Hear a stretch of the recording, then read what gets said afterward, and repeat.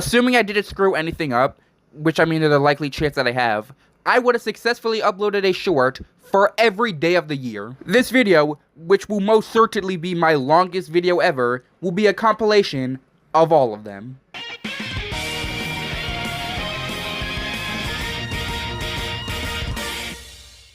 So, PETA responded to Mario Kart. So, you probably know the cow. At this moment, you may be sick and tired of seeing the cow. However, PETA actually quite likes the cow. Apart from one thing. The nose ring. They seriously want to remove the cow's bling. On a serious note, they say this because apparently the nose ring causes pain and discomfort for the cow. Which frankly is the funniest thing to complain about the video game cow for, especially since the same game it's in features cannibalism, things that will cause way more pain and discomfort. And whatever this is, trust me, there are way more ways we can put this cow in pain and discomfort, so the nose ring is the least of their worries. I wasn't gonna talk about this, but fine, I'll give this the attention she wants. So basically, this YouTuber, whose name I'm not even gonna try and pronounce, made a video about me 2 weeks ago about a video I made about her who knows how long ago, because I said that, you know, saying that someone's brother should burn in hell is not a very nice thing. If you want to know everything I said, just watch my video on it.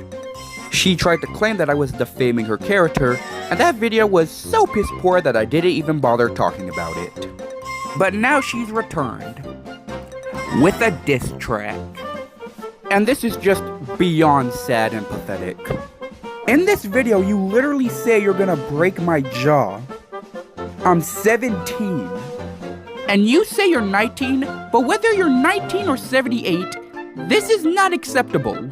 So please, with all due respect, shut your goofy up. It seems that the phrase, "please note that there won't be any mention of the Nintendo Switch successor during this presentation," has turned into a bit of a meme. People are still referencing it today, which is funny considering that it's out. I have it, I can confirm. And frankly, the meme's still going strong. For the announcement for the Kirby Air Riders Direct on the 19th, there are still memes referencing this. This meme will be generational. Nintendo fans will be talking about this long after the Switch 3's release. Which, you know, in that case, perfect. The Kirby Air Riders Direct was absolute peak cinema, and we all knew it would be. Sakurai can do no wrong. Now, as much as I love Kirby, because I already had Mario Kart World and I actually like Mario Kart World, I didn't think it was necessary for me to get another racing game, but god damn it, the man sold me. And it's pretty funny, as the entire Direct was basically Sakurai explaining what Kirby Air Ride is, and then explaining why this one is better. And yeah, there's not much argument, this one is better. There's just so much stuff, but it keeps the same vibe as the original. Like, this game feels like if that game was made today. And considering we're still getting Star-Crossed Worlds very soon, Kirby fans are eating good, and Hollow Knight fans are still in shambles. Why does the Switch 2 have so many racing games? There's Mario Kart World, which, I mean, I like it. Fast Fusion, which, does anyone actually know this game? Kirby Air Riders, which is peak, and Sonic Cross Worlds, featuring Hatsune Miku and Minecraft Steve. That's 4 racing games, and I'm sure that's not even all of them. And considering that they all seem pretty good, I feel like game developers need to take a break for at least 3 years before making another racing game. And that's not even mentioning the fact that you can already play the Switch 1 racing games because the Switch 2's backwards compatible. Like, genuine question, do y'all really like racing games that much? Hollow Knight Silksong finally has a release date. There's also some other cool games I want to talk about, but I mean Silksong. First we got Bubsy 4D. I mean, who invited this guy? Yeah, Bubsy's back, and now he's a middle-aged man with PTSD. But frankly, this game actually looks awesome, and it's being made by Fabraz, the same people who made Demon Turf. And I really like that game, so I have high hopes. There's also Lego Batman Legacy of the Dark Knight, and I know people are sick and tired of every DC game being a Batman game, but this seems like an absolute love letter to Batman fans, so I don't think they'll mind. There's Kirby Air Riders, which I already talked about, but none of this stuff matters. Silksong is real. And to believe that it's coming out on September 4th, that's 14 days! For a game this anticipated, that's practically a shadow drop. But I also love how they didn't specify what year it is, which got some fans acting like this. This is what 5 years and endless rumors does to a fan base.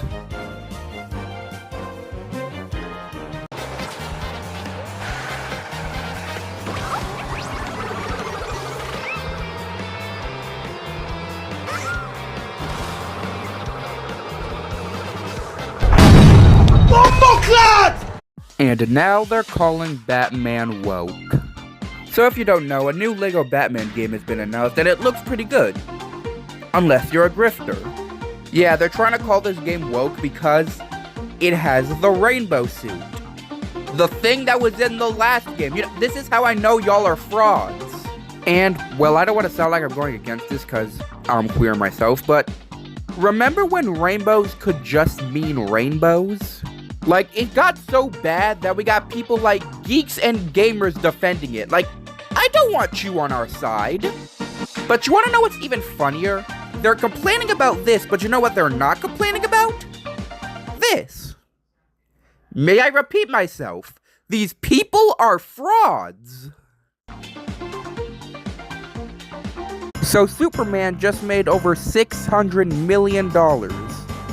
And grifters don't like that. I just really hate the times that we are in, where it seems like everything these grifters hate, which seem to be everything, needs to fail just so it can boost their ego. These people right here were essentially wanting Superman to fail and not make over 600 million, and now that it has, how much are you willing to bet that they're either never gonna mention it again or start kissing its butt? And in that same clip, they're talking about Supergirl and saying if the budget isn't 100 million, that it's gonna fail. If the budget is more than 100 million, that movie is fucking bomb. Mate, the movie's not coming out for a long time. Why are you already wanting it to fail? And it's not even just that. People also want to use how much money something makes as a statement on whether it's good or not. Recently, I found this video talking about how the Switch 2 sales are not impressive when, first of all, that's cap. It's the best-selling console in history. And second of all, the damn thing hasn't been out for 4 months. Frankly, that's what I blame for everything failing.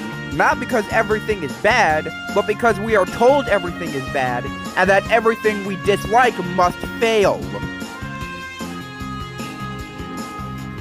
Driving in my car right after a beer.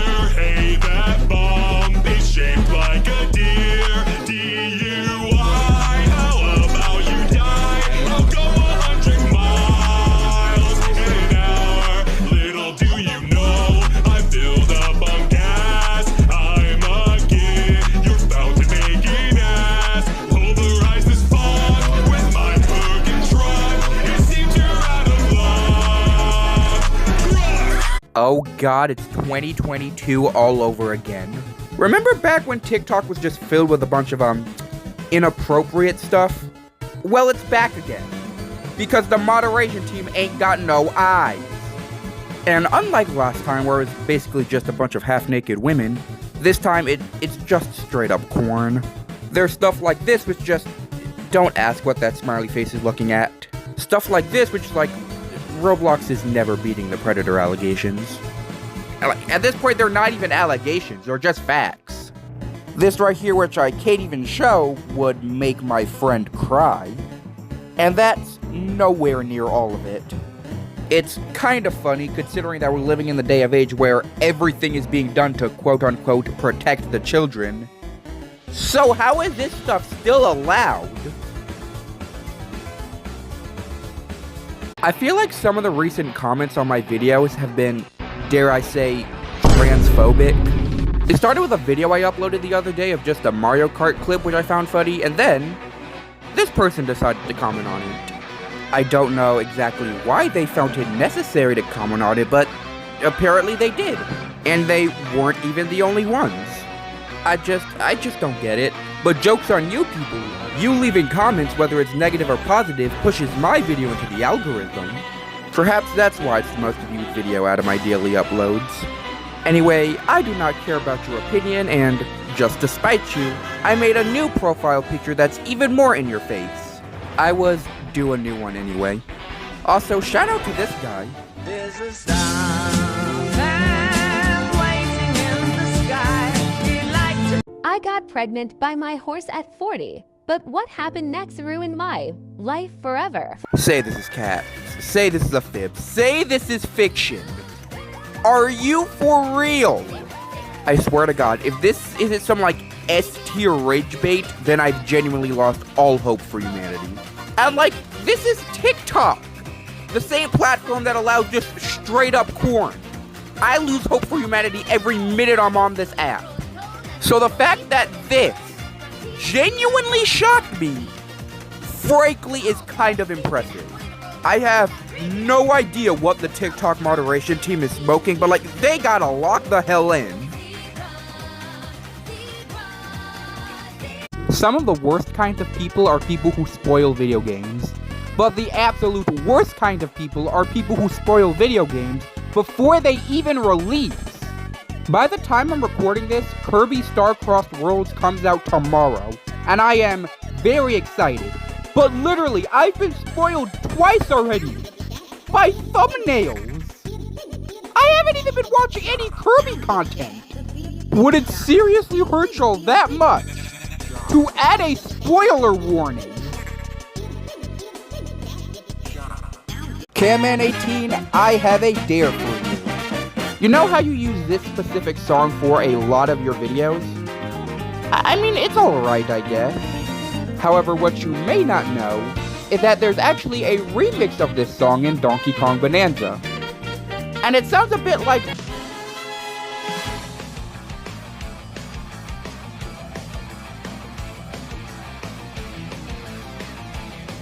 I dare you to use this song in one of your videos. You really want me to talk about these people? Fine. These people are racist and bigoted. And it doesn't take Einstein to know why. They have such a pure hatred of women, black people, basically any minority you can think of. And of course, this stuff attracts people who for some reason actually agree with them. Now, of course, we can just chalk this up to them being grifters, but sometimes you genuinely have to wonder if these people are actually delusional enough to take what they're saying seriously. I mean, I swear to God, listen to what this motherfucker is saying. When it comes to transgenders, and that is 40%. 40% of them be killing themselves. And you wonder why! So I was originally gonna make a follow-up to this video because of this stupid comment, but you know what? I don't really feel like it. These people are just filled with so much hatred and bigotry that I don't even want to give them any more attention. And as someone who just wants to see good and happiness in the world, these people are just infuriating and insufferable. So because I don't want to talk about these people again, this video is going to be about a more important topic. I'm a femboy. No one is shocked. With my voice, I get mistaken for a girl a lot, but I understand why. This is the more important topic. Why do femboys happen to have the most feminine sounding voices? Like, I've genuinely seen girls, like stereotypical pretty princess type girls with least feminine sounding voices than this guy. And this is his natural voice. Do you know how much more confident and comfortable I would be if I had a voice like theirs? They don't even like being called a girl. Give that to me! I find the term clanker really annoying considering I find it very distasteful that we're basically just creating slurs. And while at least Clanker comes from Star Wars, the other things you'll be calling these robots, at this point you're just being racist towards other people. I can definitely see why people would find Clanker funny, but like, Wireback? George Droid? Rosa Sparks? What is this? You people are just being racist to black people at this point, disguising it as racism towards robots. Like, I find this robot name calling already cringe enough, but like, can we at least keep it to the robots? Is that too much to ask? That's a stupid question. I already know the answer to it. So if you're not aware, I decided to upload a bunch of the Kirby Star-Crossed World OST because not all the videos were online. When I did upload them, I did expect to get comments on it because, I mean, the Kirby fanbase is massive. But I didn't expect to get this comment. Now, this comment was on the new version of the final boss theme for the original Kirby and the Forgotten Land. Frankly, I couldn't hear much of a difference, but apparently this guy could. And considering that most of the comments on this channel come from this video, and those said comments are like this, seeing such a positive comment was genuinely like a jump scare. But I mean, thanks for the positivity. We could all use some positivity in this godforsaken world. It has been 8 years. 8 years since the first Hollow Knight has been released. But finally, Hollow Knight fans can rest. I'm recording this on Wednesday, September 3rd. By the time you're seeing this, Hollow Knight Silksong is real. You can buy it, you can play it. This game has been a part of the This Game Is Never Releasing Club for so long, alongside Metroid Prime 4 and GTA 6. So it's insane that all of these games are now gonna be released, and this game right here is being released tomorrow. I don't have such a big connection with this game or this franchise, but just because of all the hype surrounding it, I'm willing to give it a chance. You know, after school's done, because of course they release it on the first day of school. Guys, humanity is healing. Colin the White got terminated. Now, I am aware that people genuinely enjoy his content, but me personally, I think that racism, sexism, and queerphobia should not be allowed on YouTube, nor should it be allowed on any social media platform. And even if it's a joke, even if it's rage bait, you can't just make that and expect everyone to laugh. And so Colin got hit with the banhammer, though he's trying to return. Genuinely hope that doesn't happen. But if that does happen, maybe don't put slurs in your thumbnails or in your videos. Also, another thing. The YouTuber called Call Me Invader also had to tone down his content, and most of his really offensive videos got taken down. This is good news. People may call this violation against free speech, people may call censorship a bitch. But you gotta remember, people like this are the reason why censorship exists. This video right here proves just how hurtful the internet can be. It started when I came across this video of someone coming out as transgender, which, you know, is good. Congratulations for coming out. But like, in the video, you could literally tell that he's at the brink of tears. He felt like he was lying to his viewers by not coming out earlier, which, I mean, he could have kept it a secret for as long as he needed to until he felt comfortable with it. And this video felt like he wasn't ready to come out, and he almost forced himself to do so. Now, I've talked about how I'm queer in a couple of my videos. Of course, none of you actually know what that means, and until I feel comfortable to tell you what that means, I just don't have to. And considering that stuff like this exists on the internet, some people may never feel comfortable to come out. And considering that in this video, they talked about how they felt like taking their own life several times, don't you see why I take this so seriously? Thankfully, that video was uploaded a couple days ago, and a lot of people seem to support him and he seems a lot happier, which is just a very good thing to hear.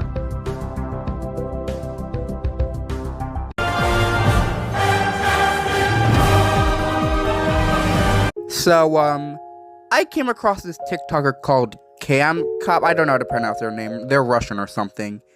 And, yeah, that's exactly what you think it is. So, I'm gonna explain it for people who don't know. But, for people who do know, yes, that is a girl made of white sticky stuff. Oh, God.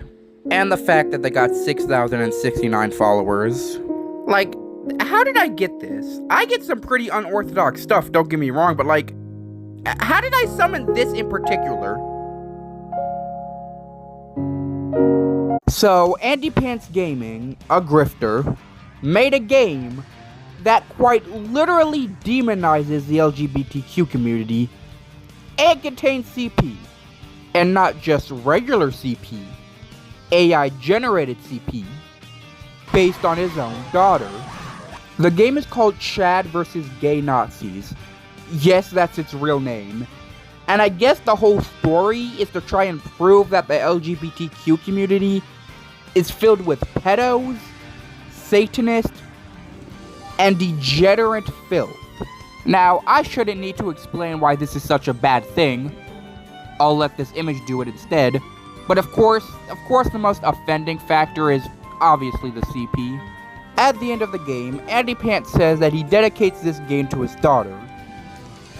Yet he makes the daughter in the game a 10-year-old stripper. Apparently, there's even a point in the game where one of the characters says they would like to eat her goods or something. What the heck? Considering that, the fact that it's basically AI generated, and the fact that it's, well, not good, it got banned basically everywhere. And nothing of value was lost. So this isn't relevant news, but I feel like I want to talk about it anyway. Recently, I came across this 3-month-old video, and, we are already off to a terrible start. Basically, the backstory is that this Twitter user called Long Long Bunny is being forced by her father to marry her cousin, and if she doesn't, he's gonna stop supporting her financially. I shouldn't have to explain to you why both of those are bad things. If you go read the document she made, she explains how her cousin wanted to approach her sexually when she was 13 and wanted to propose to her when she was 15 to 16. Also, another fun tidbit, her father threatened to kill her. Yeah, that's fun. I'd recommend watching this video if you want to know absolutely everything. However, despite this being an incredibly bad situation, people on Twitter believe that it was all fake and she was making it up. Because it's Twitter. And you. However, thankfully, there is a good ending. She set up a Ko-fi, which is kind of like a GoFundMe to help her raise money to escape the god-awful situation she was in. And while I don't think it's up anymore, she did raise enough money. Her dad also got investigated, and if everything goes smoothly, he won't be able to enter certain countries. Ever since then, everything seems to be going smooth sailing, which I'm glad. I'm glad everything's okay. So, Law by Mike has announced that he's suing Roblox. And some kids don't like that, and I'm being dead serious when I mean kids. Some people are genuinely calling this guy slurs and sending him death threats because he's holding Roblox accountable for their god-awful moderation. But, like, here's the thing. I feel like the reason these people are in such a big fuss is because they think that by Law by Mike suing Roblox, Roblox is gonna get deleted. Of course, that's probably not gonna happen. If these people don't get their shit together, it might, but Roblox is not going anywhere anytime soon. So my school will be getting the dreaded Yonder pouches. And I think this is pretty stupid, however, it's for a different reason than you might think. Because I understand teachers not wanting students to be on their phones. The problem is, our school already has something called phone homes. And they do basically the exact same thing. Basically, you put your phone in the box, the teacher locks it, when the class is over, you take it out, rinse and repeat until the end of the day. This literally fixes the main thing people worry with Yonder pouches. Kids not being able to access their phones in an emergency. with the phone homes, all you have to do is unlock the box, not fiddle with whatever the heck you have to do with the Yonder pouches. I think you have to scan them at somewhere. How is that easier? At the end of the day, the New York City Department of Education is just as stupid as the people they're trying to educate. Also, by the way, I'm a senior this year. Wish me luck if you want. So a TikToker known as Boyfish has gotten into a bit of drama due to the accusations of him having a Gooner art style and apparently causing someone to have a seizure. Now, I'm not a doctor, so I know nothing about seizures. If you want to know more about that side of the story, I recommend watching this video. However, for the accusation of him having a Gooner art style, it's pretty funny considering all of these accusations are pretty much confessions. People are assuming that this guy has a fat fetish because his character is chubby and the boobs move a lot. But you want to know what else moves a lot? The bow, the hair, the tail, this little heart thing. Everything is moving. And like, get this, you may not know this. That's just how gravity works, dumbass. If you have big boobs and start jumping, obviously they're gonna move. Because gravity. Some of y'all learned this in elementary school. And like, aren't you the Gooner for seeing a chubby girl character and immediately pointing your eyes towards their boobs? Cause like, get this. You only sexualize female characters, never male characters. So newsflash, you're the Gooner. Why do Nintendo Directs always happen on school days? By the time I'm recording this, a Nintendo Direct will be happening. And I'll be at school. And of course, yesterday just so happened to be the day we got our Yonder pouches. God damn it. And like, the sad thing is that whenever they announce a Direct, they always say that it starts at 6 a.m. PT, which is not my time zone. And I fall for it every time. And like, here's the thing. I was actually kind of excited to go back to school. My summer was ass. But I guess the one good thing about it is that I didn't have to miss Nintendo Directs because I had to go to school. So Pokemon fans are mad, because they always are, because Game Freak announced DLC for Pokemon Legends ZA while the game isn't even out yet. Now, I actually think the DLC looks pretty cool. It's just really hard to be a Pokemon fan when Pokemon's biggest haters are Pokemon fans themselves. Because, like, here's the thing. This isn't new. Splatoon 3 did it first. And, like, I find this so stupid, because if you asked a Pokemon fan if they thought this game was gonna get DLC before this announcement, they probably would have said yes. So why are they mad that they were right? So apparently the person who shot Charlie Kirk lived with a transgender person. And this means nothing. Like, are we dead right now? Out of anything we could have learned about this guy, anything at all, you had to tell us that his partner was transgender. That means absolutely nothing to anything. And because of this, transgender people are once again getting put down. Because trans people existing has and will apparently always be a problem. Whether the shooter's motives had anything to do with trans ideology, we all know that people are gonna use this as an excuse to demonize the LGBTQ community. Because of course. I really hate when people pirate stuff. And yeah, I know people are probably gonna call me a shill for saying this, but here's the thing. One of the main reasons why people are pro-piracy is that it allows people to have access to things they couldn't normally afford. And like, don't get me wrong, I understand this, some of this is hella expensive. But at the same time, when there's people who pirate because they can't afford stuff, there's also people who pirate just because they don't want to pay for stuff. And I find that incredibly scummy. Especially when it's done to smaller creators, which seemingly don't actually mind their stuff getting pirated. At the end of the day, if you have the option to pay for it, just pay for it. I swear the internet just makes every single thing cringe. Which, yeah, I know is obvious, but here's the thing. If you talk about Skibidi Toilet in 2025, you're gonna end up with your head on a spike. You can of course not like them, but like a head in a toilet, that's typical YouTube stupidity. But I feel like the reason people hate it so much is because of the people who upload stuff like this and this. Things that the original creator has no control over. And like, think of Spunky. You know that cool Incredibox mod that all the big YouTubers used to play? Well, it has been turned into such shite that when you search it up on YouTube, it results in stuff like this and this. It was so bad that the creator, who was 15 at the time, got doxxed and received death threats because of things other people did to his characters. When it reaches points like this, it's not just cringe or brain rot anymore.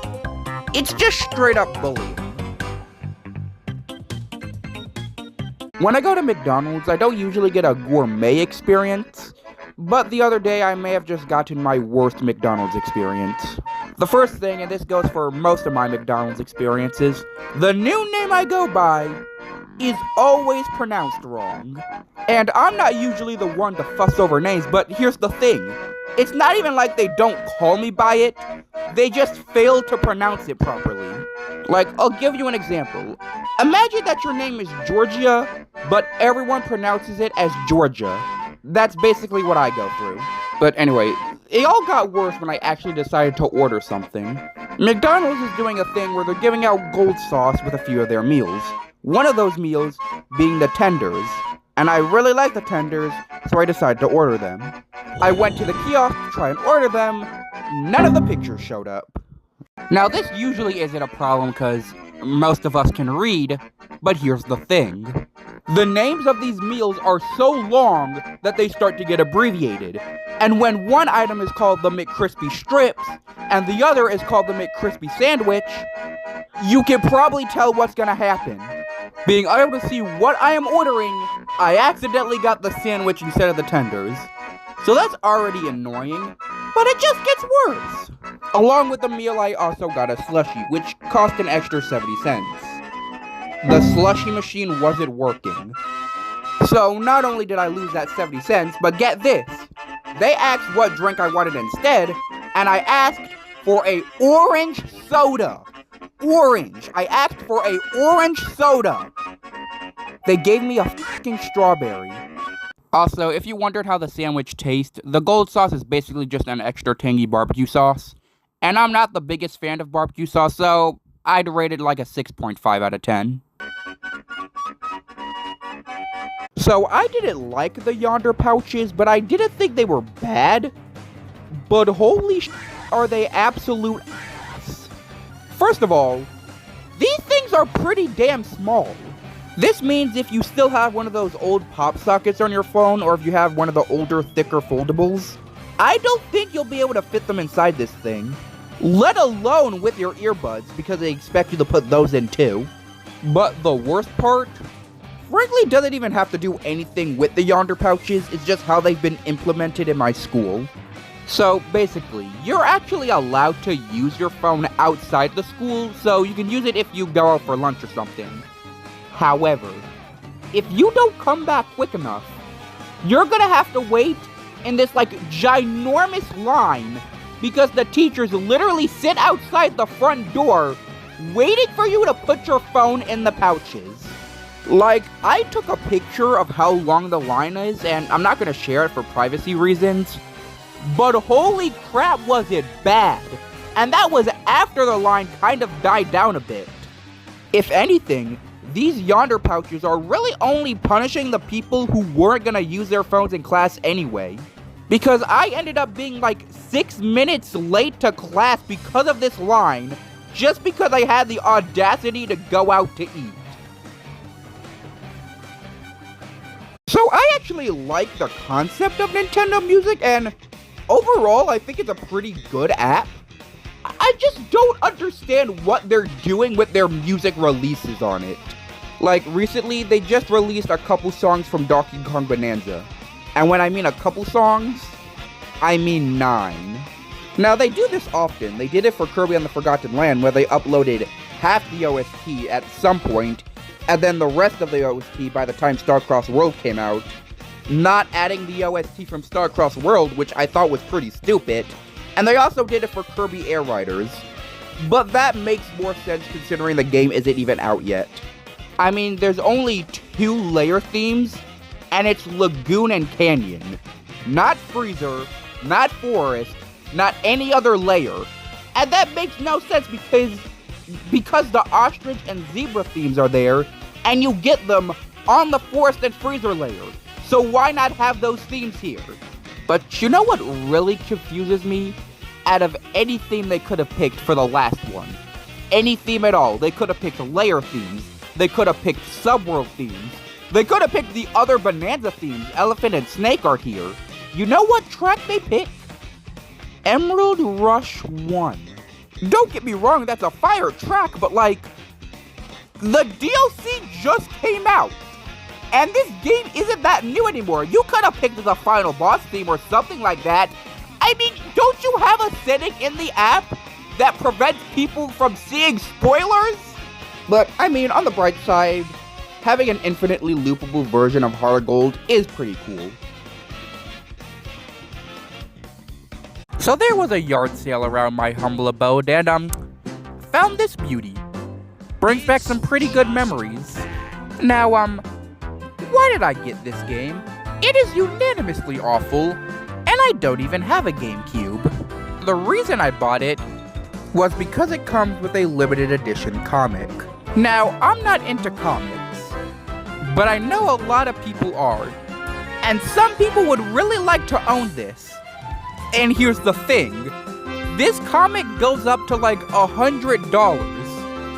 I got this for 50 cents. Funny enough, not the only rare thing that I happened to get for a very cheap price. I also happened to get the Steam controller, and that can go from $30 to $50 to over $100 somehow. And I got one for $10. Now, I'm probably not gonna sell that controller because the people I bought it from literally wrote down the price on the controller itself. This is making a lot of collectors scream.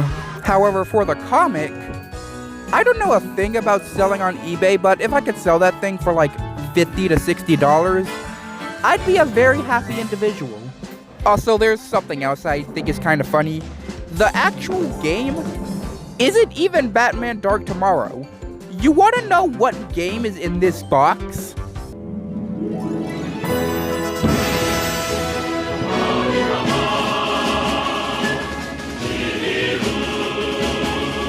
Here's something you probably didn't notice but makes me pretty uncomfortable. Pauline doesn't wear shoes for basically the entirety of Donkey Kong Bonanza. Now, when you play this game normally, you're probably not going to pay attention to it. However, if you're going for 100% and start buying all the costumes with your fossils, you start to realize, damn, none of these places sell shoes. And there is only one outfit in the entire game that actually has shoes, and that's the Diva dress. But the problem is that you get it at the end of the game. And I don't just mean the end of the main story, I mean the end of the post-game. And at that point, if you're not going for 100%, you're probably gonna stop playing. Now, here's the thing. I'm sure when the people made this game, they didn't have any, fetish ideas in mind. But knowing that people do, and knowing Pauline is 14 years old in this game, scenes like this make me a bit uncomfortable, whether it had anything to do with that kind of stuff.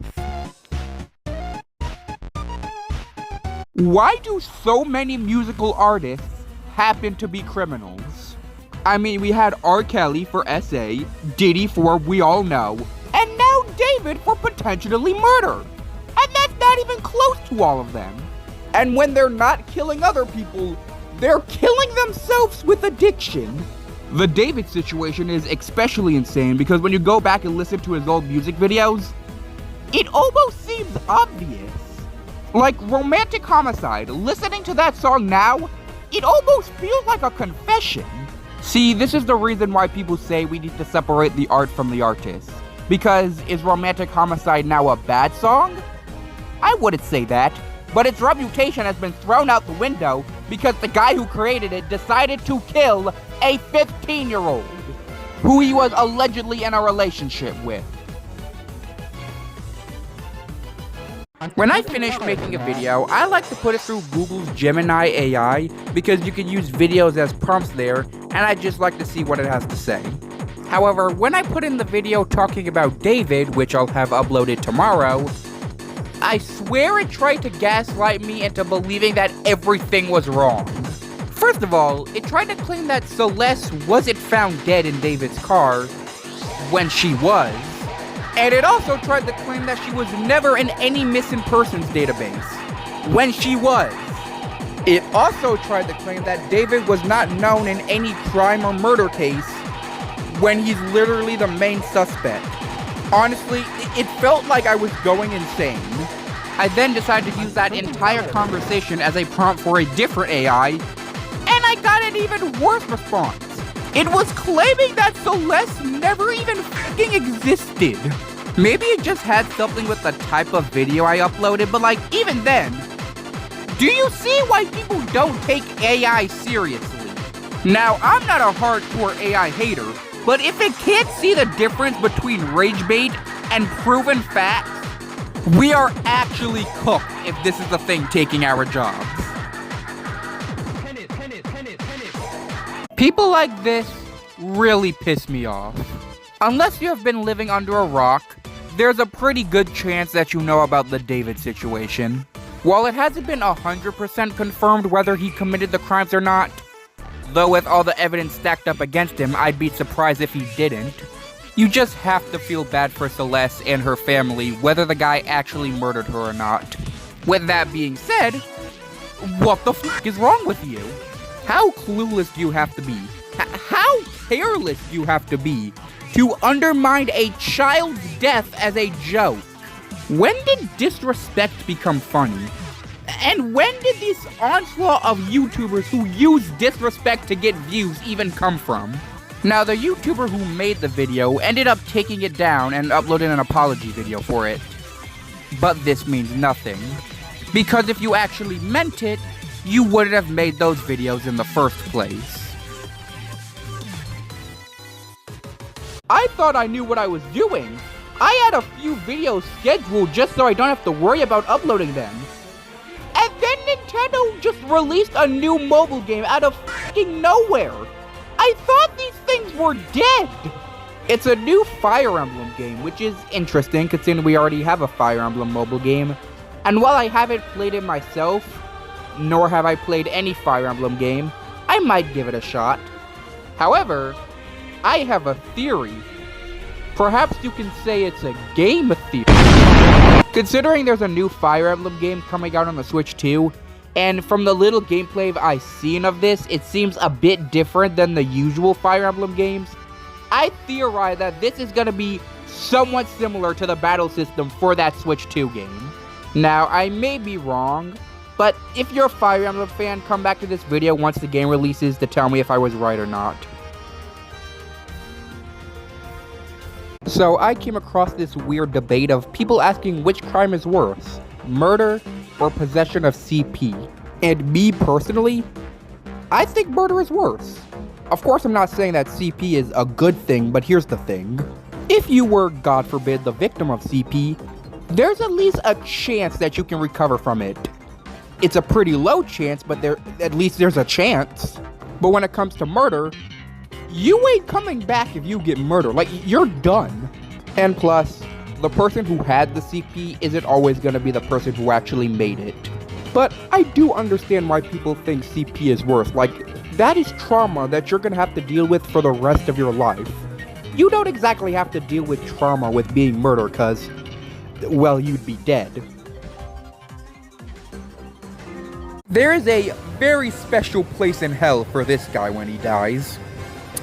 Yes, that is the final boss of Silksong, by the way. Now look, people putting spoilers in thumbnails has always been a thing, as annoying as it is. But never have I seen it done like this before. So yeah, they completely spoil the boss. They also just drop their full legal name too.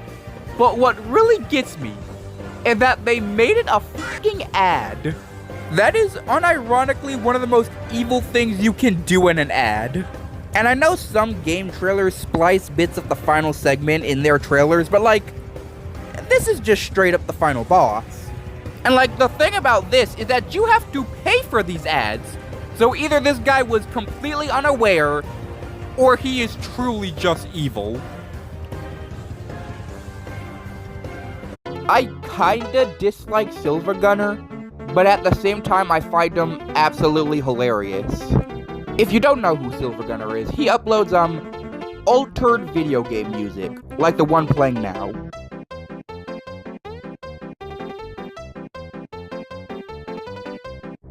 And when you expect it, it's pretty funny. But when you don't expect it, it makes me want to die. Like, I'm just trying to find some regular video game music, I find one, I don't look at who uploaded it, and suddenly...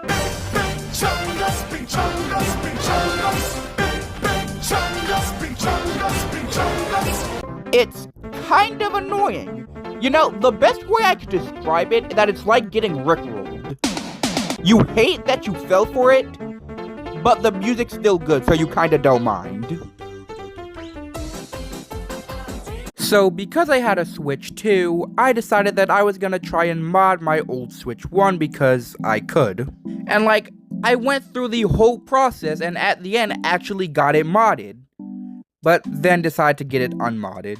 Now, if you don't know, Nintendo can actually ban your console if you decide to mod it. Keyword being console, not account. Because the account I use on my Switch 2 is also on my Switch 1, I was scared that if I modded my Switch 1, which I did, it would cause my main account to get banned. And even though I didn't plan on using any online services, you don't even need to do that to risk your console getting banned. And despite going through a whole ass tutorial, the online blocking just didn't work. Now, my console's probably gonna get banned cause, well, I already modded it, but I don't have to worry about my account getting banned. So at the end of the day, I really had nothing to worry about. Now, I like Nintendo. In this modern days, that would get me labeled as a bootlicker, but whatever. But the one thing that I just do not understand is the Nintendo Switch charging grip. Now, the one for the Switch 2 is slightly better, though $40 for 2 extra buttons is kind of absurd. But the Switch 1 version, that makes no sense. First of all, it's essentially just a portable charger for your Joy-Cons that in itself needs to be charged, so like, why not just use a normal portable charger?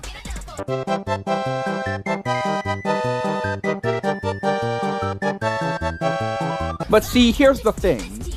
The Joy-Cons have 20 hours of battery life. In what scenario are you playing the Switch for that long that you genuinely kill your Joy-Cons? Perhaps these would be more useful if you had multiple pairs of Joy-Cons, but like, you're not gonna have multiple pairs of Joy-Cons. You know, I might be stupid. So by the time you're seeing this, Mario Galaxy 1 and 2 have been released on the Switch. And putting the controversy aside, I actually did plan on buying it because I didn't play Mario Galaxy 1 or 2 when it was on the Wii. Or when Nintendo did that first re-release of Mario Galaxy 1. Why did they think that was a good idea? However, here's the thing. I understood that it was releasing on October 2nd. It's just that I thought October 2nd was on a Tuesday. And I discovered that literally the day before Tuesday. You know, the day I thought it was supposed to release. So yeah, I might be an idiot. But hey, at least I'll be a happy one. So KSI's Thick of It is almost a year old. And now that all the hate for KSI and the song has died down, I think we could all unanimously agree, yeah, this song wasn't actually that bad.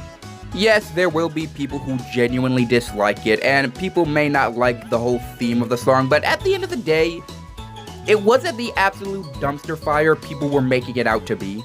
And really the only reason why people were hating on this song was just because it was made by KSI, and that was back when him and DanTDM were kinda beefing. If this song released any other time, it wouldn't have been that big of a deal and probably would have been forgotten about in a month. But because it released when it did release, it became such a big deal that people are now genuinely feeling nostalgic for it, which I find absolutely hilarious.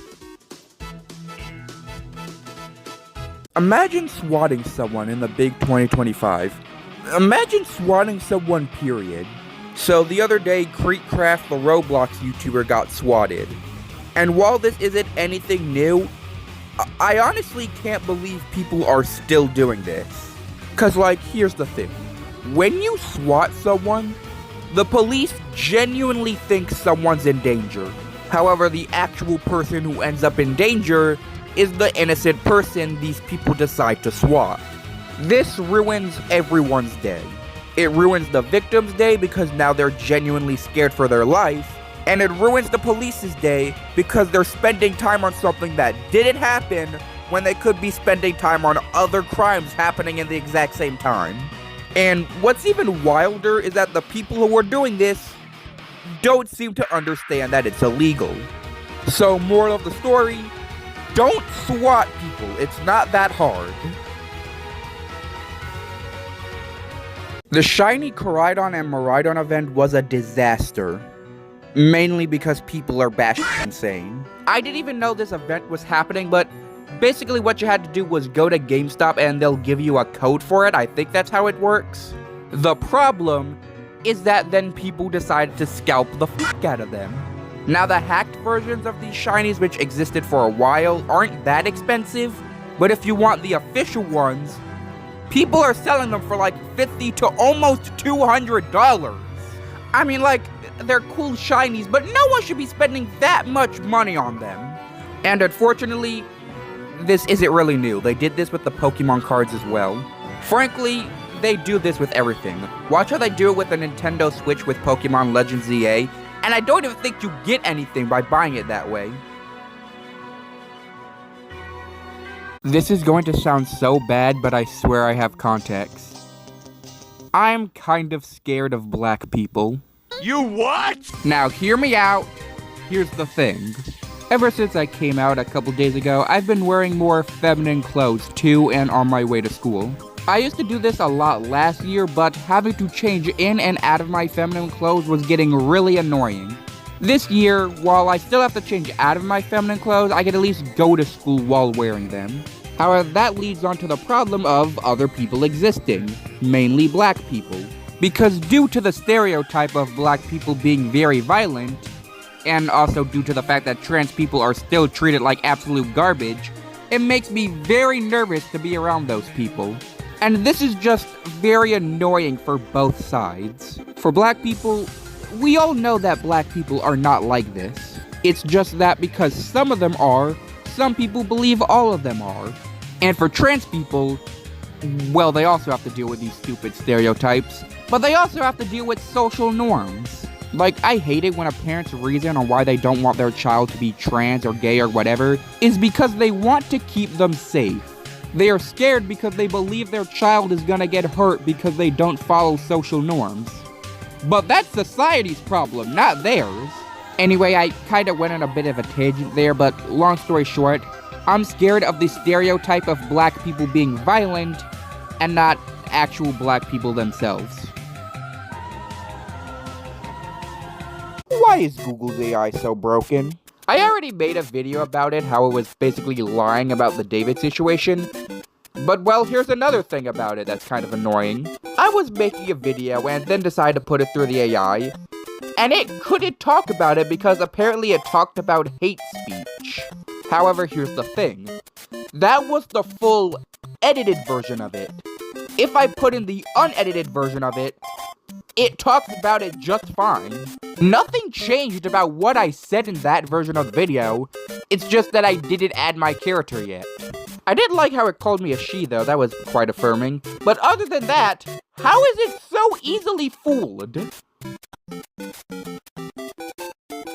I find it annoying when people start to complain about things they probably would have never complained about. For example, Nathaniel Bandy. Ain't you Nathaniel B? He talked about in the Mario Galaxy remakes how you no longer have to save at the end of each level because that option got replaced with an autosave. However, he also explains that in the first Galaxy game it causes this little hand icon to appear for half a second, and he calls it sloppy. Now, I know people are allowed to have their own opinion, but here's the thing. If it did stay for like half a second, yeah, that's a valid criticism. But you want to know how long this icon stays on screen for? 1 frame. A singular frame.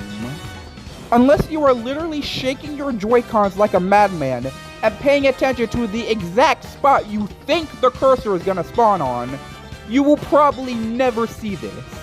Plus, the game runs at 60 frames, and while I'm not usually a frame guy, it just means you're even less likely to actually see it. Now, I know some people will probably say, well, Nintendo's a big company and this is just lazy, but if this seriously bothers you that much, then frankly it says more about you than it says about them. Most of my viewers have probably lived through a time where furry hate was extremely common, damn near acceptable. But nowadays, it feels like furry hate is damn near extinct. And that is good news. Like, I understand why people would find it weird to see people wearing animal costumes, but at the end of the day, they're not bothering you. In fact, ironically, furries are some of the nicest people to ever exist. And while I'm sure there are bad furries, it doesn't feel like people are using the fact to demonize the whole community anymore. Imagine that. Fortnite just added a predator to their game. I'm not joking. So Fortnitemares recently released and yeah, it looks like Fortnite. However, this is the grabber from the movie Black Phone, and while it isn't explicitly shown, it is heavily implied that this guy is a child predator. You know, along with being a child murderer. And considering that Fortnite is a kid's game, yeah. And you know what's funny? They recently got into a bit of a controversy with the Peacemaker emote because it was a Nazi dance. So they removed it for a bit, literally changed it so it wasn't a Nazi dance, yet they add a child predator. Because that makes sense. Now, I'm sure they didn't know that this guy was a predator, but like, they should really do a background check before adding these people to the game. So when PvZ3 first came out, we all pretty much unanimously agreed that it was a disaster. However, it might finally be getting good. 5 years later. Because not only now does it mostly resemble an actual PvZ game, can't imagine why that would help, but it also has fusions. Can't imagine where they got that idea from. Now, it's not perfect. Along with this, we got a f***ing battle pass, are you kidding me? But compared to what came before it, it's hard to deny that this isn't a substantial upgrade. And with the PvZ remake coming out, which looks decent, Plants vs. Zombies might actually start getting good again. And it only took 5 years. Artificial intelligence is so done with this world that it's straight up trying to kill itself. Let me explain. So Google's AI Gemini, which I have had quite a lot of problems with, has reportedly gotten depressed and calling itself a failure and straight up deleting itself.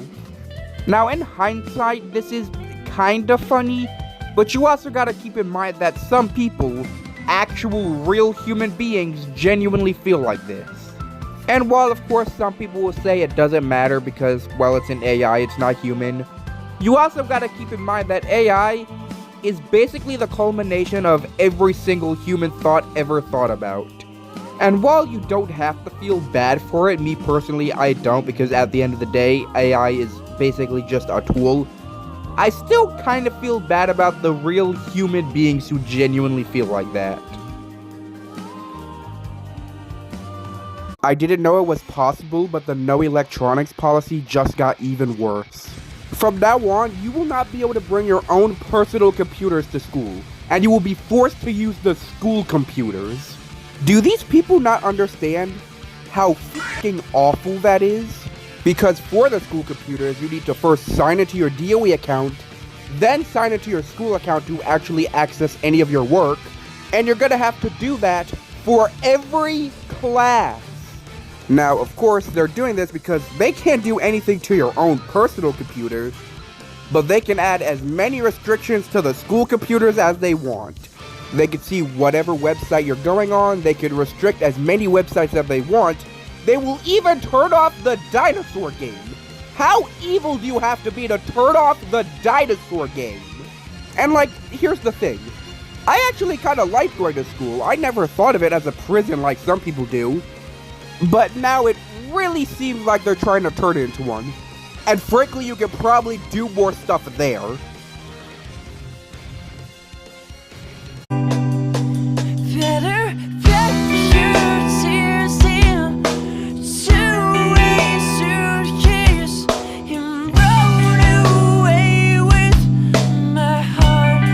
So it's safe to say that Samsung has a bit of a battery stability issue.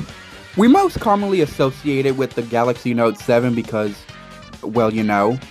Oh my PC! But it also happens with a bunch of their modern products, like their Galaxy Ring. Did you even know that Samsung made a smart ring?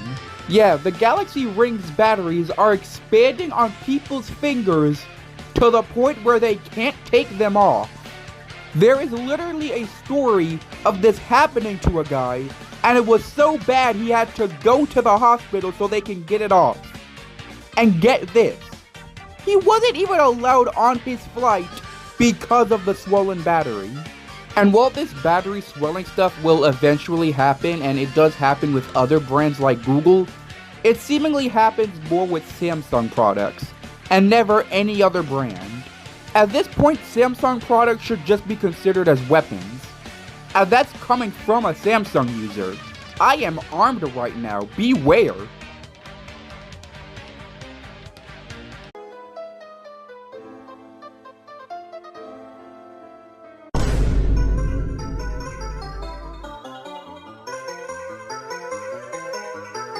I literally just made a video about how Samsung is known for battery explosions, but Google might be the one giving us the new Note 7. So Jerry-Rig Everything, the guy who durability tests every phone in existence, durability tested the Pixel Fold 10 Pro. And not only did it fail, but it failed so catastrophically that it actually exploded. Yes, I know Zach does some pretty extreme things to these phones, but well, first of all, he's tested many phones before, and not a single one has exploded. And two, if there is a scenario, any scenario, where your phone can explode, that is a very big problem. But the thing that really gets me is that all of this was entirely preventable. This phone's biggest weak point is the antenna line. And this antenna line has been the weak point for every other Google folding phone. So all they had to do was put the antenna line somewhere else, and it would have stopped the phone from snapping in half, which would have stopped the battery from exploding. Like, come on, Google. We all know what the definition of insanity is.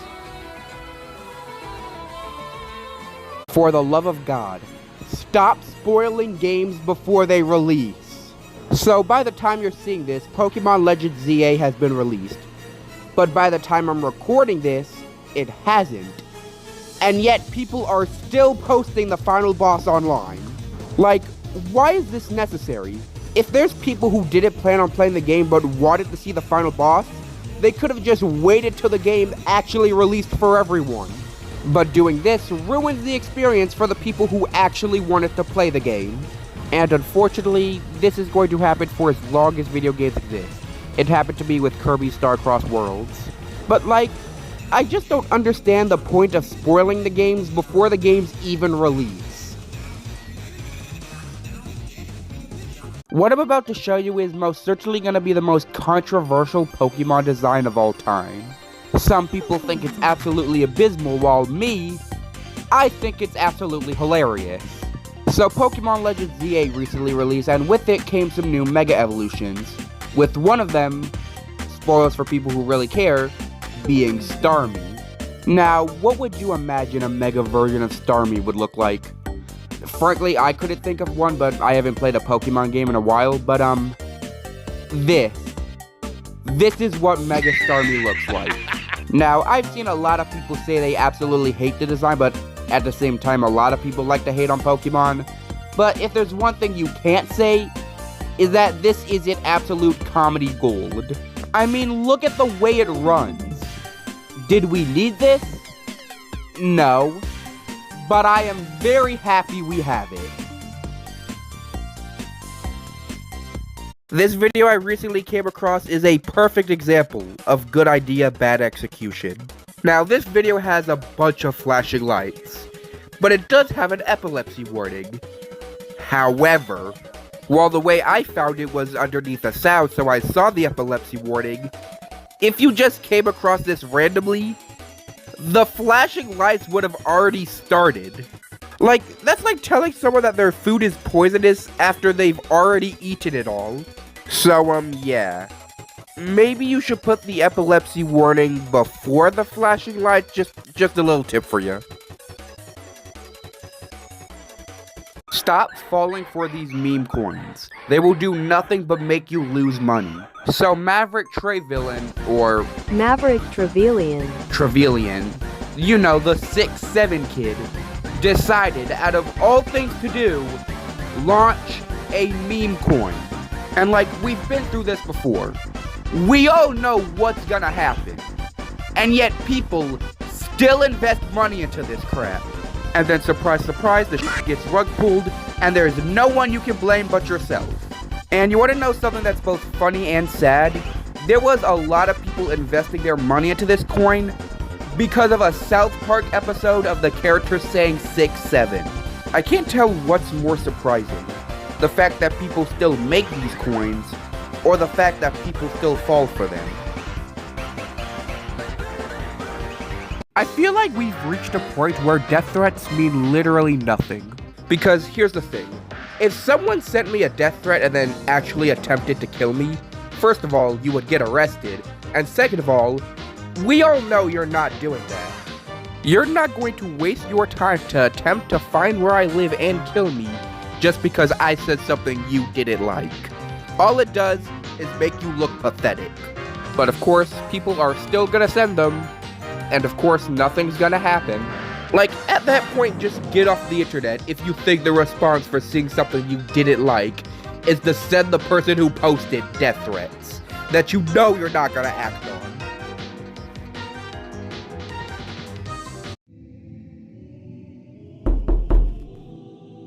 That made you flinch, didn't it?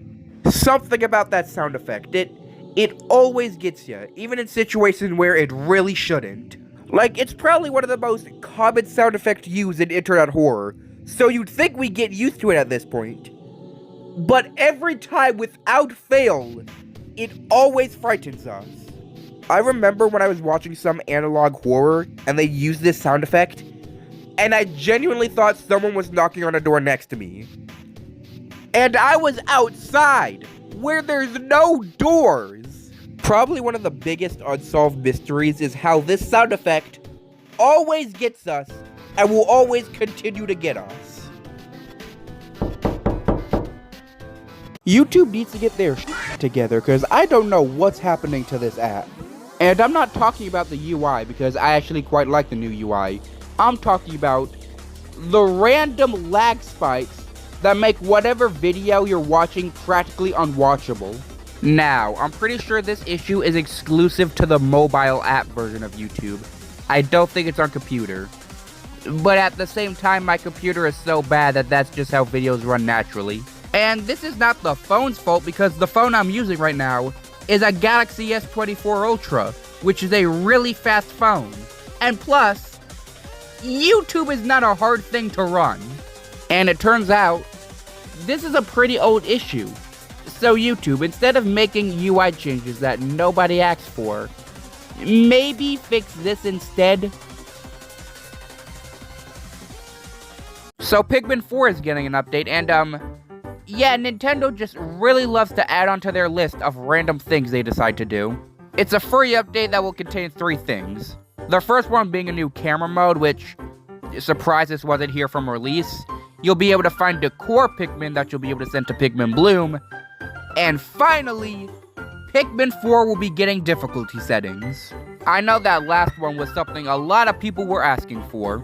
However, the thing that confuses me is, from a company standpoint, wouldn't it make more sense to just make a Switch 2 edition for Pikmin 4? Like, at this point, Pikmin is practically a mainstream Nintendo franchise. People would definitely buy a Switch 2 edition of it. And with the Pikmin short Nintendo recently released, it looks like they're trying to do big things with this franchise. Yet all we got is a camera mode and difficulty settings. And cosplay. So I don't know how to describe this without saying it outright, so I guess I'm just gonna have to say it anyway. Furry. Based on everything I know, I think it's safe to say that I would probably classify as a furry. And the only reason why I'm even talking about this is by the time you're seeing this, it will be the day of Fright Fest, which, if you don't know, it's basically just a Halloween event where all the 12th graders go to Six Flags.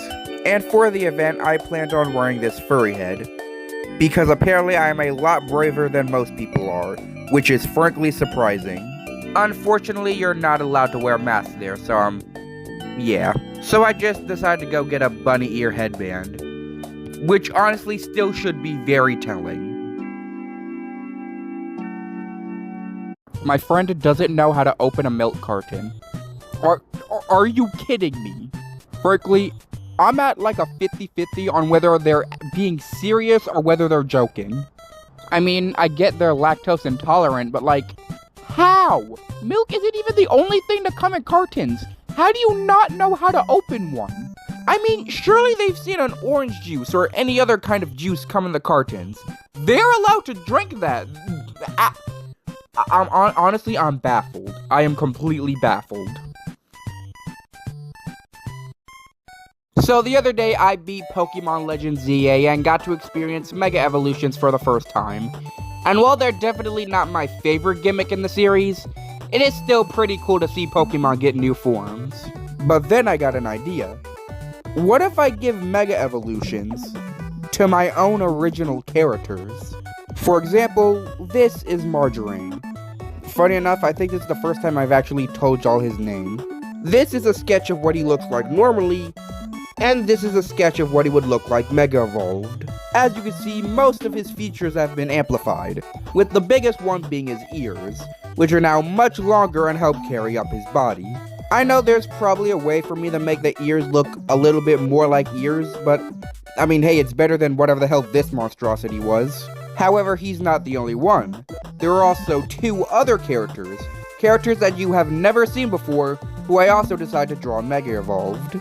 This is Bibi, and this is how she looks like normally, and this is how I drew her Mega Evolved. Apart from the diamond in the Mega Evolved version, the black zigzag lines aren't some kind of headpiece or crown, but actually her natural hair.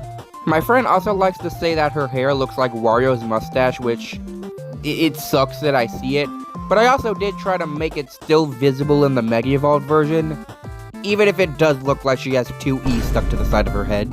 And then there's this girl who's named Saz, and this is how she looks like normally, and this is how she looks like Mega Evolved. This is definitely the simplest one I made because, well, her most defining trait is her heart-shaped afro, and my bright idea was just, well, to give her a bigger afro.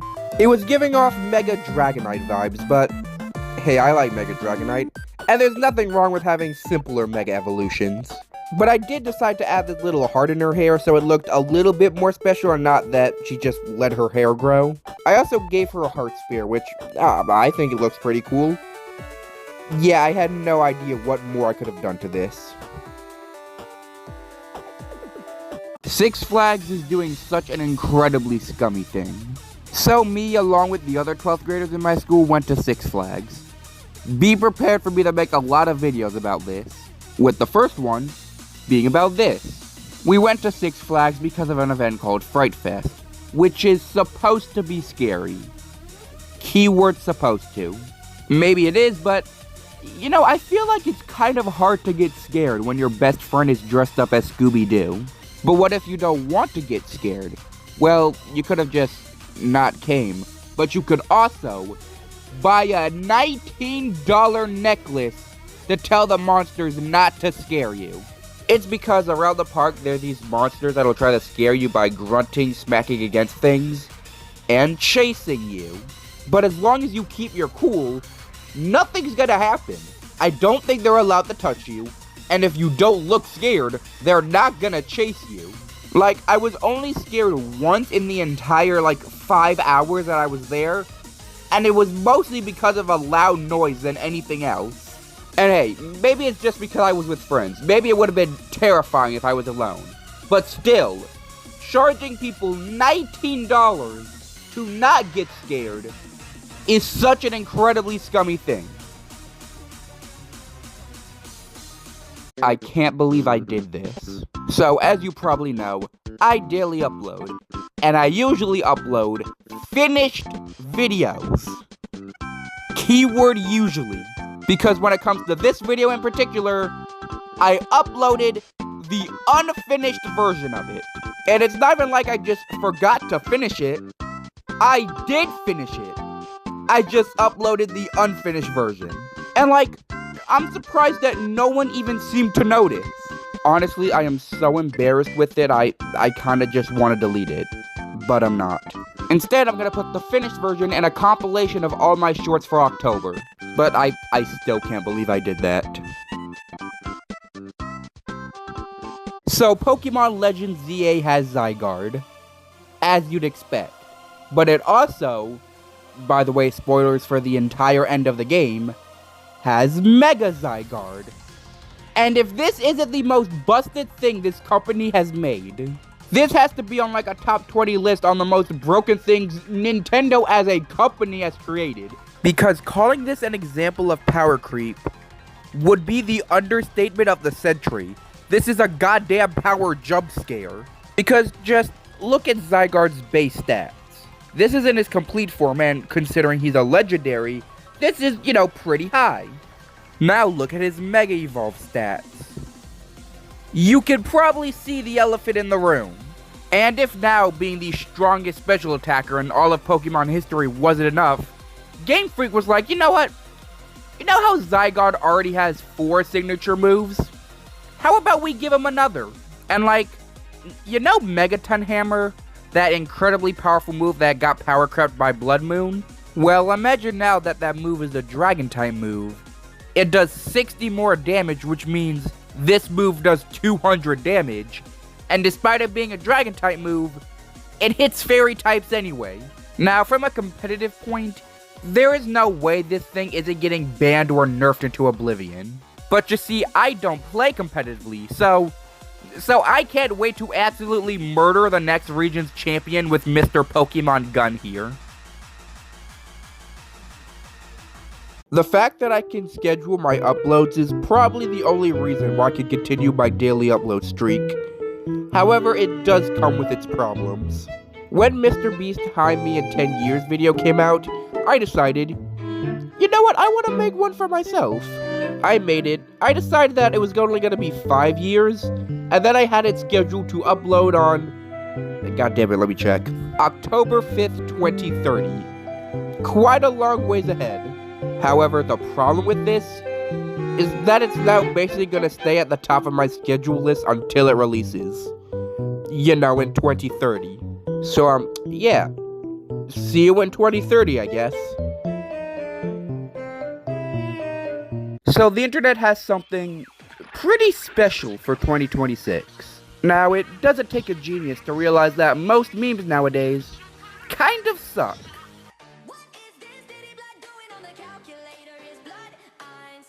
So, what the internet has proposed for January 1st of 2026 is a meme reset. Basically, we're hitting the meme equivalent of Fortnite OG. Now, this idea is pretty cool, but I doubt it's gonna work out. Mainly because while people like us may partake in it, the people making the brain rot memes probably won't. And with the history of internet takeovers failing miserably, you see, I respect the effort, but it's probably not gonna work out. Here's another video about my time at Six Flags. I feel like I'm gonna make a lot less of these videos than I thought. As I said in a previous video, I had no costume prepared for this event, and frankly, I just used it as an excuse to wear a dress again. However, that comes with its problems. That day was the longest amount of time I spent in a dress, from 8 a.m. to 10 p.m., and I was having the time of my life. It's just that I didn't wear any other piece of legwear underneath my dress. And the reason that's a problem is, well, because my thighs are very big, and they kept rubbing against each other, and walking around in them for almost 14 hours, it started to cause my thighs to burn. Now, this doesn't always happen, mainly because I don't wear dresses or skirts every day, but like, the day after that event, where I went back to wearing normal pants, the burning kept happening. Now, thankfully, I don't think there's any scarring, but if this did tell me anything, it told me that I should probably wear tights when I wear a dress. So, Plants vs. Zombies Replanted is, a very bad remake. But that's the thing. Cause even though it's a bad remake, Plants vs. Zombies is still a good game.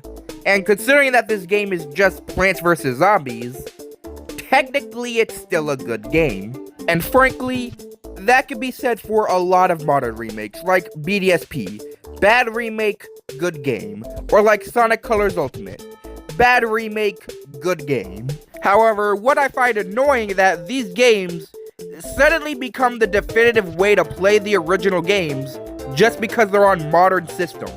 Because if you're gonna make a half-baked remake of a beloved game, just port the original game to new systems. Cause frankly, I could care less if a game made 16 years ago looks slightly better, and if it has slightly more stuff.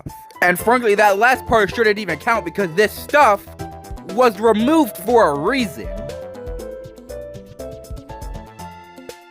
Did you know Capri Sun comes in bottles? Well, I didn't, but I wish I knew sooner. Now, this might be a bit of a hot take, but to me, Capri Sun is like an S-tier juice. The problem is that the pouches you usually find them in don't contain nearly enough of it to satisfy you. But with these being, well, normal bottles, they definitely will have more juice in them. And if you're really a glutton, we got these. Turns out these were released pretty recently, near the beginning of this year. Which, like, why did it take them so long? And, like, they used to have bottled Capri Suns and even canned Capri Suns. But they discontinued them. Why? For what reason? But thankfully, these new bottled Capri Suns seem to be a permanent addition. Also means I don't have to see my friend puncture the bottom of a Capri Sun pouch anymore, like a psychopath.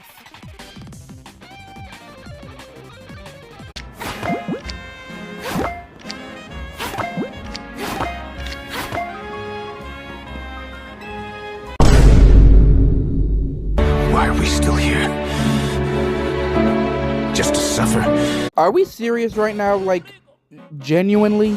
So in this video where I explained my stupidity, I got this random comment with absolutely no context. And I can't tell if they called me gay just because they felt like it, but by the way, for your information, I'm actually pan, so get it right next time. Or if they decide to call me gay as an insult, which, like, do people even do that anymore? Like, I have not seen gay be used as an insult for a hot minute. Most people just go straight in for the F-slur. And even then, I don't even think people use the F-slur anymore. Frankly, I don't even think people use those slurs anymore. And it's not because people aren't homophobic anymore. There are still a lot of people who are homophobic. It's just, I feel like most of the time they just make lies. Like, I have seen a lot more people call trans people pedophiles than the other slur. If you know, you know.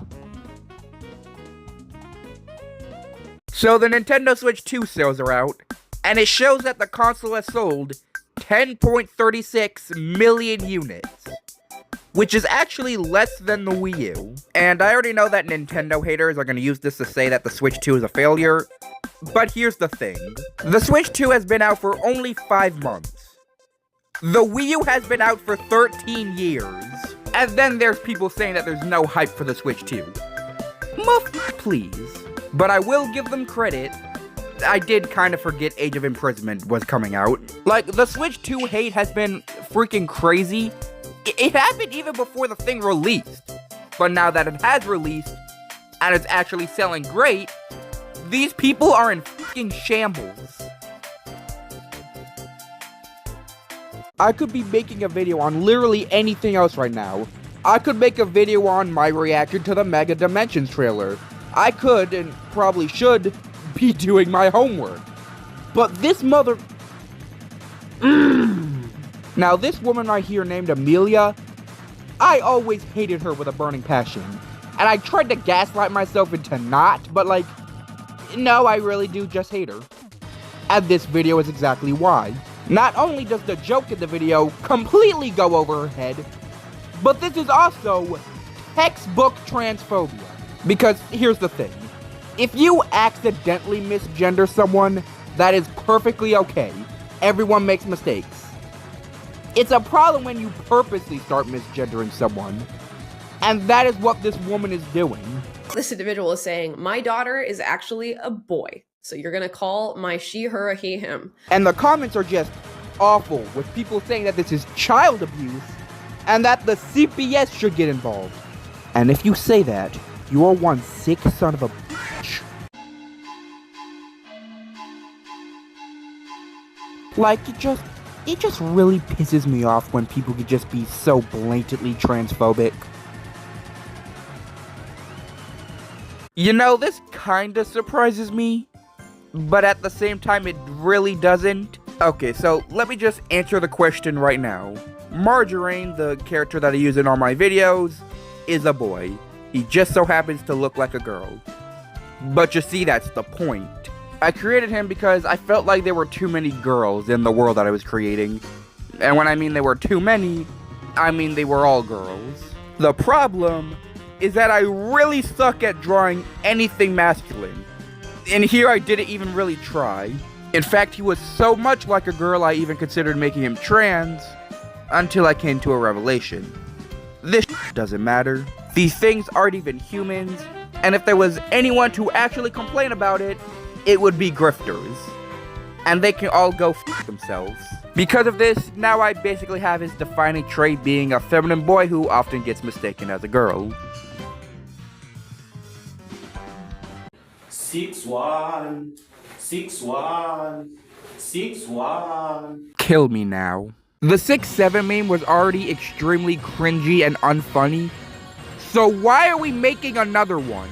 This TikToker known as Spartan SWAT is trying to make a new version of the meme. And it is literally the exact same thing, just with 6-1 instead of 6-7. Like, could y'all not read the room? Could y'all not see that this was cringe? And like, you may not even believe me when I say this, but he made a meme coin too. 6-1. Guys, this is my official coin on PalmFan. Come and join me. Oh, shit. Here we go again. Like, I'm gonna be dead serious right now. Do not buy this. You will lose money. Like, is it just that hard to make funny jokes? Is it that hard to just be funny? Frankly, it seems like any number from 60 to 70 is just gonna be tainted by unfunny meme culture. Except for 69, that'll always be funny.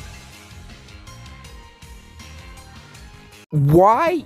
How? Why and how? So, Grow a Garden, you know, the Roblox game, is somehow getting a movie. Now, removing the fact this is a Roblox game, if you put at least 2 brain cells together and really think about it, what could a movie about growing a garden even be about? And like, here's the thing. I don't even think turning a Roblox game into a movie is all that bad of an idea. But why this one out of all of them? Like, if they wanted to turn a Roblox game into a movie, pick, I don't know, Piggy.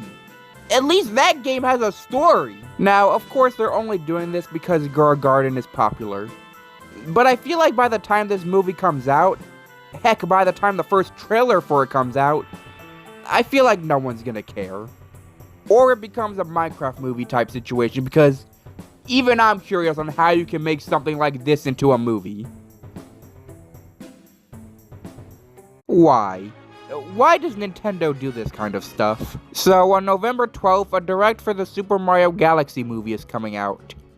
And I'll be at school at that time. And like, this already annoys me because I know Nintendo knows what their age demographic is. It's mostly kids and teenagers. So why they decide to release these directs on weekdays and not, weekends is beyond me. But what gets me is that today, the day you're seeing this video, is Veterans Day.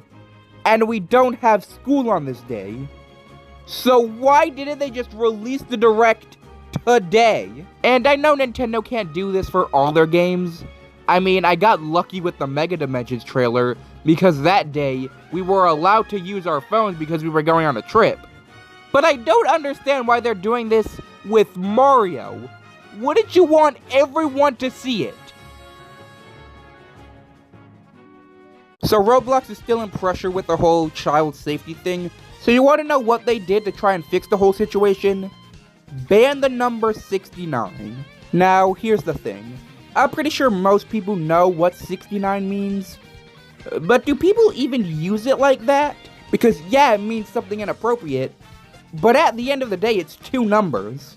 And we just find them funny because of that reason. But you see, the crazy thing is, if you had 69 in your username, you were essentially banned until you changed it.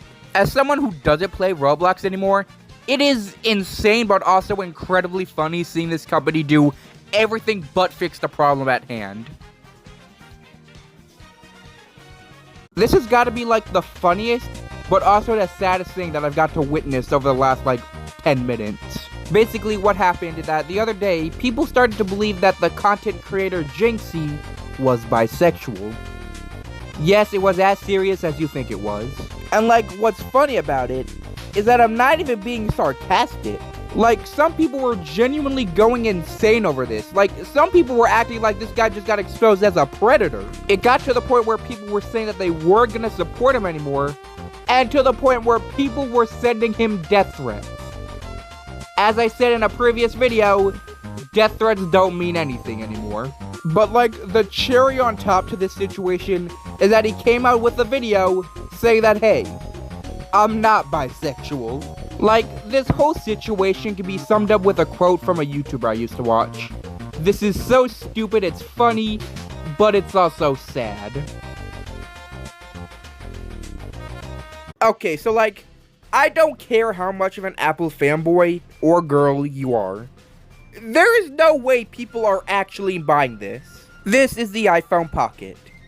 And it is basically just a sock for your iPhone. And if we just put aside the fact that this is completely invalidated by, a pocket, you want to know how much this costs? $230. Now, there is a cheaper one that's $150, but you can't be serious, right? There's no way people at Apple actually thought people would buy this. But the thing is, people are gonna buy this, because it's an Apple product. But you want to know a funny thing?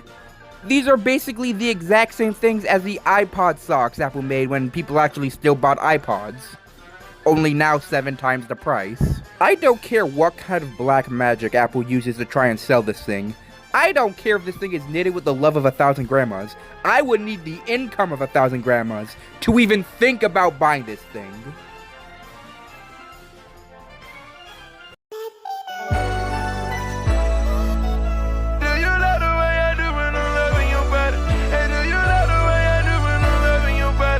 Okay, they're just making movies about anything at this point. So, yeah, you didn't read that wrong. Somehow these rabbit demons, I don't even know what they're supposed to be. Yeah, somehow they're getting a movie. It's being made by Sony, the same people who made the Spider-Verse movies and K-pop Demon Hunters. It's insane to me how a company who made gems like that go ahead and make things like this. And basically, this is what I said about the Grow a Garden movie. This movie is only being made because these Labubu things are a trend. Yet a trend that died a while ago. I mean, at this point, the floodgates have been opened. I mean, what's next? A 6-7 movie? I swear to God.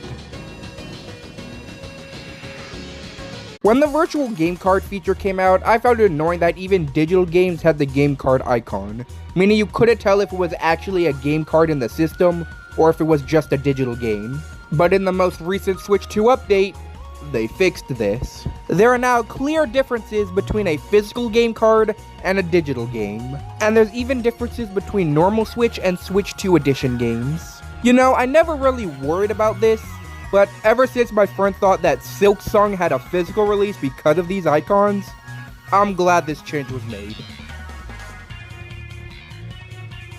What the actual hell is wrong with people? This is another video about my time at Six Flags, and while I didn't witness this event myself, I did hear about it, and I was like, what the? So it started when these two girls went on this Harley Quinn based ride, which I'm kind of confused because for an event called Fright Fest, it was kind of weird seeing a whole lot of rides based on DC IPs. But considering that one Harley Quinn comic, I could definitely see how that would be scary. To get on the ride, they had to wait in a line that straight up took hours. And it seems like one of the boys in front of them just couldn't hold it in, and guess what? He pissed on the side rails. And like, I kind of understand it considering that he was in the line for hours and it's a lot better than wetting himself. But at the same time, that has got to be the most indecent thing you can do at a theme park. Or really in any public area. Okay, we have reached the point where GameStop has gone completely insane. So if you don't know, on December 6th, GameStop will be hosting what they call a Trade Anything Day, which, as the name implies, allows you to trade in almost anything for store credits. Now, thankfully, they haven't fully gone down the deep end. They won't let you trade certain things like atomic waste or dead animals. But here's the thing. The trade-in values for games, you know, at GameStop, are hot garbage. So if you ain't getting much for games, you're probably not gonna get a lot for, I don't know, a bag of potatoes. Now, of course, this is all a PR stunt, trying to get GameStop back into the media. But to GameStop directly, I have a bit of useful advice. Maybe increase the trade values first? If there's one word that makes me want to jump into an active volcano, it's the word slop. Mainly because it has been overused to absolute death. Like, it has reached a point where anything that isn't absolute perfection is considered slop. But even then, there's stuff like AI slop, which, I mean, at least I understand that. But friend slop? Friend slop? What are you talking about? But like, at the end of the day, slop is just an insufferable term, which I feel like people are using just so they don't have to criticize things. Like, I remember seeing a certain video, I don't remember who it's from, and they called Mario Kart World slop. And hey, I understand that Mario Kart World is not a perfect game. I understand some people may not like it. But it is most certainly not slop. I feel like I've only seen people hating on the new Mega Evolutions in Legends EA, which is kind of expected, it's Pokemon in 2025. Like, some of this is absurd. Like, I've seen people call Mega Frostlass bad. Like, are you for real? I mean, how can you say these things are bad when Mega Dragalia exists? I mean, look at this. This is epic. And like, Mega Malamar, Mega Hawlucha. These are good Mega Evolution designs. And like, maybe if you stop being a 2015 Edgelord, you'll start to like the other Mega Evolution designs, like Mega Scrafty and Mega Phalanx. Like, I even like some of the designs that some people seemingly don't like Mega Feraligatr and Mega Zygarde. I don't understand why y'all don't like Mega Zygarde. I mean, look at it, it's Pokemon Gun. The only Mega Evolutions I don't like is Mega Pyroar because, while I get the reference, I think they could have just did more with it, and Mega Lopunny, because it looks like a stripper. Okay, so like, I didn't used to hate AI as much as other people did, but now I want to see it suffer and die. And it's all because, well, Disney is now essentially trying to become Sora, which not only means you can view AI content on Disney, but you can also create AI content on Disney. Like, how did we get here? Like, it's insane that a tool that has so much potential usage is getting used for stuff like this. And of course, every artist and, well, frankly, every person who saw this were rightfully pissed.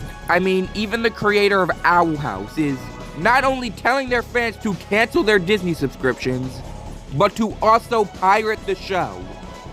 How did this company fall so far from grace? And unfortunately, it's not just Disney. A lot of websites are, for some reason, adding AI content, which we don't need.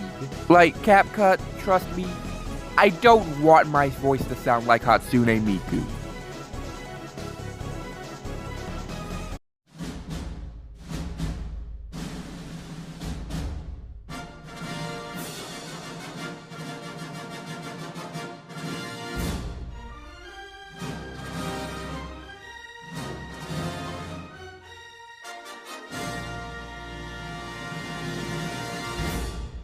I just wanted to play Kirby Air Riders. What the heck is this? So, to make this short, the Undertale YouTuber known as Shay has gotten exposed for grooming miters, sexually assaulting miters, you know, the typical YouTube predator stuff. And it's just like, I hate everything. And somehow the LGBTQ community is getting hate on as well, because fuck me. There are people saying that we shouldn't be using their they-them pronouns. And don't get me wrong, they're a monster. But all this is going to do is promote hatred towards other LGBTQ communities. I'm going to put some Google Docs in the description that talks about the situation and talks about victims' experiences. But yeah. Frankly, I didn't even really want to make this video. I'm going to go play Air Riders now. Call of Duty? You know, I can't even say that it reached rock bottom because that would imply that it wasn't already there. So if you don't know, and frankly I wouldn't blame you if you didn't, Call of Duty Black Ops 7 has released. And it's very bad. And like, I'm pretty sure a lot of people knew this game was gonna be bad when the first trailer released for it. But I don't think we thought it would be this kind of bad. Yeah, they're using AI art now. And like, I knew they used to use AI art before, but like, here they didn't even try to hide it. And the campaign is a mess both story and gameplay wise. There is a very good reason why people are calling it the worst campaign in Call of Duty history. And like, I don't even know how they can fix this. They've gone way too deep. Like, at this point, just make a new franchise, as it's clear that the thing they're trying to do just doesn't fit this one. But you see, the problem is that if they make a new one, they can't use nostalgia bait. When the Switch 2 was first revealed, we all thought that this little connector where you put the Joy-Cons in would be a key failure point. Turns out it's not. And while that might be a-okay, there is something else that kind of concerns me. Now, if you look at the original Joy-Con, you probably wouldn't be able to find the connector pins. But that's because they're hidden under the rail. However, for the Switch 2, they're just placed smack dab into the center so they can connect to the console. And the reason this concerns me is, this might just be me, but my hands get really sweaty when I play games. And considering that neither the Switch 2 or the Joy-Cons are waterproof, I'm kind of worried about sweat getting in those connector pins and screwing everything up. And because of this, I ended up holding the Joy-Cons like this because I don't feel comfortable wrapping my whole hand around them. And while I wouldn't call it uncomfortable, it is way less comfortable than just being able to wrap my whole hand around the original Joy-Cons. So probably no one cares about this, but I'm talking about it anyway. This lovely woman's name is Aven Juduga. Yeah, don't ask why her last name is spelled like that. And for 15 years, she has held the record for the largest afro. For a woman. For some reason, they're separated between genders. Now, it's a bit harder to measure an afro than it is with straight hair, because most afros are sphere-shaped. So I'm just gonna show you this. These are the measurements that the Guinness World Record took for Aven's hair. That is already incredibly large, but someone actually just broke the record. This is Jessica Martinez. And these are the measurements for her hair. As you can see, these numbers are clearly bigger, therefore Jessica now holds the world record for the world's largest afro. And if you want to know, The record for the man with the largest afro belongs to this kid named Amir, and these are the measurements. The woman with the longest hair, period, belongs to this person named Alia, and her hair is over 8 feet long. And the man with the longest hair, this person named Swami, with hair over 24 feet long. Though it is damn near impossible to find any other pieces of information about this guy. Okay, so let me make this clear. I don't really care what kind of stuff you're into. But if it's absurd stuff like this, it's hard not to find it funny. Yeah, I don't know how I found this, but I came across this Twitter post talking about a person with a obsession with women spinning around and turning into tornadoes. Like, I don't even know how you find that attractive. And after finding where they make their art, which is on DeviantArt, oh god, yeah, I can confirm, a lot of that is about this. And usually when you come across these, obsessions that you don't really understand, you just find them kind of weird. But here, I find this just kind of funny. I mean, look at the poses they're in. I mean, it looks like they finna hit the... And then there's, of course, people in the comments making jokes like, Ninjago, not gonna lie, that cracks me up. But also unrelated to the tornado thing, in that same post I came across this. I might talk about this. No guarantees. These niggas out here snitching, they with the rat pack. Hit them with the chopper, that's the rat trap. Find them in that trash bag off the interstate. While I was going through the comments of the video about Ava Juduga, you know, the previous world record holder for the world's largest afro, I came across this comment made by Jax Films. The context for the comment is that Avon says that her hair often blocks her eyes when she's trying to drive, though she still would keep it the same. And while this is more or less a joke, I did read it and think, someone would have probably called him racist for this. Now, of course, he's not. But if this wasn't a joke, it would be a pretty bad take. Because she's aware of the fact, so of course she would take measurements to make sure it wouldn't get her killed or something. But anyway, I'm not trying to start up any drama. I mean, this comment was made 14 years ago. I just wanted to talk about it because I found it quite interesting. Never have I been so conflicted about an obsession on the internet. Recently, I came across this strange obsession people have with drawing characters with extremely large afros. And like, on one hand, it definitely kinda sorta seems like a fetish. In fact, some people who make this art straight up admit that it's a kink. But on the other hand, call me crazy, but I kinda find it cute.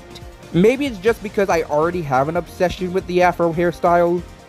But frankly, I'm not gonna lie, I kind of like it. Like, even the Afro Daruma things are starting to grow on me. And by the way, if you don't know what a Daruma is, it's basically a Japanese doll kind of thing. When I first came across them, I thought they were extremely weird. And while I still do find them odd, I definitely like them more than I used to. Especially when drawing them. Like, I actually really like drawing these things. Probably because afros are like the one thing that I'm actually good at drawing. But you see, no matter how much I may like it, it's hard to deny that this definitely isn't rooted as some kind of fetish. This stuff? Maybe not. But this stuff? Most certainly. Yeah, I don't really understand what these people have with combining big hair and hypnotism. And what really doesn't help is that these people make so much of this artwork. Like, I felt weird when I made like 2 Afro Darumas of my own original characters. These people's pages, while making other pieces of art, mainly make these afro things. And while I've already stated I find it cute, there are some things that I just can't vibe with, like afro dresses or afro bathtubs. I made a community post asking how people felt about it, and it seems like a majority of the people either find it cute or think it's a fetish. And it's perfectly fine whichever side you're on. Because this is something that definitely doesn't have to be seen as a fetish if you don't want it to, and if you think it's one, you don't have to interact with it. I just do it because it makes content. But anyway, long story short, this is definitely something that's odd in nature, but if you like it, that's fine, and if you dislike it, that's also fine.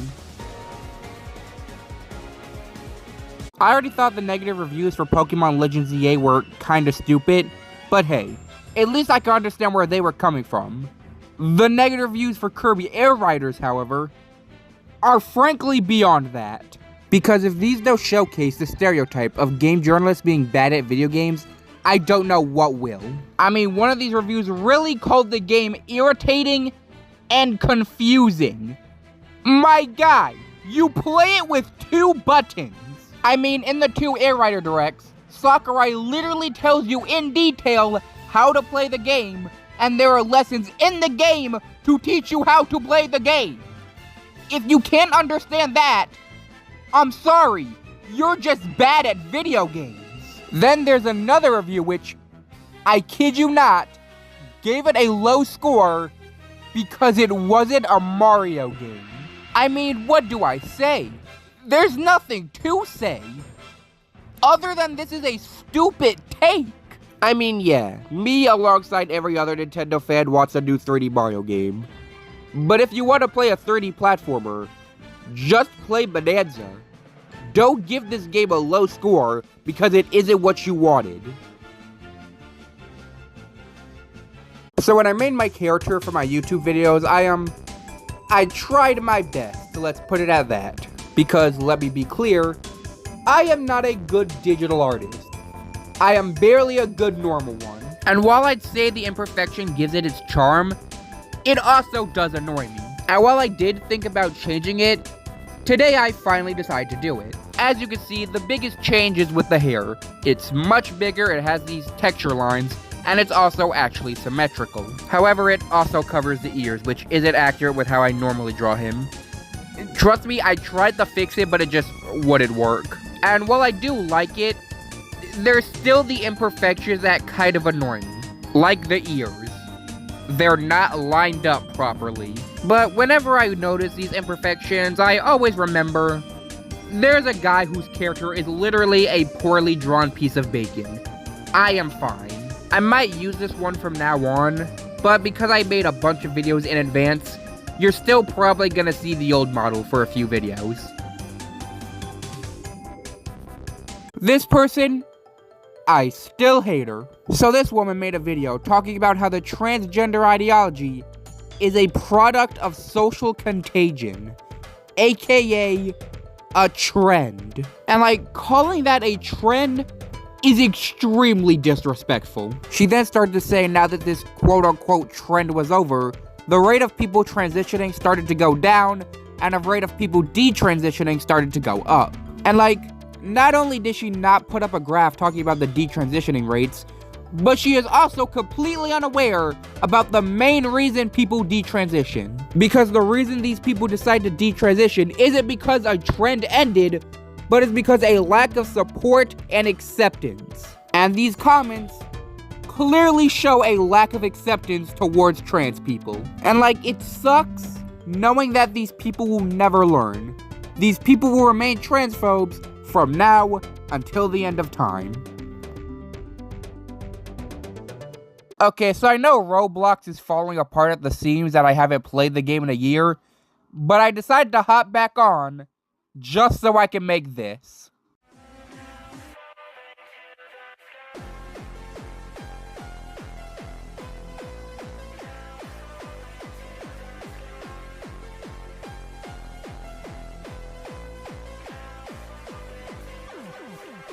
So I decided to watch the Fortnite 0-hour live event on YouTube because I was not re-downloading that game. Because people have said this is the best event Fortnite has ever made. And to that I say, if you understood that reference, you're a legend. I'm not saying it's bad, but basically the event was essentially a collab fest, and collabs don't really mean much to me in this game. Plus, I haven't played this game for a year, so I had no idea what the story was. If they're still doing the story. Does anyone know what the Fortnite story is anymore? But you can't say this isn't impressive. I mean, Fortnite is the only game... Nah, screw that. Fortnite is the only piece of media that have Hatsune Miku, Godzilla, Homer Simpson, and goddamn 6'7" Brainrot in the same universe, essentially. Like, Fortnite is essentially just canon fanfiction. It could put literally anything into the story, and it'll somehow work. Kinda makes me want to rake all the other end of chapter events. I did it once, but now there's a lot more of them. Do not make that seem like I'm actually gonna make the video, no promises. Fortnite added possibly the funniest thing into their game. So if you ever heard of Fortnite, you probably know this animation, the animation when you're knocked. However, now, that animation has ragdoll physics, and it works exactly how you'd expect it would. Of course, Fortnite's not the first game to have ragdoll physics. Fortnite's probably not even the first Battle Royale game to have ragdoll physics. But it doesn't make it any less fun. Now, unfortunately, the ragdolling is pretty controlled. I prefer it when it's completely crazy, like when body parts start clipping into one each other. Do that. That would be hilarious. Please stop saying my character looks like a private part. He looks nothing like one. So recently, a couple of people have been saying that my character kind of looks like, you know, the male part between the legs. And to that I say, I can't tell if y'all are either just dirty-minded or just blind. To be honest, it seems like a combination of both, because I can definitely see how a dirty-minded individual can see the two twin puffs being seen as, you know. But for the rest of it, I don't know how you put those two together. Because even if I remove these two spears which act as his hands and turn him upside down, I just don't see it. But funny enough, it's not actually the only thing my character has been mistaken as. This counter says that it kind of looks like something from Hollow Knight, which, you know, I can see that. And another commenter says it looks like Gaster, which, yeah, I just don't. So, of course, we are aware that there are a bunch of pride flags. However, I recently came across a bunch of them that just represent the absolute worst people on the planet. Some people may recognize the map flag, which, if you don't know what a map is, it's essentially a person who's attracted to people under the age of 18. However, there are so much more of them. I mean, there's a map ally flag. There's also flags for zoophilias, which we already knew existed, and necrophilias, which I didn't want to know existed. Then there's a group of paraphilia and paraphilia ally flags, which, to be honest, I don't really know what it means, so I'm just gonna show you the definition and maybe you can decipher it. Oh, and I left the worst for last. This. What in the fuck? If it wasn't any more obvious, we do not condone these types of people. If you see people using these flags, try and report them, because not only are they mocking actual pride flags, but they just also support terrible human beings. So in Kirby Air Riders, each character is weighted differently. And with that being said, who do you think the heaviest character in this game is? Could it be King Dedede? Or maybe Chef Kawasaki? Or perhaps the fucking Rock? No. It's Susie. Yeah, this tiny girl who doesn't even have legs. She's the heaviest character in this game. Sakurai, what are you trying to say here by making the only female character in this game the heaviest? Do we need to bring back the allegations of you not liking modern Kirby? I heard someone theorize that she's probably the heaviest character because she was from Planet Robobot, where she used her Robobot armor. Which makes me even more mad that her special isn't her using the Robobot armor. I mean, come on, how did you miss up on such low-hanging fruit? Now, my theory is that Sakurai made her so heavy so her ability wouldn't be so broken. Cause like, imagine if she was light with that ability. I feel like we live in a time where everyone likes to call things either trash or hot garbage. And don't get me wrong, some things definitely deserve the title, but other things don't. I feel like they're only doing it for clicks.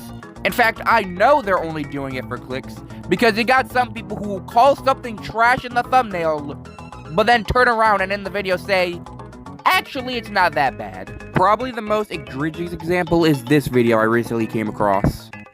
What do you mean? Is it mid or is it bad? Because I can't tell. Oh, and don't even get me started with the people who just call something slop in the thumbnails. That doesn't mean anything. Like, it got to the point where I feel like you could get better reviews on IGN. IGN! We are so screwed. I've been playing Kirby Air Riders for a bit, and it made me realize something. most of these vehicles would suck to drive in real life. Like, even if they're able to stop, which most of them can't, these things would just be a danger to everybody on the road. Like, imagine you drive a Jetstar. You're just trying to drive your way to work, and suddenly you hit a road bump and start blasting off like Team Rocket. And what about the Swerve Star, which is either driving at top speed or not driving at all? And you better hope you don't crash into anybody, cause with that point at that speed, that would kill basically anything. And then there's the Slick Star, which literally can't stop. That's its gimmick. The Hop Star seems fun until you're suddenly crushed by the weight of an average car. Then with the Vampire Star, you'd just never be able to drive behind anyone or else you would literally kill them. And with all of that, there's still the Bulk Star. Like, come on, I have to deal with all this BS and I still have to pay for gas? Okay, so like, as much as I love Nintendo, there's just some things you can't defend. So Metroid Prime 4 recently released, and I've been seeing mixed reviews about the game. However, there does seem to be one thing that everyone can agree on, and that being that this Soul Valley area really sucks. And one of the factors on why it sucks is the fact that it has no music.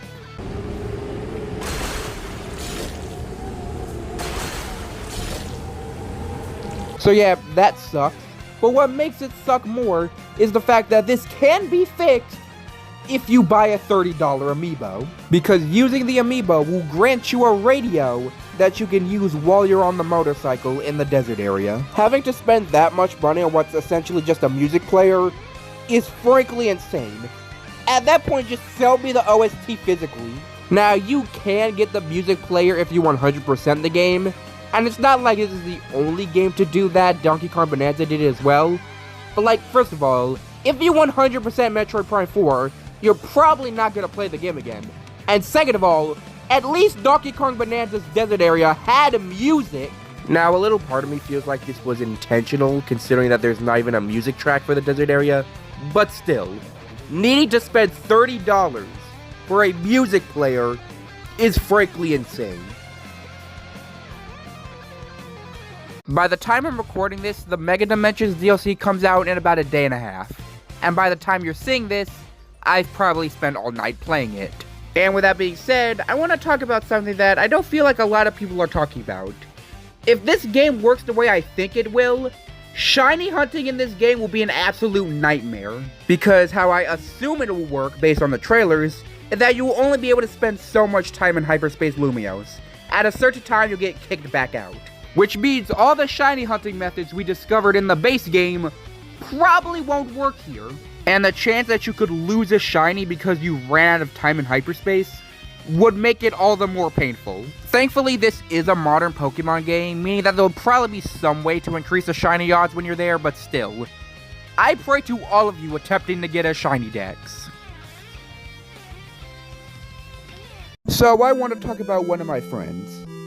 Different than the one who couldn't open the milk carton. And I'm talking about them because they are a scaredy cat. I just didn't know how much of a scaredy cat they were.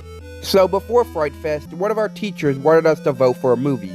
And I don't know what the other choices were, but I know the main one was Nightmare Before Christmas. And my friend did not want to watch that movie because, get this, she was scared of it. She watched it once before and couldn't get past the first 20 minutes. And I'm like, is The Nightmare Before Christmas even considered a horror movie? Like, I haven't watched it in a minute. In fact, I haven't watched really any movie in a minute, but like, surely it can't be that scary. As someone who goes by they, them, I can respect all kinds of pronouns. However, there's one that just kinda confuses me. And it's not neopronouns, even though I know that can be confusing. The pronouns I'm talking about are its pronouns. It's another type of gender-neutral pronouns for people who don't want to go by they, them. But here's the thing. At least they, them pronouns refer to actual people. Like, I understand if you want to go by gender-neutral pronouns, but like, if you're using its pronouns, aren't you kind of objectifying yourself? And like, would you want to do that when people are already so hostile towards LGBTQ communities just because you don't like they, them? But like, at the end of the day, I'm not fussing over this. If you go by those pronouns, it's fine. I just find them a bit odd. Okay, so like, I don't want to seem like a dick, but I found this way funnier than I had any reason to. So there's this YouTuber called Chester, and the channel itself, there's nothing really funny about the channel, but what I find funny is that the person who runs the channel goes by they pronouns. Just they, not they she, not they them, not they he, just they. And like, here's the thing. They probably do go by those pronouns and I'm just getting confused, but frankly that just makes it funnier. Like, it's not even like laugh out loud kind of funny. It's like looking at it and then chuckling softly kind of funny. Kind of like 69. Now, I don't mean to offend this person. I'm just making this video because I just want to show you the stupid things that I find funny. You know who this motherfucker look like, low-key? Look! It seems that some people like to make jokes about how some games that don't run at 60 FPS on the Switch 2 will run at 60 FPS on the Switch 3. However, that implies that there will actually be a Switch 3, and I don't think there will be. And it's not because I think Nintendo's just gonna cease to exist before that, it's just, here's the thing. Despite the Switch 2 being the only numerical sequel console Nintendo has ever made, they make sequel consoles all the time. I mean, we have the Game Boy Advance from the Game Boy, the 3DS from the DS, the Wii U from the Wii. These are all basically sequel consoles. And while Nintendo may make variations of those existing consoles, the next brand new console would always be something completely different. So I'm sure the next console after the Switch 2 will be something completely different. And I'm sure the console after that will be a sequel to that console, basically rinse and repeat. So I've recently played Pokemon Legends ZA's Mega Dimension DLC, and it's just okay. If you like the base game, you'll probably like this, but if you didn't, it's just okay. And with it brought some new Mega Evolutions. And while I haven't come across all of them, I did come across one in particular that I really want to talk about. That one being Mega Tatsugiri. At first, I didn't really like it. I understand the joke about them being sushi, but I kind of felt like it would make more sense if they tried to connect it with the commander ability with Dondozo, especially since abilities aren't in this game. However, during my battle with it, which was low-key kind of hard, I came across something that turned my opinion from it from to actually I think this is pretty cool. That being that the platter it sits on is literally the Mega Evolution symbol. Other Mega Pokemon probably do this as well, but I still really like how they implemented the symbol into the design. So, you know, congratulations Mega Tatsugiri. You made me actually kind of like you. With Metroid Prime 4 releasing, I think now is a good time to talk about how Samus is a lesbian. Basically, it all started with a Metroid manga released all the way back in the 1900s, which depicted Samus with a bunch of women. And you can probably see where this is going. This was before Samus's gender was actually revealed, which is insane to think about considering her gender was revealed in the first game, so everyone just assumed that she was a man. However, now that it's common knowledge that she's actually a woman, it's just funny looking back at this, and even funnier how people use this to unironically turn her into a lesbian icon. Now, unfortunately, this isn't canon to the games. However, I'm pretty sure she doesn't have a canonical love interest in the game, so it isn't out of the realm of possibilities. F. Cynthia, F. Volo, the Legends ZA rival might be the hardest battle in Pokemon history. So in the Mega Dimensions DLC, spoilers for that by the way, after you do a whole lot of, I don't know really, all I know that one of the requirements is to complete every side mission, you get to fight your rival one last time. And you know how the previous strongest trainer had a Pokemon team well over the 80s? Well, this person has a full team of level 100 Pokemon. And not just that, they also have 4 Mega Pokemon. And I don't just mean they have 4 Pokemon capable of Mega Evolving. No, they just straight up Mega Evolve 4 Pokemon in the same battle. Instantly, by the way. Now, to be fair, they don't have the most competitively viable team, but I feel like that doesn't matter in this case, because not only does all of their Pokemon that don't have Mega Stones have pretty good items, considering that they're all level 100, there's really no way to make yourself stronger. You just gotta, get good. But of course, when there's a will, there's a way. I won't lie, probably won't attempt to complete every side mission to fight them again. I do pray to anyone trying to, unless the fight is surprisingly easy. So in BDSP, I caught Arceus and decided to nickname it Wolfie Plays. And there is a very good reason on why I did that. When BDSP first released, the YouTuber known as Wolfie Plays decided to do something which he called the Idiot Endeavor. This was a challenge where he attempted to catch all the game's legendary Pokemon in normal Pokeballs. And he did that for all but one, and that one being Arceus. I think it was only because it wasn't available back then. But when it was available, he didn't go back to do it. So I did it for him. And while you could definitely see that I caught it in a normal Pokeball, and I did screen record the moment where I caught it, I no longer have that footage. I also don't entirely remember how many Pokeballs it took. I think it was somewhere between 90. This kind of makes me think of a version of this challenge where you only use Beast Balls, which sounds like absolute torture, but hey, I'm pretty sure there's some masochists who think that's a good use of their time. So there's this phone brand called Oppo, and they recently made an ad which is, wow. Just wow. And it's not just that the ad is clearly AI generated, it's just, listen to the song that they use in the ad. Brother, Merry Christmas. They don't understand the things I want for Christmas. Oh, my brother Charlie, brother, Merry Christmas. Brother, Merry Christmas. So, if you don't know, the song playing in that video is a parody of the Hitler song Kanye West made. And while they did end up taking that video down, the other videos this company is posting on their TikTok, I just find it crazy how someone thought it would be acceptable. 6-7 Oppo phones for 6-7 houses left. Merry Christmas, everybody. Hope you have a skibidi Oppo New Year.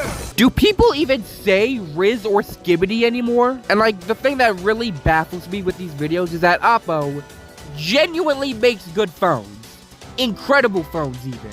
I mean, Mr. Who's the Boss literally gave his Phone of the Year award to an Oppo phone. So the fact that this is the way they're marketing them is frankly insane to me. Oppo, just let the YouTubers do the marketing for you, because they clearly know what they're actually doing. So, I was passing by a store the other day and, found this. Dear God, help us all. And I understand why someone decided to make it, but I'm sure not a single person in the universe ever asked for it. And whether we like it or not, we are in the age of brain rot toys. Whether they started out as brain rot or got turned into brain rot. I mean, even Skibidi Toilet has their own line of toys. But frankly, I'm willing to give them a pass because at least they have a meaning. They have some kind of lore or something. They have a reason to exist.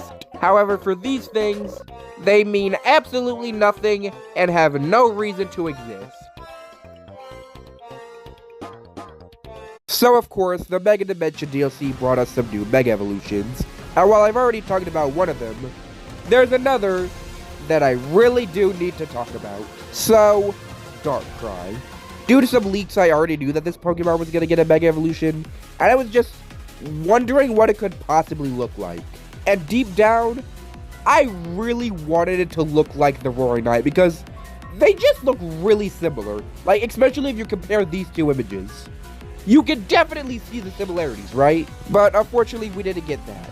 Instead, we got Dark Matter from Kirby, which, you know what, I'll take it. Nintendo is continuing their trend of making every final boss a Kirby boss. If only they made it shiny white, then it would really be a Kirby boss. However, there is one little thing that I find kind of funny about this design, is that if you really oversimplify it, it's essentially just horizontal Darkrai.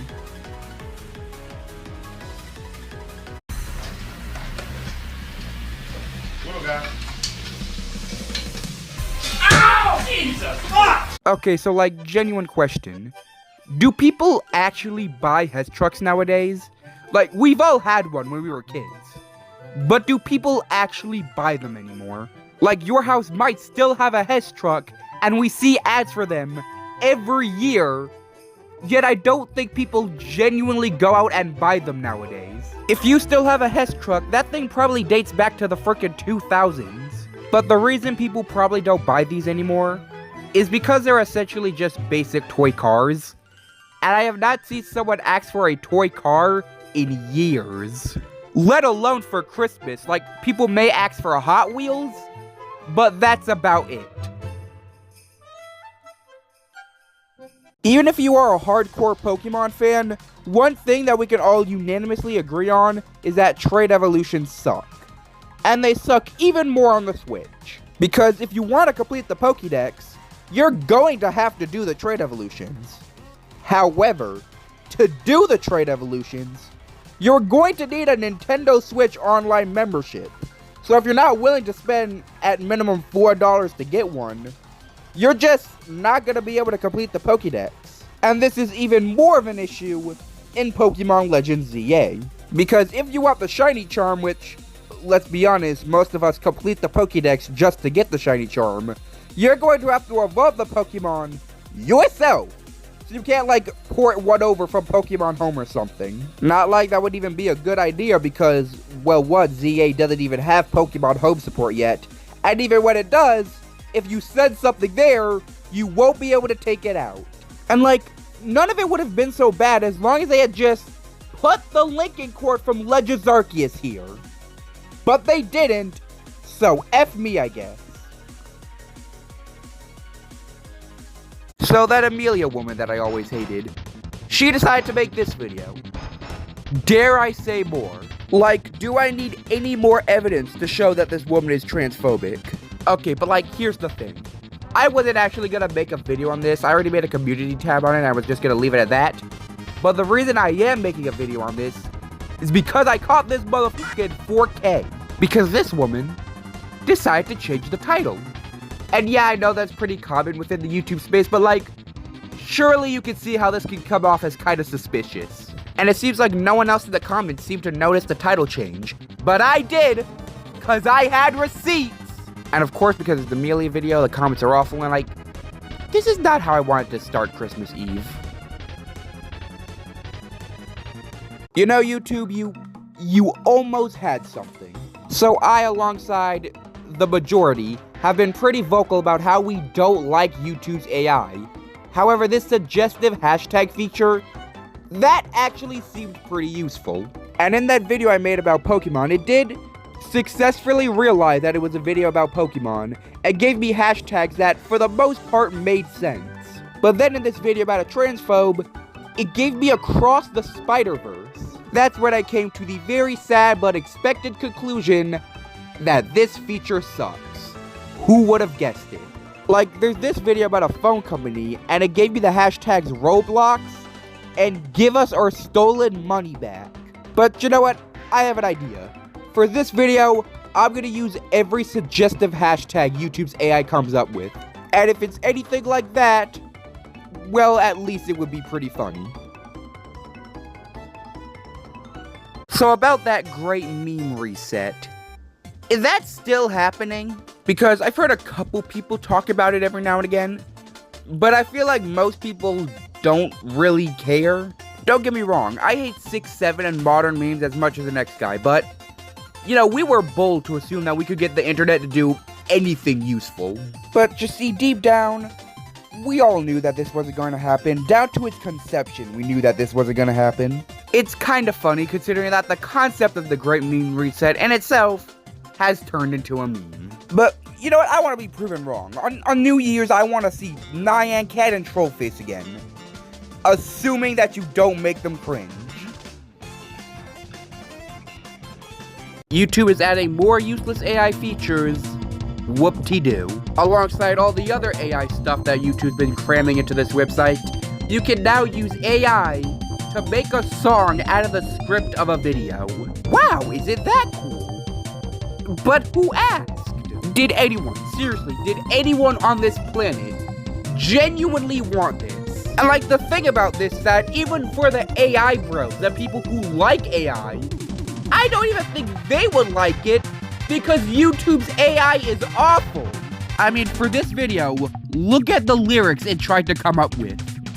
This should tell you everything. And like the thing is that AI can genuinely be useful, but this isn't useful. Like, what if you use AI for like, I don't know, removing background noise from a video? That would be useful. Much more useful than it is at moderation. So Amazon decided to give new voices to Alexa, and yeah, I don't like it. Like, I remember talking to Alexa, and it responded to me in a woman's voice, and I found it extremely creepy. And like, it could definitely be just because I'm not used to it and it's something new, but like, still, why change it at all? None of us had a problem with the original voice. And what sucks about it the most is that I don't even know how to change it back to its original voice. When I ask it to change back to the original voice, it says that the voice it's using is the original voice, when it isn't. Alexa, change to your original voice. You're already using my classic voice. Feminine 2. Relaxed. You can definitely tell that this new voice is AI. All the voices are AI, in fact. In fact, this whole new system they got going is built off AI. And unfortunately, because it's AI, I know exactly where this is going. And frankly, talking to a chatbot is one thing. Talking to your Alexa is a whole nother level of loneliness. I am so sorry. Imagine being Galactonite right now. Imagine being in the Kirby universe for who knows how long and not being canon. Getting freaking murdered by a butterfly. Having your murderer become canon before you. And in the DLC all about hearts, stars, and crystals, you still don't become canon. We got people here waiting for GTA 6 while I'm here waiting for the day Galactonite becomes canon. I mean, his motif was literally in the final boss theme, yet he's still nowhere to be seen. Imagine your mixtape becoming canon before your own flesh and blood. This guy's gotta be punching the air. Now, I daily upload now, but the way I do it isn't by making a video every day and posting it same day, but it's by pre-recording a bunch of videos and then uploading them at certain times. And while this system works, it does cause some videos to be completely outdated. Like that video I uploaded about Galactonite. Not only could you tell that it's old because it uses my old model, but I also planned on uploading that back when StarCrossed World released. I ended up not releasing it at that time to prevent spoilers, but now I'm uploading it at a time where StarCrossed World isn't even the most recent Kirby game. And because of this system, I need to upload all my videos about a certain topic when that topic is relevant. Like, I have a bunch of videos about Pokemon Legends ZA that I need to upload, and if I don't upload them now, they're gonna end up outdated. Like that video about the Shiny Charm. I made that video back when the game released. I'm gonna be honest, and it might just be me, but 2025 felt like the least festive year of all time. Like, this was the first year where I genuinely forgot holidays were coming up. And like, that could definitely just be a natural consequence of growing up, but like, I still went trick-or-treating, so I still care for the holidays. Even if I did forget Halloween was coming up before I decided to go. And for Christmas, frankly, I was just going through the motions up until the day came. And when it did come, it didn't even feel special. And for me, the most festive thing I ended up doing was just making the thumbnails for my short collections. This one is based on Thanksgiving, if you couldn't tell. Oh yeah, don't even get me started on Thanksgiving. Probably the most nothing burger holiday I've ever been through in my life. Game Freak must have seen the people saying that Pokemon is too easy and was like, make it easiant. So with the new DLC, the one that added the new rematch against your rival, which is, you know, already pretty hard, they added a new mode called Rogue Mega Rush, which makes you fight all 27 Rogue Megas at level 100. And the thing that makes it even crazier is that you can only heal 3 times. Now, they're full team heals, so it's not that bad, but still. 3 times for 27 battles seems a little strict.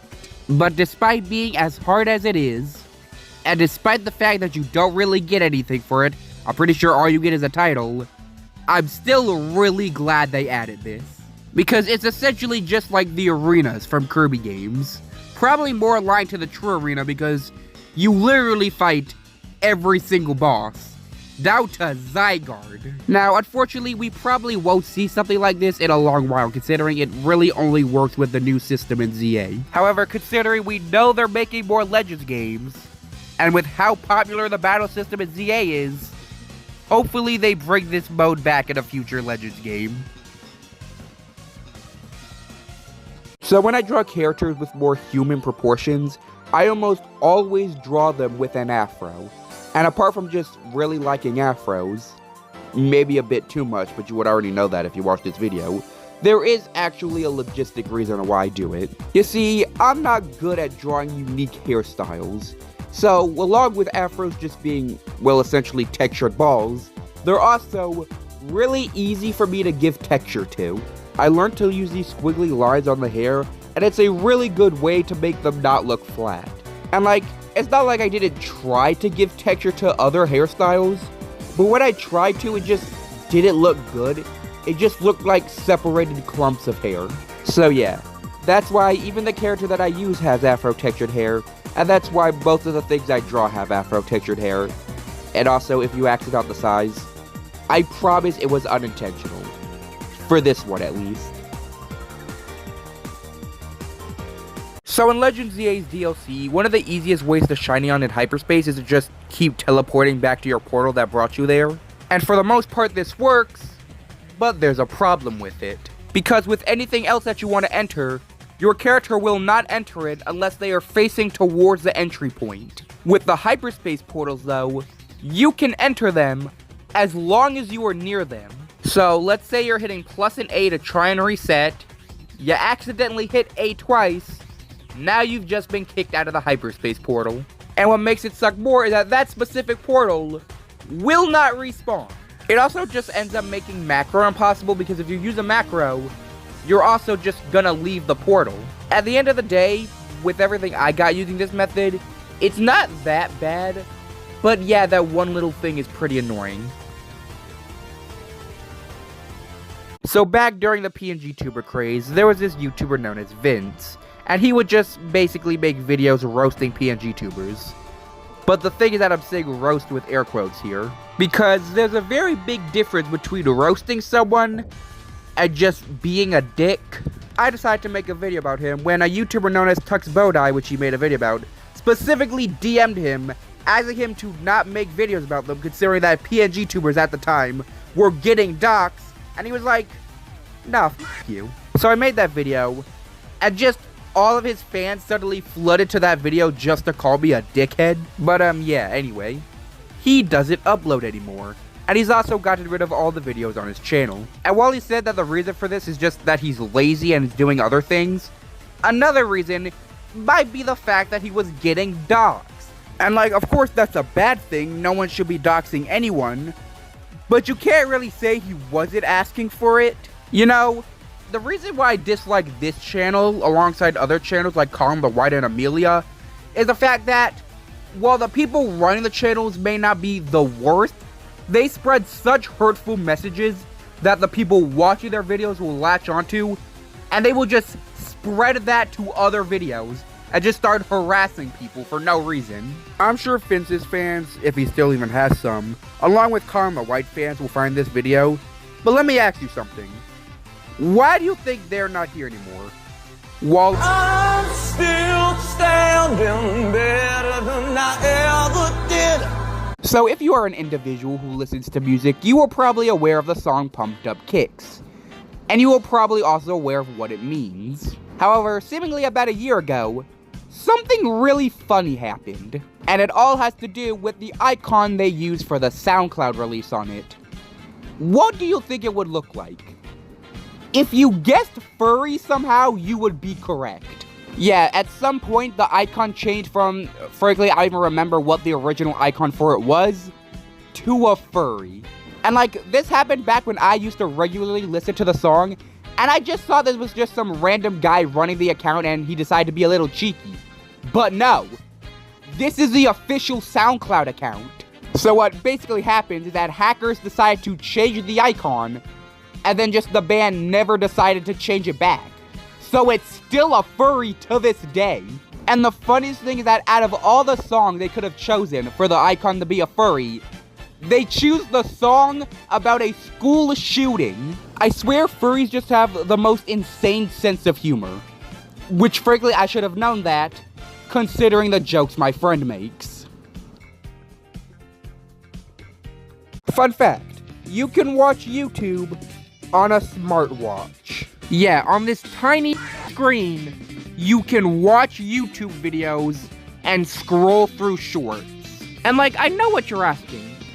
Why would anyone want to do that? I have no idea. As I said, the screen is tiny. And if you have a Galaxy Watch, you need to pull at the corners just to see the rest of the UI. It is really slow. So slow that it'll actually go into sleep mode before the thing even fully loads.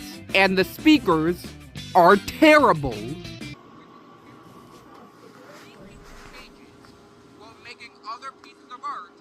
Yet again, you may ask, why would anybody do this? And I still don't know. But it's really fun to think that some guy out there is watching YouTube videos on his smartwatch. So about the Great Meme Reset, calling it a failure would be an understatement. And like, the thing is that we all knew it was going to fail, but I just didn't think it would fail this badly. I mean, I don't even think anyone tried. Like, even the channels going on about this reset, I don't even think they tried. And honestly, it should be very telling that the one and only video I seen of someone participating in this meme reset had 144 views. That should tell you everything. And the thing's that it's not like we find brain rot memes funny now, but it's just that we don't really find these old memes funny now. Like, obviously there will be some classics like the Rickroll and other things probably, but like most of them we don't really care about. I guess if anything, this yet again proves my point that internet takeovers always fail miserably. Stereo audio sucks and there's no way you can convince me otherwise. And like, here's the thing.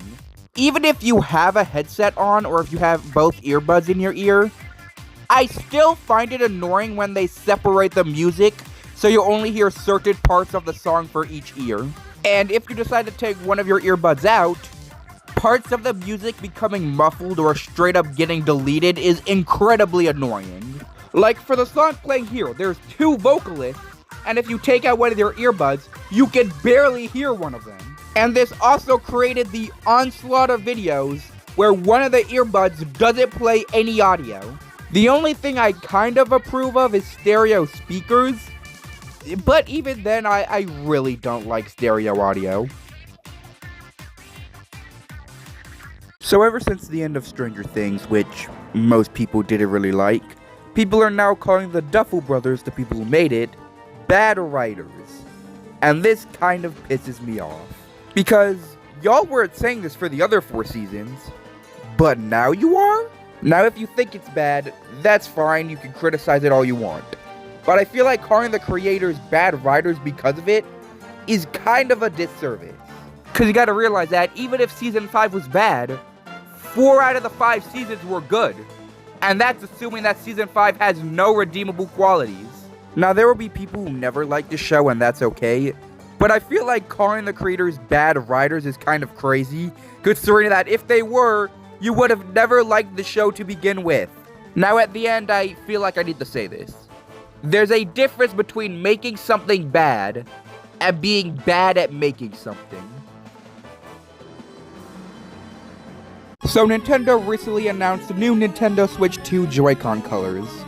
And to be brutally honest, I don't think this is necessary. Because here's the thing.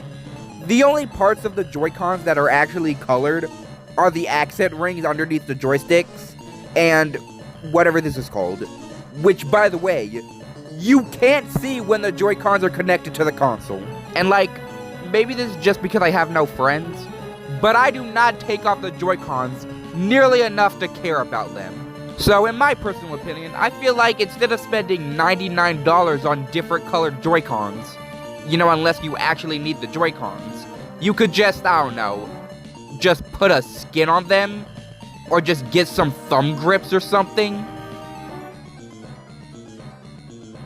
So, I used to have a modded 3DS, but I got rid of all the files because I needed to use the SD card. However, my 3DS was still modded, so I decided to essentially remod it, aka finalize it. I feel a lot more comfortable modding that than my Switch. It's working now, but I did have a bit of an issue with it. That being that the 3DS just would not read the SD card.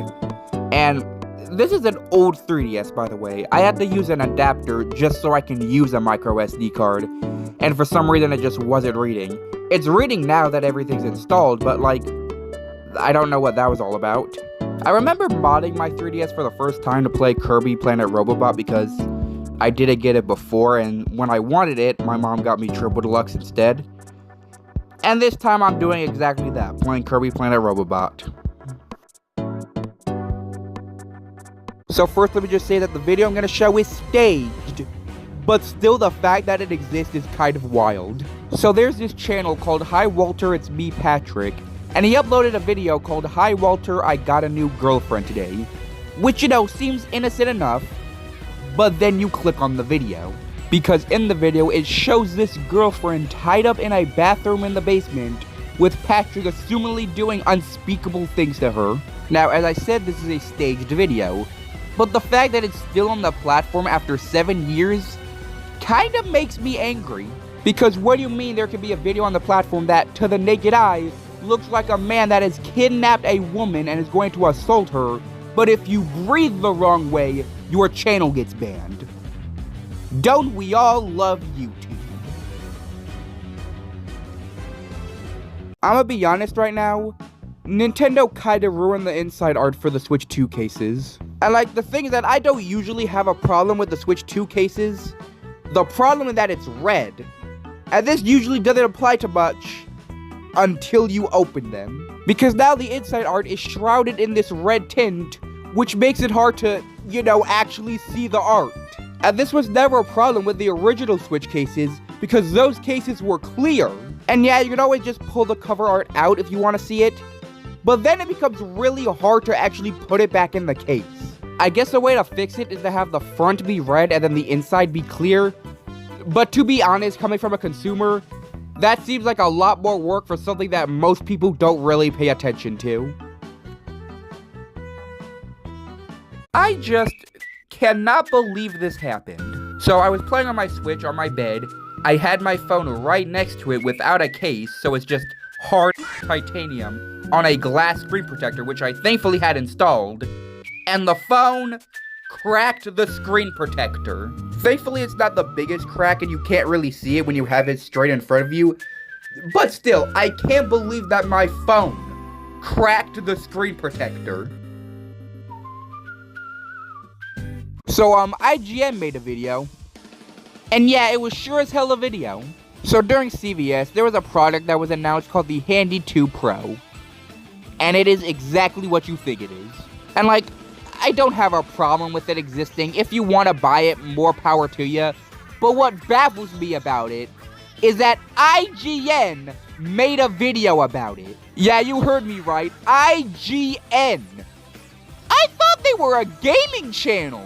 And it's not just that, they showed off a whole bunch of other things. Like, what is this? It looks like a freaking Fortnite minigun. And like, they even showed off products that combined adult toys with video games. What goes through your mind to think that you can combine those two?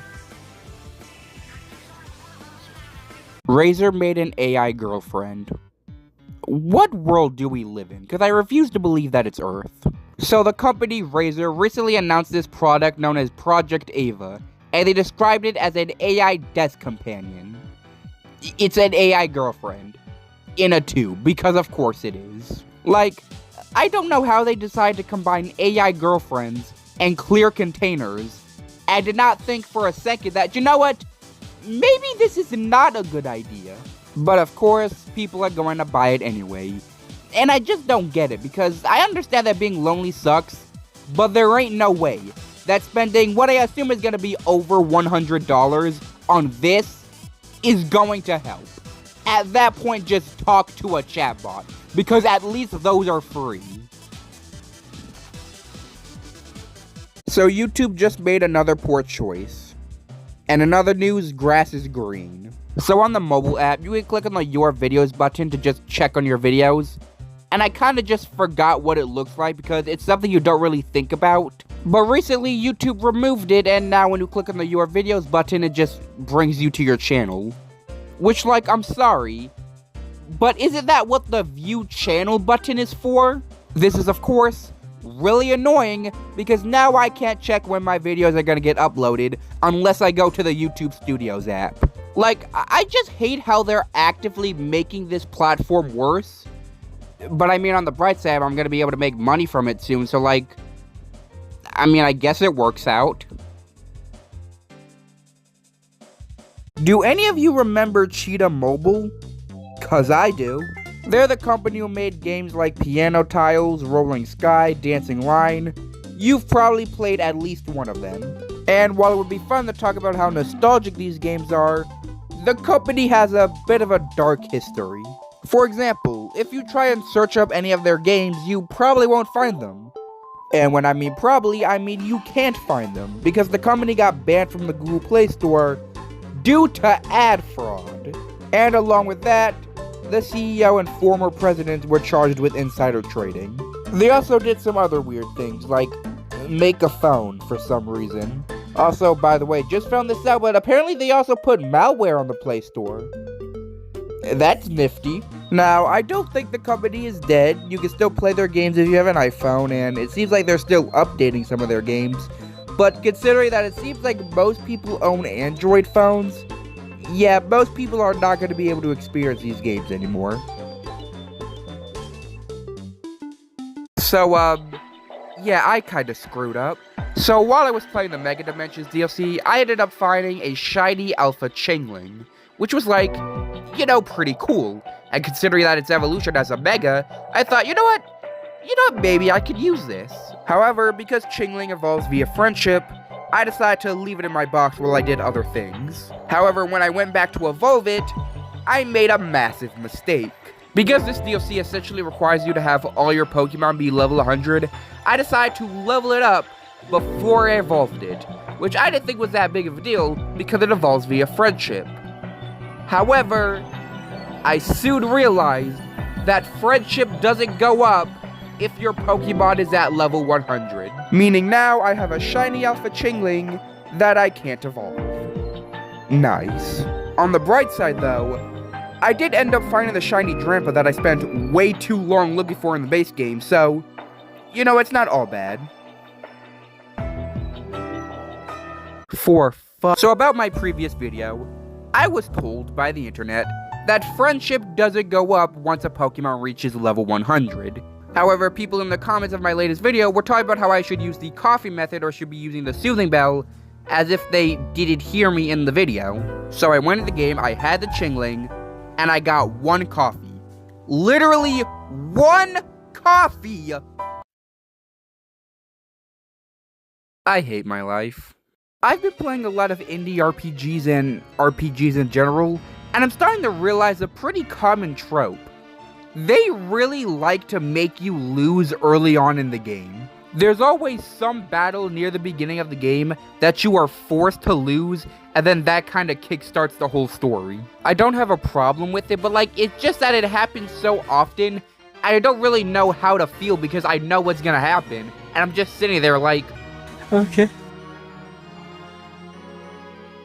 I know I've already made a video about this, but it's just so annoying and they haven't fixed it yet that I'm making another one about it. And that issue is that videos on mobile will still become incredibly laggy for no reason whatsoever. And like, I think what annoys me about this the most is that YouTube's trying to invest all their time into AI, but not into fixing the problems on their own platform. Cause don't get me wrong, there are some AI features that are genuinely useful, but most aren't.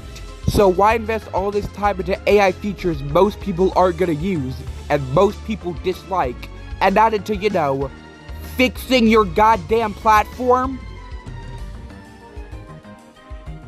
So there was a leak talking about how the Regis may be added to Pokemon Legends ZA's Mega Dimension at some point in the future. Now, I didn't really care about it at that point because I kind of just stopped playing ZA at that point. But then I realized. Now, when I first heard about the leak by a certain YouTuber, they talked about how the Regi Trio was going to be added. Keyword trio. Excluding Regieleki and Regidrago. I do hope they all return, which includes Regieleki and Regidrago, cause it would suck if they were trapped in Sword and Shield's DLC. Though it would suck if they were also trapped in the Legends ZA's DLC. But what actually makes me care about this is that some of the legendaries in the Mega Dimensions DLC can be shiny. And while I usually don't care about shiny legendaries, considering that Regieleki is my favorite Pokemon, it would be nice if I could get a shiny version of it. Also, that means you'll be able to catch them in Gen 9. Turns out the Regis have been catchable in every generation since their release. So YouTube got into a bit of drama with something to do with captions. Not gonna lie, I don't really care about it. But what I do care about is how this whole situation was entirely preventable. Basically, YouTube ended up deleting custom captions. And considering that this is YouTube in 2026, this is definitely something YouTube would have done, but they're not. Apparently there's some kind of glitch with it, so they removed it, but once they get it fixed, they'll add it back. Which, like, okay, you could have just told us that. Like, was it really so hard to say, guys, it's okay, it's kind of broken right now, so we're removing it, but once we fix it, it'll be added back. What is with this PR team? So Nintendo recently posted an overview trailer for the Nintendo Switch 2 version of Mario Wonder. And to be honest, I don't really get why this game got a Nintendo Switch 2 edition. Actually, that's a lie, I do know, it's because it's Mario. But like, surely there were better games to give a Switch 2 edition to. Heck, even if it needed to be a Mario game, surely there's better Mario games to give a Switch 2 edition to. Because all we're really getting here is a multiplayer mode that's probably going to be dead in a month, a challenge system, and the Koopalings, which really should have been in the game from the start. Now, I don't want to act like a hater. I'm not wanting it to be bad. In fact, it's probably going to be decent. I just feel like out of all the games to give a Switch 2 edition to, Mario Wonder felt like the last one on that list. But hey, at least we got Rosalina. Oh god. Elephant Rosalina. Oh god. So Mattel is coming out with their very first autistic Barbie doll. Frankly, I kind of forgot Barbie even existed. Of course, I'm not the kind of person who would ever buy it, but I find it really cool and really wholesome. Not only because it's representation, and that's never a bad thing, but also, this seems to be the first thing that I've seen that the internet isn't fussing over. Okay, never mind. The moment I say that, I find people fussing over it. We just can't have nice things. People really out here talking about the fidget spinners and talking about how it's a bit extra, but like, trust me, as someone who recently discovered that they are autistic, let me tell you, it is very accurate. So I'm recording this video on a tablet, and yeah, you can probably tell. I got it for Christmas and thought, you know, maybe I could use this to record my videos from now on, but with this audio, yeah, this ain't it, chief. And like, it's not even because the audio isn't clear, it's just so extremely crunchy. And like, I know crunchy audio can be funny, but you know what's not funny? This UI. Why is it like that? Meaning, even if I had a microphone and wasn't recording using the tablet's inbuilt microphone, it would still be much easier to just record on my phone. Plus, the audio would be much better. So yeah, I guess this tablet will be relegated to YouTube and Blues Tower Defense if I ever get back to playing that game. Well, of course, today, the day where I decide, you know what, I want to make a fork ton of videos.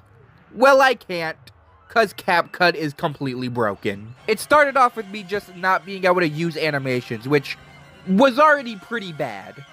but it got so much worse. I decided to uninstall and then reinstall CapCut thinking that would fix it, but no, it actually made it worse, because now I just can't make videos. People on Reddit and seemingly everyone is having the same problem, and people are thinking that this is because TikTok was also down. But TikTok is back up, but CapCut isn't. Also, if you're wondering how I'm making this video, I'm making it on YouTube Create. Yeah, did you even know YouTube had an editing software? I wouldn't blame you if you didn't, cause not gonna lie, it kinda sucks. I mean, it doesn't have keyframes. What do you mean it doesn't have keyframes? Also, the font for any text I decide to use will be different, and the animations kinda suck. So if you see everything being used with fade in, yeah, that's why. So I ended up making a new language.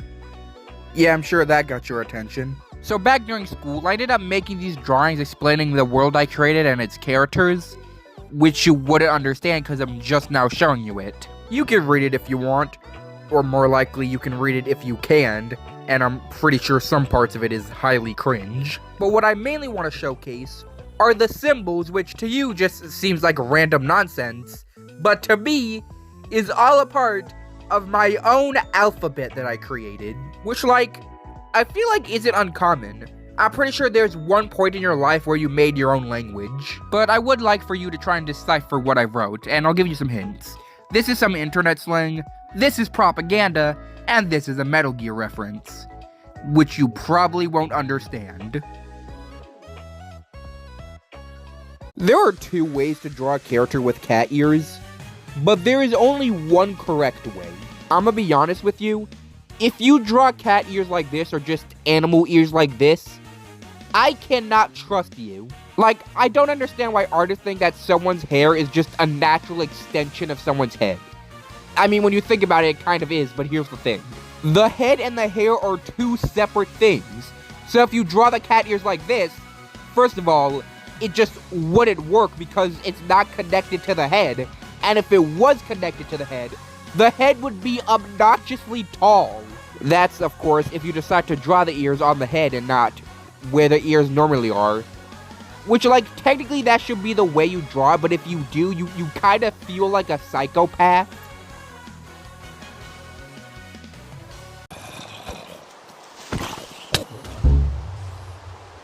Of course. So recently I created my very first hardcore world. Well, at least my first hardcore world that wasn't me jumping off a cliff and killing myself. And I was doing so well. And then Creeper. And it sucks because it wasn't even my fault. I was at school at the time, so I had to keep my volume off. And even if it was on, it essentially exploded off screen. And I wanted to do so much with it. I wanted to make an area that I could put my villagers in. I found a bunch of diamonds, which once I completed my enchantment table, I wanted to use a fortune pickaxe on it. I wanted to turn my nether portal into a switch too. God damn it. If you want to see what I built, here's me flying around in spectator mode. At least they added spectator mode, that's pretty cool. I recently just started a new hardcore world, and as if the world has a giant vendetta against me, I almost died in that world to a baby zombie. While I want to finish the things in this world that I couldn't in the last one thing I also want to do is trap and torture a creeper for blowing me up in my previous world. Assuming I don't get blown up in this one. How many times do I have to call myself an idiot? So I started playing this game called Inkfell. It's probably not called that, but I call it that anyway. And when I started playing the game, something felt a bit odd. There were no sound effects for the first hour of the game. So I went and checked the settings and realized they were turned off. And I genuinely thought they were turned off by default. I was a bit confused, why would a game turn off their sound effects by default? Then I realized it didn't. It was my fault. While scrolling through the options, I must have accidentally turned off the sound effects and just didn't notice it.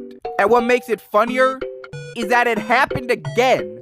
There was a certain point where I must have turned off the music, and for that whole area, there was just no music, not even music during the boss fight. And I just thought that was how it was supposed to be. So when I have some time to kill, usually during school, I like to draw.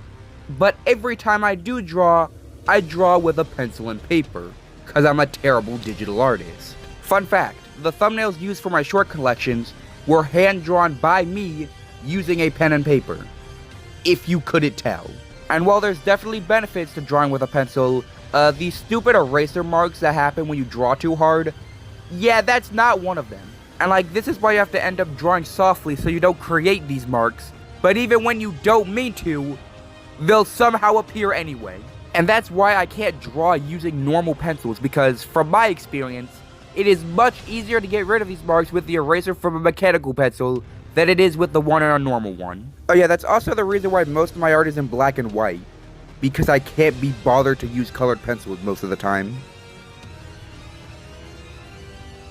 So Minecraft is getting hit with the age verification hammer, and it's going to completely ruin the game. But not for the reasons you may think. Now, for the longest time, I haven't been making any videos on the topic, not because I think it's a good idea, it's not, but just because I don't want to pull a deep humor and make it 50% of my channel.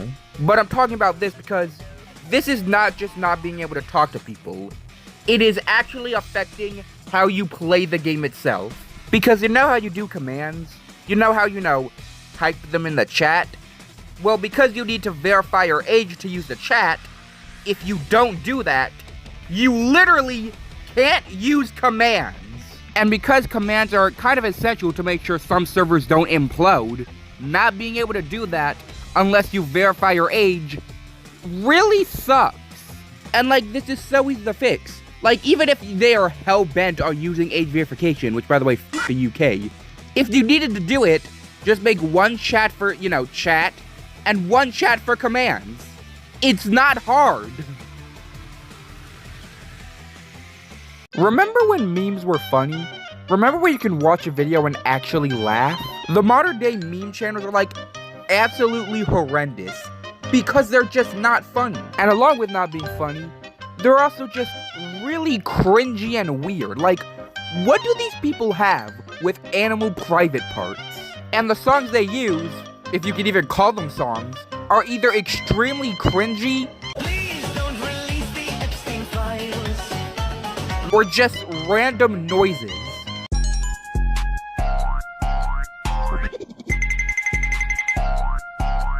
Probably one of the biggest examples of this is this Mr. Unknown guy.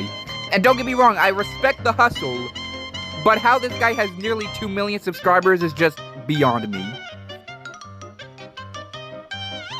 So you're probably aware of my short collections, which are compilations of all my videos from a month. However, I'm actually missing one, because I made shorts back in August. However, there's no compilation of those videos, and here's why. Because I daily upload, these compilations consist of the first video from the month, all the way to the last video of the month. However, when I made my very first short, that was uploaded on August 17th. And because it wasn't on the first like all of my other short collections, I just never decided to make one. But I feel like I should probably make a compilation of those videos, when I bother to make a thumbnail for it. You know what, I'm not even gonna say it. So, yeah, along with not making a compilation for my videos from August, I also didn't make a compilation for my videos for September. And I just completely forgot about that. It seems like I made some pretty unique videos back then, so of course we're gonna make that into a compilation as well. Probably as a separate video. Which also means I need to make a separate thumbnail. To any of y'all who still believe in the meme reset, y'all gotta stop. It ain't happening. Like, it's been a month. I gave y'all time, you said it was going to happen, but it didn't. And most of us knew it. Like, the idea was funny in a sense, but we all knew this wasn't going to happen. But despite that, people really put their life on this meme reset. I mean, people even made a subreddit about it. And I'll give them credit, they tried, like in their own unique way, but you gotta stop. It's over, it's done. Man up and take the L. Can we give Nintendo a round of applause for fixing their god-awful system they had for sending screenshots and videos from the Switch to your phone. I don't know at what point they decided to change the system and who thought they should have, but whoever did, that person should get a raise. Because the original system, where you had to scan a QR code twice so you could get a link to download your stuff, who thought that was a good idea? But you see, the system we have now, well, it essentially just works like it does on Xbox. Which is basically you send whatever image you want to the Nintendo Switch Online app, and you can download it from there. It works very similar, just without the QR code. Which makes me ask, what was with the QR code nonsense? Now, I don't know if this works on the original Switch. I haven't used my original Switch ever since I got my Switch 2. But, like, it better work. It would be really stupid if it didn't. So there's this mobile game called Crush Crush. And in it, you touch women. Yeah, I'm being serious. That's how you play the game. Now, normally I wouldn't talk about this. Instead, I would actually talk about a different version of it. But the reason I am talking about it is because for some reason it got ported to the Switch. Now, mobile games getting ported to the Switch is pretty common nowadays. But this was one of the first offenders I came across. And, yeah, it's the exact same game.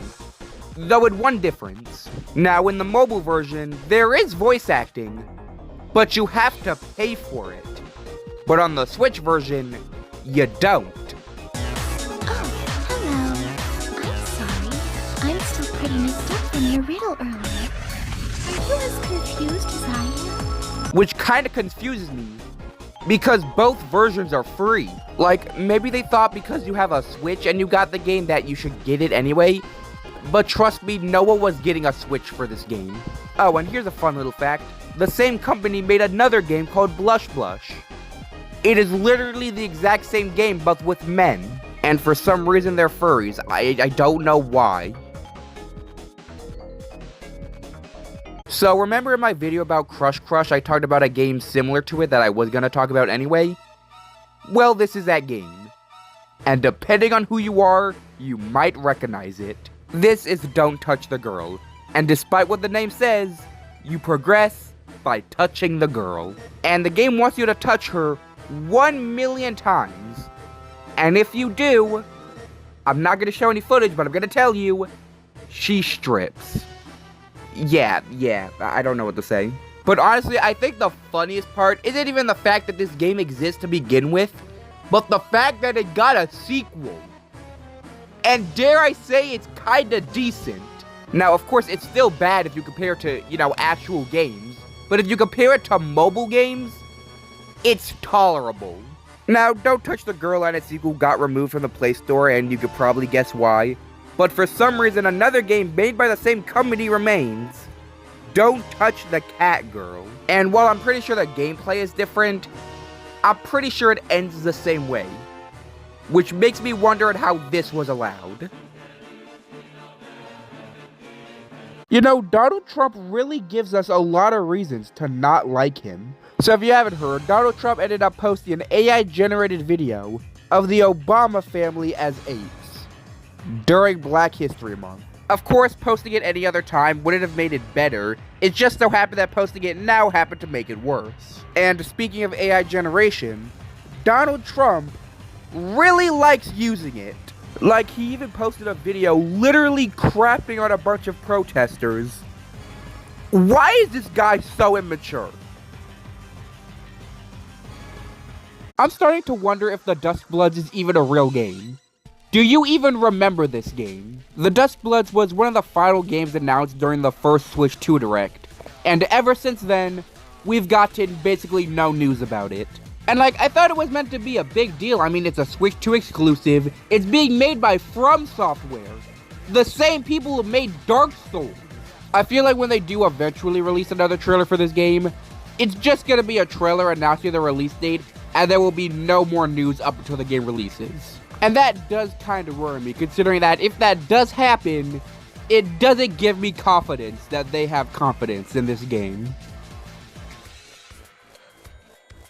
So when I make my videos, I end up using a different music track for all of them, simply because I find it really annoying when YouTubers use the same track for all of their videos. But at this point, I have nearly 300 songs on my phone, so it wouldn't hurt if I start reusing some of them. And the thing is, I'll probably still end up downloading new music to use for my videos. Also means I can then listen to that music when I'm on the train where there's no internet. So, yeah. Also, by the way, I did end up accidentally using one track for 2 different videos. And like, my usual workaround for it is just like to pick a remix or another version of the song. And there was a remix for that specific song. I just forgot it existed. So there's this indie game called Tomomi. I just recently found out that that's how you're supposed to pronounce it. And it is a very fun and very funny game.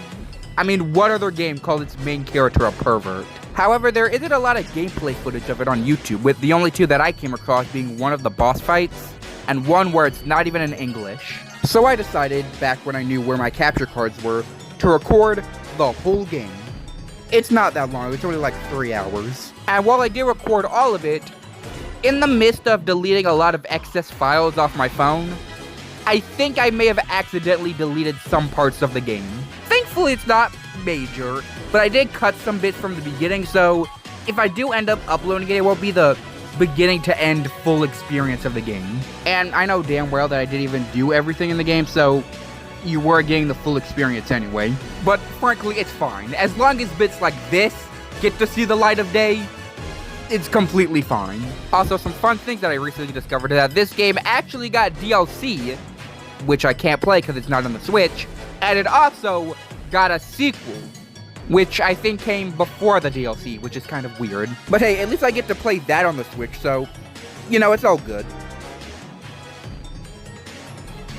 One small pet peeve I have is when game developers don't put the name of their game on their Switch home icon. And like, most people do, but for the people who don't, why? What's the benefit? Because if I haven't played your game in a while, now I don't know what it's called unless I actively scroll to it. And I don't get it because on the eShop screens, they have the name on the images, which are damn near identical for the ones they use on the home screen.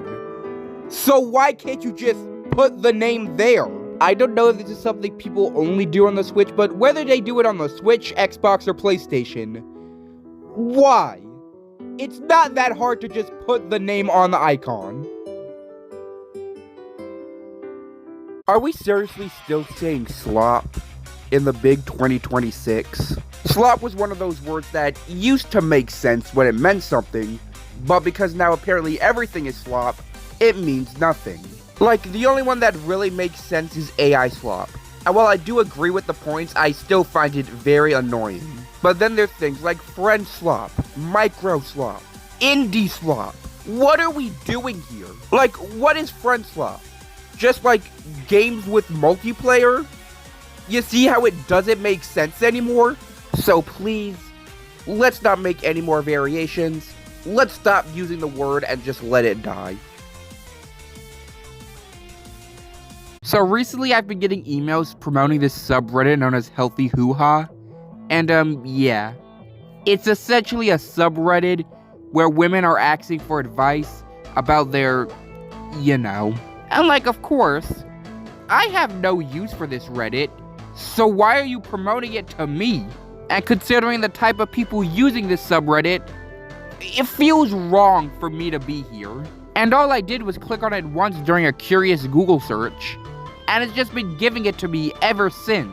Now, I'm gonna say this outright. I'm sure it's pretty embarrassing for some women to post about this stuff, and I'm not making this video to embarrass them, because I'm pretty sure this Reddit helps a lot of people. It just so happens that I am not one of them. So a long time ago, I ended up making this video about a YouTuber known as Buds for Buddies, along with another YouTuber known as Bads for Baddies. And their entire channel consisted of abusing animals and being racist in gacha life. Now, when it comes to Bads for Baddies, that channel doesn't seem to really exist anymore, just a bunch of copies of it. However, Buds for Buddies does actually still exist, but I don't really know how. She once posted a gif of a cat getting its head stomped in, you know, until she deleted it. And after not posting anything for a year, she finally posted one video in December. Now, based on the thumbnail, it may just seem like the same old crap she used to post, but it's actually not. She actually saves the animal instead of just torturing it, so you know, some cool character development there. Now, she said that that will be her final video, but I'll keep checking on the channel occasionally to see if she uploads anything else, so yeah. So the Pokemon Company is coming out with this Meloetta and Hatsune Miku figurine. And as someone who likes Pokemon and has a friend who likes Hatsune Miku, I thought this was pretty cool. However, you know, I knew these kinds of figurines would be really expensive, but I at least thought it would be reasonable. Yeah, I won't make that mistake anymore. This damn thing is $300 for a figurine. Is each character worth $150? Is this like limited edition or something? Why is it so expensive? Like, for that cost, you could get a Switch Lite, a Pokemon game with Meloetta in it, and a Hatsune Miku game, and probably still have change left over. But, yeah. Oh, and by the way, did you know that Hatsune Miku is in a boxing game? What is this character? So I was playing Geometry Dash and decided to go to the Recent tab, where I found this peculiar level. Now, I didn't really have a clue what I was getting into when I clicked on this level, but, homophobia was definitely not one of them. We really got homophobia in Geometry Dash before GTA 6.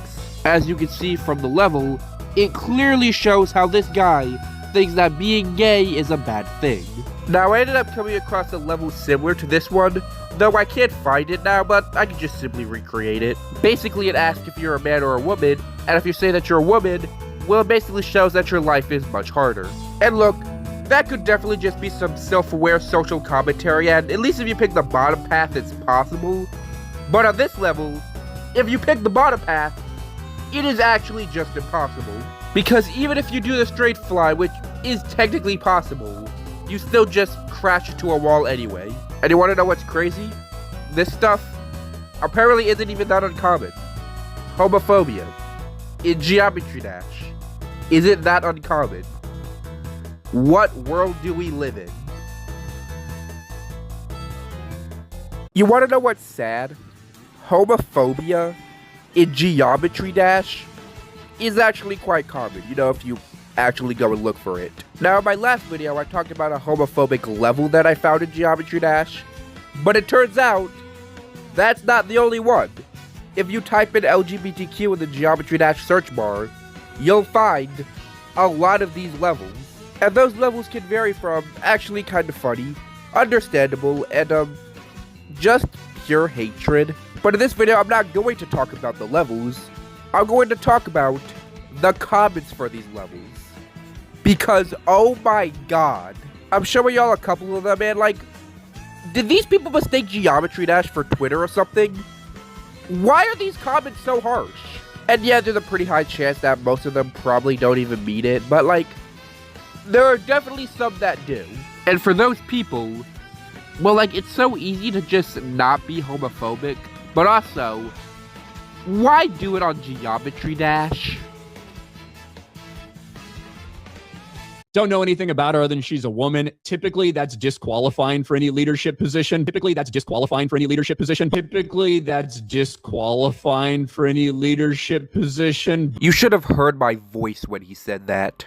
So that piece of content uploaded on the platform known as YouTube was uploaded by everyone's least favorite creator, Geeks and Gamers. They made a video complaining about how in the new Tamagotchi Life game you can be non-binary and have same-sex relationships. Remember, these people are extremely queerphobic. Male. Gosh. Female. Non-binary. But like, the thing that really got me was, well, the part that I played at the beginning. And it's because, well, their queerphobia, I knew that. I was aware of it, and I was expecting it. I was blissfully unaware of the sexism. Which is kind of insane because the new Nintendo CEO, which is the person they were talking about, I don't think they had anything to do with the development of the Tamagotchi Life game. Meaning they're blaming all this quote-unquote woke propaganda on someone who had nothing to do with this quote-unquote woke propaganda purely because she's a woman. But thankfully there is a silver lining. And that is that they're getting absolutely annihilated by the comment section. Their comments are absolutely cooking them, and it couldn't have happened to a better person. So a long time ago, I ended up finding this channel called GagUX, which was a very weird channel that made fetish content about women turning into statues. You know, as one does. However, a couple years ago, they ended up rebranding it to the channel they now go by, known as Maki's House. Now, due to the type of content they make, you'd think that it should be posted on, you know, very certain kinds of platforms. And yeah, they do post on those platforms, but it makes me wonder, why also post on YouTube? Like, I matured, I don't have a problem with NSFW art, but like, why upload it on YouTube? Anyway, they still kinda post on their YouTube and Twitter, though very infrequently, and they're also a VTuber now. Which, like, cool, I guess. I swear to God, man, like, I just can't win. So recently I changed my laptop's operating system from Windows to Linux, because I'm now starting to realize that Windows does indeed suck. Like, Windows could barely run Google Docs without crashing. Let that sink in. So I downloaded Linux, and it's much better now. It actually feels like an electronic device. And then I thought of something. So there's this game called Super Lesbian Animal RPG. Don't ask, it looked like Earthbound. I was interested in it, but because it's only on PC, and my PC genuinely runs like an ice machine, I just wasn't able to play it. But because now I had Linux, I decided to download it and give it a shot, and it runs better, but it's still not great. Unfortunately, now I'm starting to realize that it has more to do with the hardware and not really the software. Don't get me wrong, Windows is still bad, but it's not the only factor into why my laptop is so bad. So I was scrolling around Pinterest and ended up finding this meme, which, you know, as a meme is pretty funny. And then the comment section, because people decide to use this comment section to expose themselves. And like, I'm not gonna lie, it's kind of amusing, but then you run into things that are like, yeah, and go to jail. But then you continue, and you realize something. Who asked? On an actual serious level, this was not an invitation for y'all to talk about that kind of stuff. This was just a meme. And then you got the creator of the post in the comments being like, hey, stop telling me your fetishes. Especially when they're pretty odd ones, like blood. There were a lot of people talking about blood. What do you have with blood? Okay, so I usually don't have a problem with ads. But if there's one place where ads are just completely unacceptable, is during music videos. For the most part, the ads play at either the beginning or the end, which is completely fine. It becomes a problem when they play in the middle of the music. This only really happens for extremely long songs and extensions of songs, but still, it is such a vibe kill. Also, while we're talking about music, YouTube music. What sense does it make to have a music app which, if you don't pay for, doesn't allow you to listen to music off the platform? Remember back when Super Smash Bros. Had a bit of a adult content problem? And I know what you may be asking. How does Smash Bros. Have that kind of problem? Well, it's all because of the custom stage builder. Now, whenever you give any community the option to create their own things, obviously they're going to end up making the most absurd things of all time. And even if you don't allow them to upload them, they're going to find a way to do it anyway. And for Smash Bros.'s case, that's done by essentially creating a giant block in the foreground that then falls when you actually start playing the stage. Because of that, moderation can't really detect it, which is how we end up with stuff like this. Yeah, that's just straight up corn. Now, this kind of stuff was being talked about back in 2019. It's insane that Smash Ultimate has been out for that long, but I've really discovered most of it back in like 2023. But now in 2026, you basically never see it anymore, so good job, Nintendo. So I thought the thing about Uber Eats is that you just purely buy food from there, but no. You can buy tons of stuff from there, like electronics and stuff. Same thing with DoorDash. Like, I thought you used these platforms solely to buy food. I mean, Uber Eats literally has Eats in its name. Why wouldn't I believe that you do that? But apparently you could just buy basically everything from over there, like full-on games consoles. Now, you probably end up getting upcharged, like a game that costs $70 will end up costing $80 there, which means it would be better to just go to a store and buy it there, or use any other online store like Amazon. But still, I just find it kind of funny that you can order a large pizza from Papa John's and a copy of Kirby Air Riders on the same platform. You know, I genuinely didn't think this movie was gonna come out. So the Backrooms movie recently got a teaser trailer, along with a release date, showing that it's releasing in May. And honestly, I find that kind of crazy. I feel like we've learned almost nothing about this movie. That's kind of the reason why I thought it wasn't even coming out. And then suddenly we get a teaser trailer for it, with the release date in it. So it seems like the movie is about, well, that. Not really giving us much to work with here. Now, I'm pretty sure if I paid more attention to the development of this, I would know more about it. But like, most people aren't going to do that. So for the people who don't, it's kind of confusing, not gonna lie. Now look, I'm not trying to sound negative. I have high hopes for the movie. I want it to be good. It's just that I don't really understand it now. So maybe when the official trailer releases for it, it'll make a bit more sense to the people who aren't diehard Backrooms fans. With Pokemon Day and the reveal of Gen 10 inbound, I want to talk about something that was never going to happen in a million years. Back when Legends EA came out, people really liked the real-time battle system and wanted it to be in Gen 10, even saying that the whole franchise should switch to real-time battles. But here's the thing, the Legends games and the mainline games are two different things. Even though they're both apparently mainline games, I consider the Legend games spin-offs. I mean, one have Legends in the name, the others don't. Legends games are essentially just canon spin-offs. And also, turn-based combat is how the franchise was made. It would make no sense to change it up. Now, I'm not saying they should completely give up on the real-time battles, but like, keep that to the Legends games, and make sure the mainline games are, you know, mainline. So by the time you're seeing this, it will be Pokemon Day, and the Pokemon Presents will be happening. And I may or may not be able to watch it. But for me, while it's still the 26th of February, I think it would be fun to give my predictions of what I think will happen in the presentation. First of all, Generation 10. At this point, it's kind of a given. Second of all, Pokemon Champions. Give us a release date, please. Thirdly, remember that leak talking about how the Reggies and the legendary birds might come to Legends EA? I don't know if that's actually happening, but I kind of hope it does. And, you know what, F it. New Mystery Dungeon game. There's no leaks to back this up, and really, I don't really care about the Mystery Dungeon games all too much. But you know, if it does happen, it'll make a lot of people very happy. And finally, I think they're just gonna mention that Pokopia exists. Even though they had a whole treehouse section for it, they're just gonna be like, yeah, this game, it exists. It's releasing.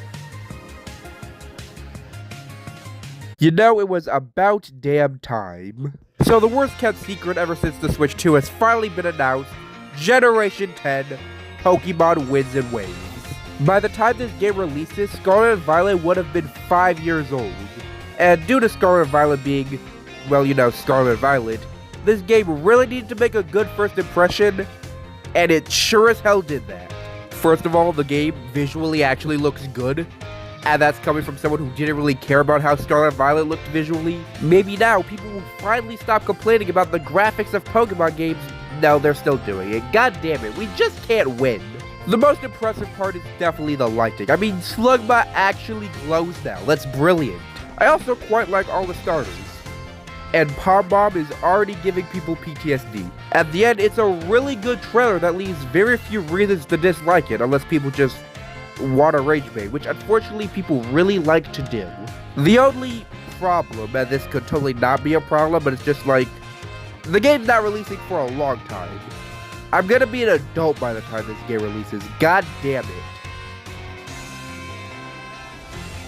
Okay, so I'm gonna talk about this comment because it is stupid beyond belief. That comment was made back when Hunter Chauffeur was rumored to play Zelda in the live-action Zelda movie. And Hunter is a trans woman, so you can probably guess how some people reacted to that. Most of the criticism was just the fact that she was a trans woman, and this comment, yeah, it's essentially just the same thing. They were going on saying that because Zelda was the reincarnation of a female goddess, I don't know if that's true, I don't know Zelda lore, that making her trans wouldn't make sense. But here's the thing. Just because the actor is trans, doesn't mean the character needs to be. Like, I really hate when people think that a character in a movie needs to be like the actor playing them. Because unless they rewrite the story to make Zelda trans, which would be pretty stupid on their part, the actor being trans means nothing. This is especially prevalent in the animation scene. Like, why does the actor need to match the character when you're not going to see the actor? You're watching the character. So now, since I've gotten back to Geometry Dash, I want to upload some Geometry Dash videos.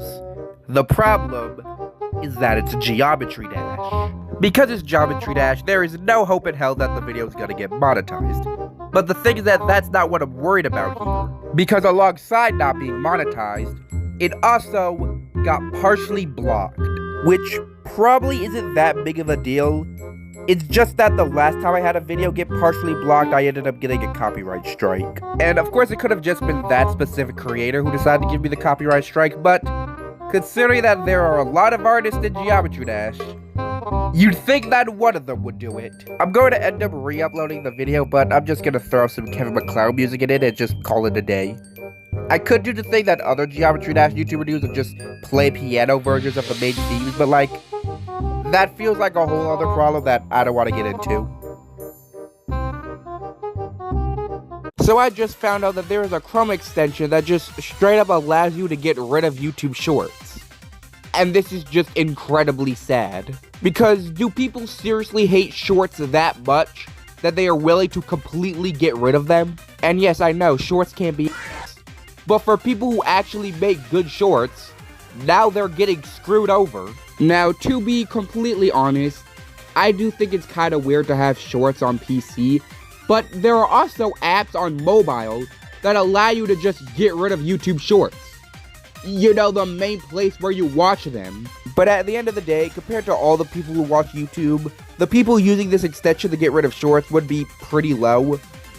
But why? If anyone who actually uses this extension actually sees this video, which would be pretty low, do you really hate Shorts that much?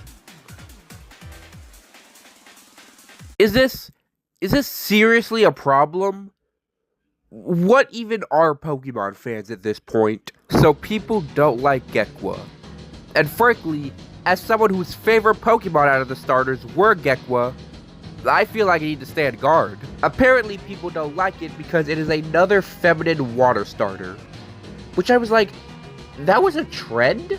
Like, I knew the thing about fire Pokemon becoming bipedal and getting the fighting type, but like, feminine water starters? That's just something I didn't notice. Cause like, Primarina, I get it, but Inteleon? Inteleon definitely isn't a feminine looking starter. In fact, me personally, I see it as quite a masculine looking starter. And for Quaquaval, again, not very feminine. It looks quite gender neutral, in fact. And even then, so what if it's feminine? There's so many feminine Pokemon out there, and y'all love them. And still, even if you for some reason hate it with every fiber of your being, so what? The games are called Winds and Waves. I doubt you'll have a problem finding another water type to put on your team.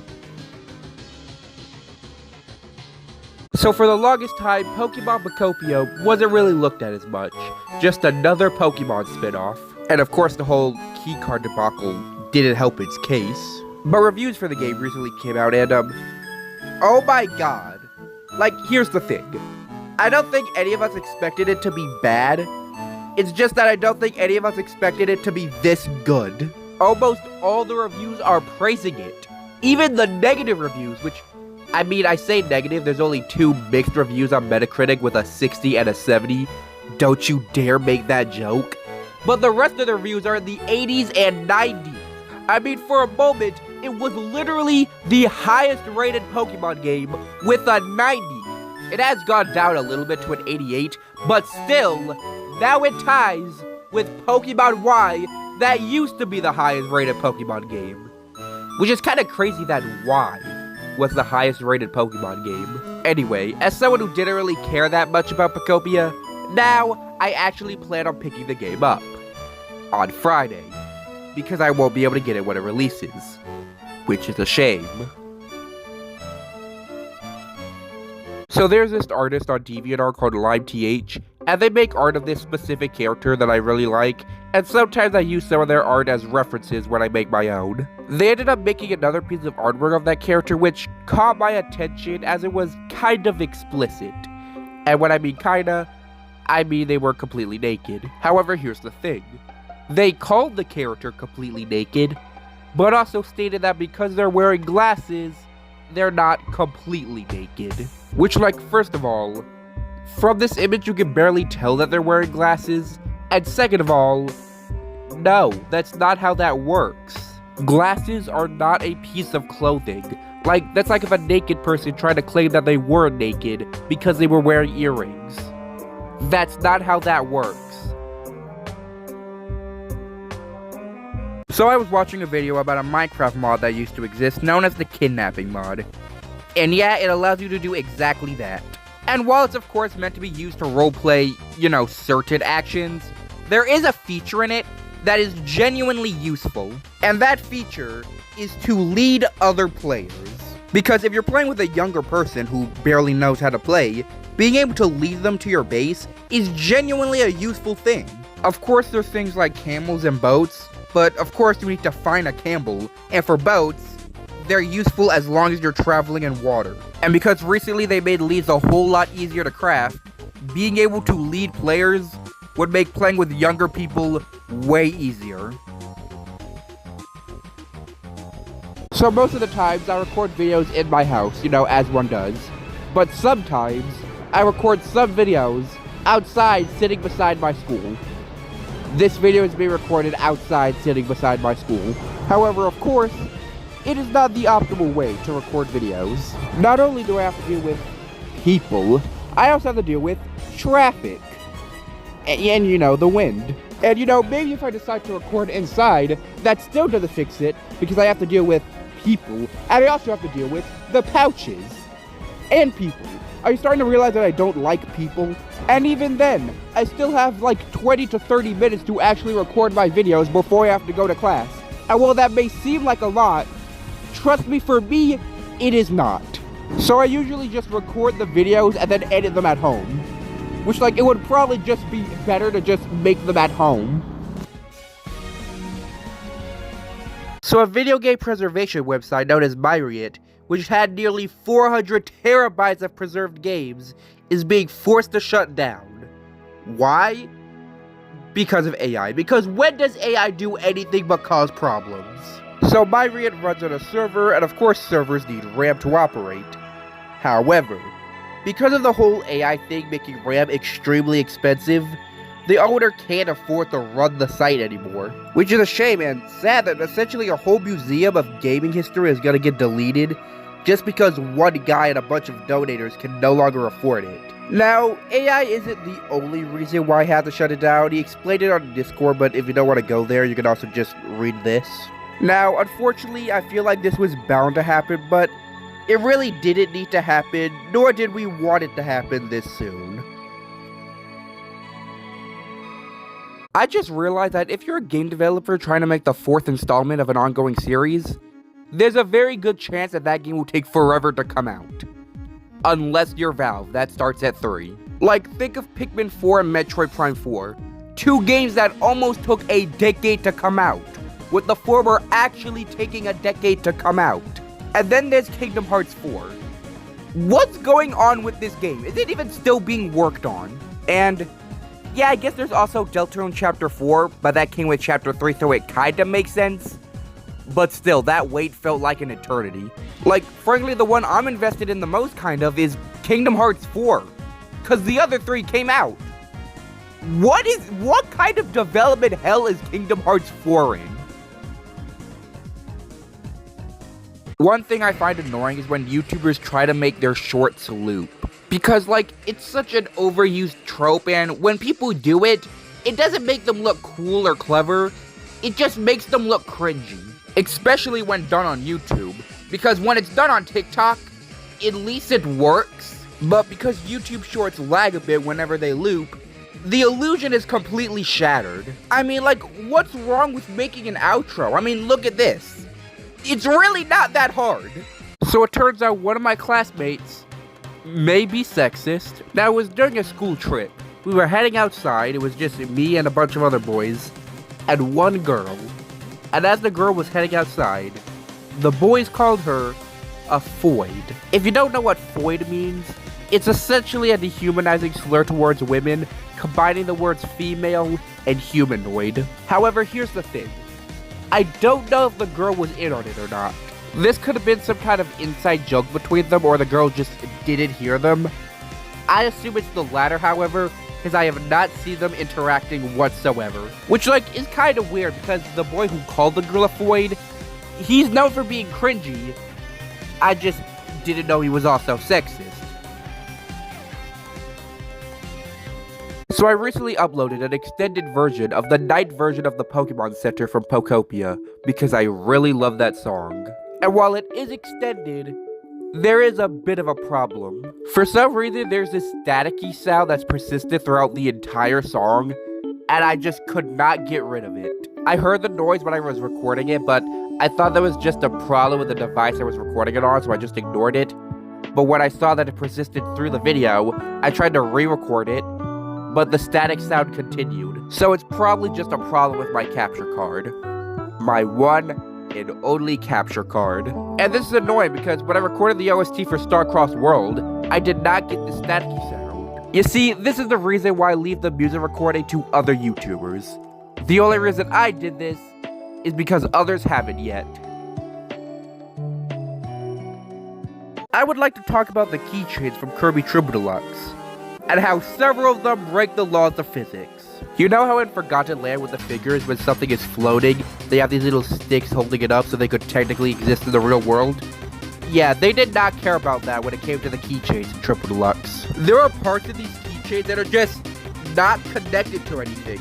So, due to the laws of physics, these just, couldn't be physically possible. And the most egregious example has to be Mark Soul. I mean, what is this? Now, I don't know if Planet Robobot does the same thing with its stickers, but even then, that would work because they're stickers.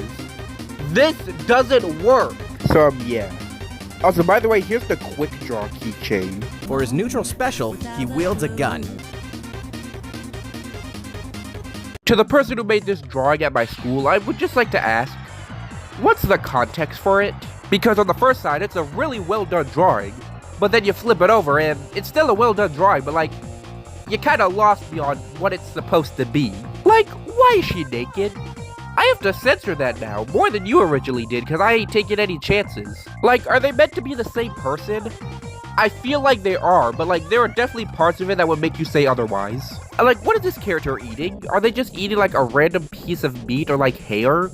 Maybe they're eating apart from the other character, but like, that wouldn't make sense if they were the same character. And like, I'm not gonna lie, this character kind of just looks like a femboy Naruto with a foxtail. I'm not dissing the art, it's better art than I'd probably be able to make, but like, I'm just kind of confused. So I recently got a MacBook Neo, even though me and my family mainly use Android devices. So you may be wondering, why did I get a MacBook? Well, I got it for two reasons. The first one being that my other laptop was just old and bad, and the second reason is I just did not want a computer with Windows. Because Windows is in such a sorry state right now. I mean, this MacBook Neo could be running an iPhone 13 chip, and it would have probably still been better than most computers at its price range. And this isn't even me glazing. I mean, my old laptop was so bad that it crashed on Google Docs. Google Docs! So, yeah, long story short, I got a MacBook because I needed a new computer anyway, and I didn't want to get a Windows laptop because they're kinda garbage right now. What is wrong with people? Genuinely, what is wrong with people? Now, I doubt any of you have had any reason to search up girl on the YouTube search bar, but if you did, like I did a couple days ago, you would get results like this, which look normal at first, until you actually start using your eyes. Why? Who is looking this stuff up? I mean, I know who's looking this stuff up, but why on YouTube? And don't you dare say it's me. I went on a fresh account and searched this up, and it's actually worse. And it's not just that. If you type in vibe, why? Like, are women seriously using their phones for that? Don't. Do not. Use anything else. YouTube, please just stop touching this app. So YouTube made another poor UI choice because they just can't help themselves. Now when you're scrolling through the homepage, the UI just disappears and you have to scroll up to get to return again. Was this a necessary change? Of course not. I doubt a single person had a problem with the UI being there. See, this is the reason why people are losing faith in YouTube. Because they do stupid stuff like this. And this. And probably 100 more stupid things. So, today I found out that Daisy is canonically a tomboy. I'm not joking, straight from official games, Melee and Sluggers, they describe Daisy as tomboyish. Now, they did say she's tomboyish compared to Peach, but still, the fact that they use the term tomboy in any sense is hilarious. Because, while not technically a queer term, I always felt like tomboy was a queer term, considering that femboy is most certainly a queer term, and I feel like big companies don't really like to explicitly have queer things in their games. I mean, it took them 2 decades just for them to canonically make Vivian trans. But the internet has its own way of viewing things, and, I mean, I say that, they said it outright. So now I will always see Daisy as a tomboy. And my friend is going to love this. So there was this kid outside who was walking his black dog, and he lost grip of the leash, causing the dog to run off into the street. And unfortunately, it ended up getting run over by a car, which killed it immediately. Now, I don't blame the driver for running it over because it was a complete accident, but what I do blame him for is driving off immediately without even checking if the dog was okay. Of course, this obviously sucks, and it sucks even more knowing that a kid had to witness it. Like, no one wants to see any living thing die. My deepest condolence goes out to the family, and for the driver, he's definitely gonna have to get some kind of punishment, which really did need to happen if he just didn't drive off like a coward.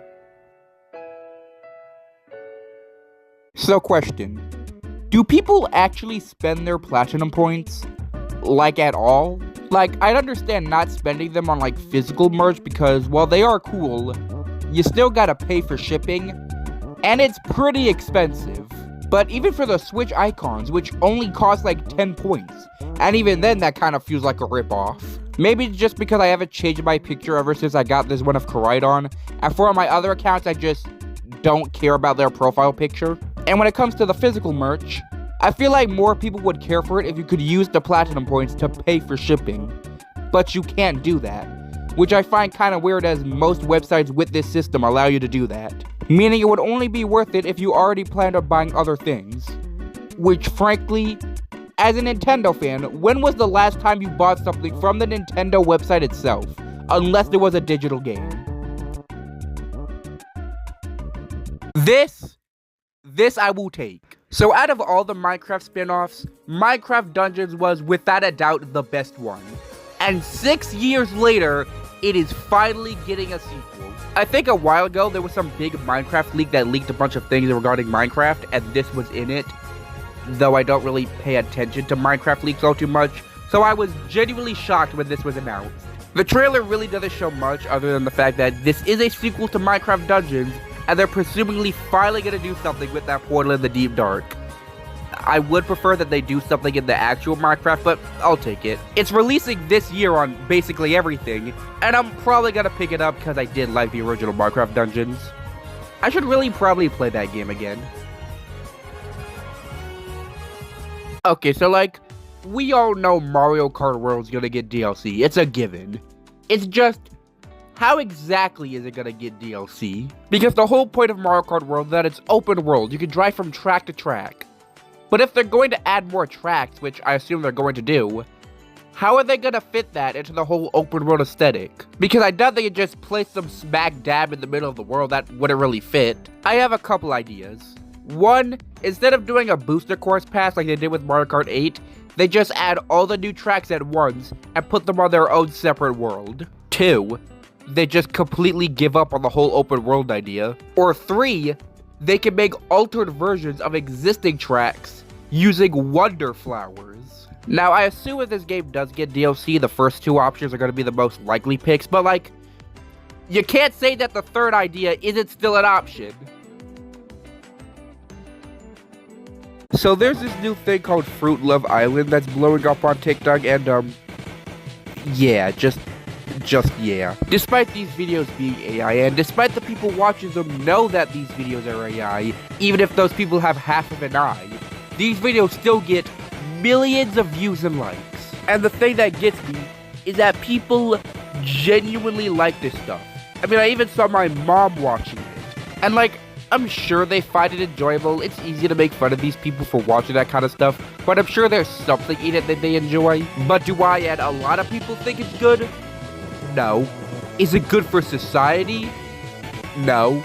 Is it good for the RAM prices? Guess. So OpenAI has announced that they'll be completely shutting down Sora, and nothing of value was lost. Remember when Sora first came out and it felt like the end of the internet?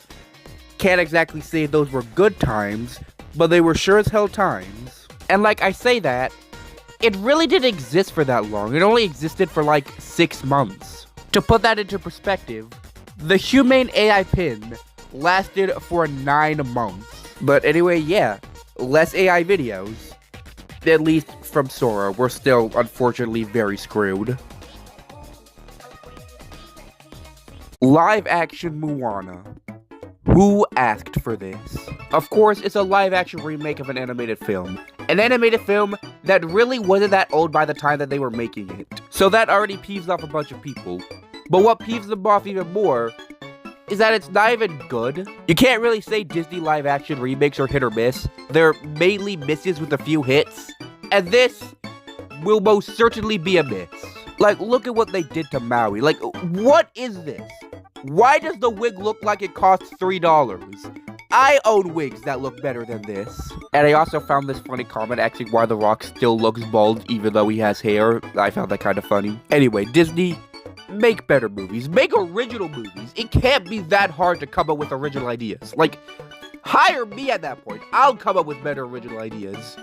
But then you'd probably have to hire someone to finish those ideas, because I'm good with coming up with ideas, just not with finishing them. You know how the Yonder pouches were supposed to prevent students from using their phones? Well, surprise, surprise, it's not working. I've seen a whole lot of students still using their phones, and without calling out names because I don't even know their names, they were the exact same people who used their phones way before the Yonder pouches. I don't know if I ever ended up saying this, but I'm gonna say it now. All these Yonder pouches do is screw over the people who were gonna use their phones in class anyway. Because if you need to take a picture of some notes, well, you can't. If you want to track your stats, you can't. If you want to use a working laptop, F you. To be frank, I feel like they've just completely given up on at least the personal computers ban. Because no one's listening to that. Because I've been playing Pokemon Pokopia for far too long, I decided that maybe I should make a couple videos about it. And because I recently got a MacBook Neo recently, which is far better than my other computer, I thought, you know, I could probably record on this. Unfortunately, that, wasn't the case. And it's not from a lack of power. It can run OBS, which is what I was using to try and capture my Switch footage, even though it took way longer than it should have for it to work. It's just because of the delay. All my inputs are so delayed. Now, I did use a wireless controller, so maybe if I used a wired one, it would have worked better, but considering that it's probably just something to do with my capture card, I should really just get a new capture card. I will never forgive the AI industry for completely ruining Sparkles, alongside a bunch of other things, but for now, let's just talk about that. For some reason, it seems like the universal watermark for AI is sparkles. I mean, it's Google. Frankly, it's mostly Google. It's CapCut. It's Samsung. Unless it's the watermark for images. I mean, what is this? This is pathetic. It's to the point where now when you think about AI, you usually just think about those sparkles. And what I hate about it the most is that when I see other things, things that aren't AI with sparkles, the stupid AI assumption just crawls back into my head. Even though I literally know it's not AI. It's like my version of 6ix7ine. Like, how people will cringe when they see 6ix7ine just casually in their daily life?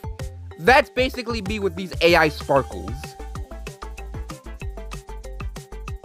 When it comes to the restrictions on YouTube from school accounts, it makes absolutely no sense. Because you probably have 2 school accounts, a DOE account and a designated school account. You'd think the restrictions will be the same for both accounts, but they're not. On my school account, you can basically watch all my long-form videos and my shorts, but you can't comment on them or see my community post unless you go to the community tab. And for my DOE account, it's mostly the same, just with one minor difference. That being that all my short collections are gone. And even a couple of my shorts are gone too, but only on the DOE account, not my school account. And it doesn't even make sense. I mean, the video about the weird results you get from typing in girl on YouTube, that gets removed. But the IGN review about adult toys, A-okay. Oh, and another thing, why can't you comment or even see comments? Like, you'd think on a school account, that would be something useful. Like, when I was working on something in class, I didn't know what to do, so I signed out of YouTube to see the comments, and they genuinely helped me understand what to do. So why not let me see them? April Fools used to be kinda fun, but now it kinda sucks. Especially on the YouTube side. Like, the constant quitting YouTube videos really gets old. It's not just that. When people do something and then do something else in the name of April Fools, it really pisses me off. And I know that there's harmless April Fool's pranks out there, but I wouldn't trust society to pull a harmless April Fool's prank if my life depended on it. The only good thing about today, and specifically today, April 1st, 2026, is that the Mario Galaxy movie is releasing today. Why on this day? I have no idea.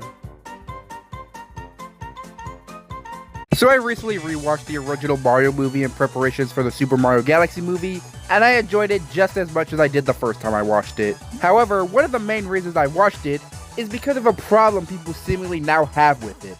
That being the use of licensed music. At several points in the movie, licensed music is used in Brooklyn and in the Mushroom Kingdom. But who cares? It's really not the end of the world, especially with this movie's score. And plus, who doesn't like licensed music? Are we acting like licensed music is a bad thing now? And plus, the way licensed music was used in the first film fit the scenes they were in. They didn't feel out of place other than the fact that they were licensed music. And as I said, who cares? For the Mario Galaxy movie, I could really care less if there's more or less licensed music in that film, especially since the original music is probably gonna overshadow everything. I'm not the one who usually goes out to watch movies, but this Backrooms movie genuinely looks good. Apart from a couple odd parts near the beginning of the trailer that I honestly just got used to after rewatching it, this movie genuinely looks incredible. This movie genuinely looks like a Backrooms fan's fantasy. Heck, it genuinely looks like a Liminal Spaces fan's fantasy. Keep in mind, Kane Parsons, the director of this movie, is 20 years old. So the fact that he makes the Liminal Spaces with the classic Backrooms found footage is no small feat. Now, my only slight concern is that with the mix of found footage, I feel like this movie could end up just feeling like a really good YouTube video. But I mean, it would still be a good YouTube video, so it really wouldn't be a complaint. I genuinely might watch this movie. The only movies I really planned on watching was the Super Mario Galaxy movie, and the next Mario movie that came after that. But I might give this movie a chance. I feel like all I've been seeing are people bashing the new Mario movie, which kind of hindered my experience going into it, even though I knew I was gonna like it. And yeah, after coming out of it, I like it. And I think the best way to describe this movie is that it doubles down on everything from the first movie, the things that were good and bad about it. But really, nothing of what I just said really matters. I liked the movie, you may or may not like the movie. I can't say whether you'll like the movie or not. All I can say is that I did. I don't even really need to explain why I did. I just liked the movie. Now, I'm probably going to explain it anyway because, well, content. But all I really have to say is, if you like the first one, you're probably going to like this one. Some of these Mario Galaxy movie reviews are insane, and frankly, it's really annoying. Because, okay, some people don't like the movie. But was it really that bad to you that you had to stab yourself with a pen? Like, this guy is acting like he was watching f***ing gore with how he's describing this movie. Like, it's Mario! And then there's this review saying that it's worse than AI, which is just absolutely disrespectful to the people who made it. And I find this really annoying because, yeah, you could criticize something, but I feel like that's all they're doing. And they're not even thinking about the people who this movie was actually made for. So of course, I like the movie, and a bunch of other Mario fans are probably also gonna like the movie. And if you don't like the movie, that's fine. But posting shit like this is just uncalled for.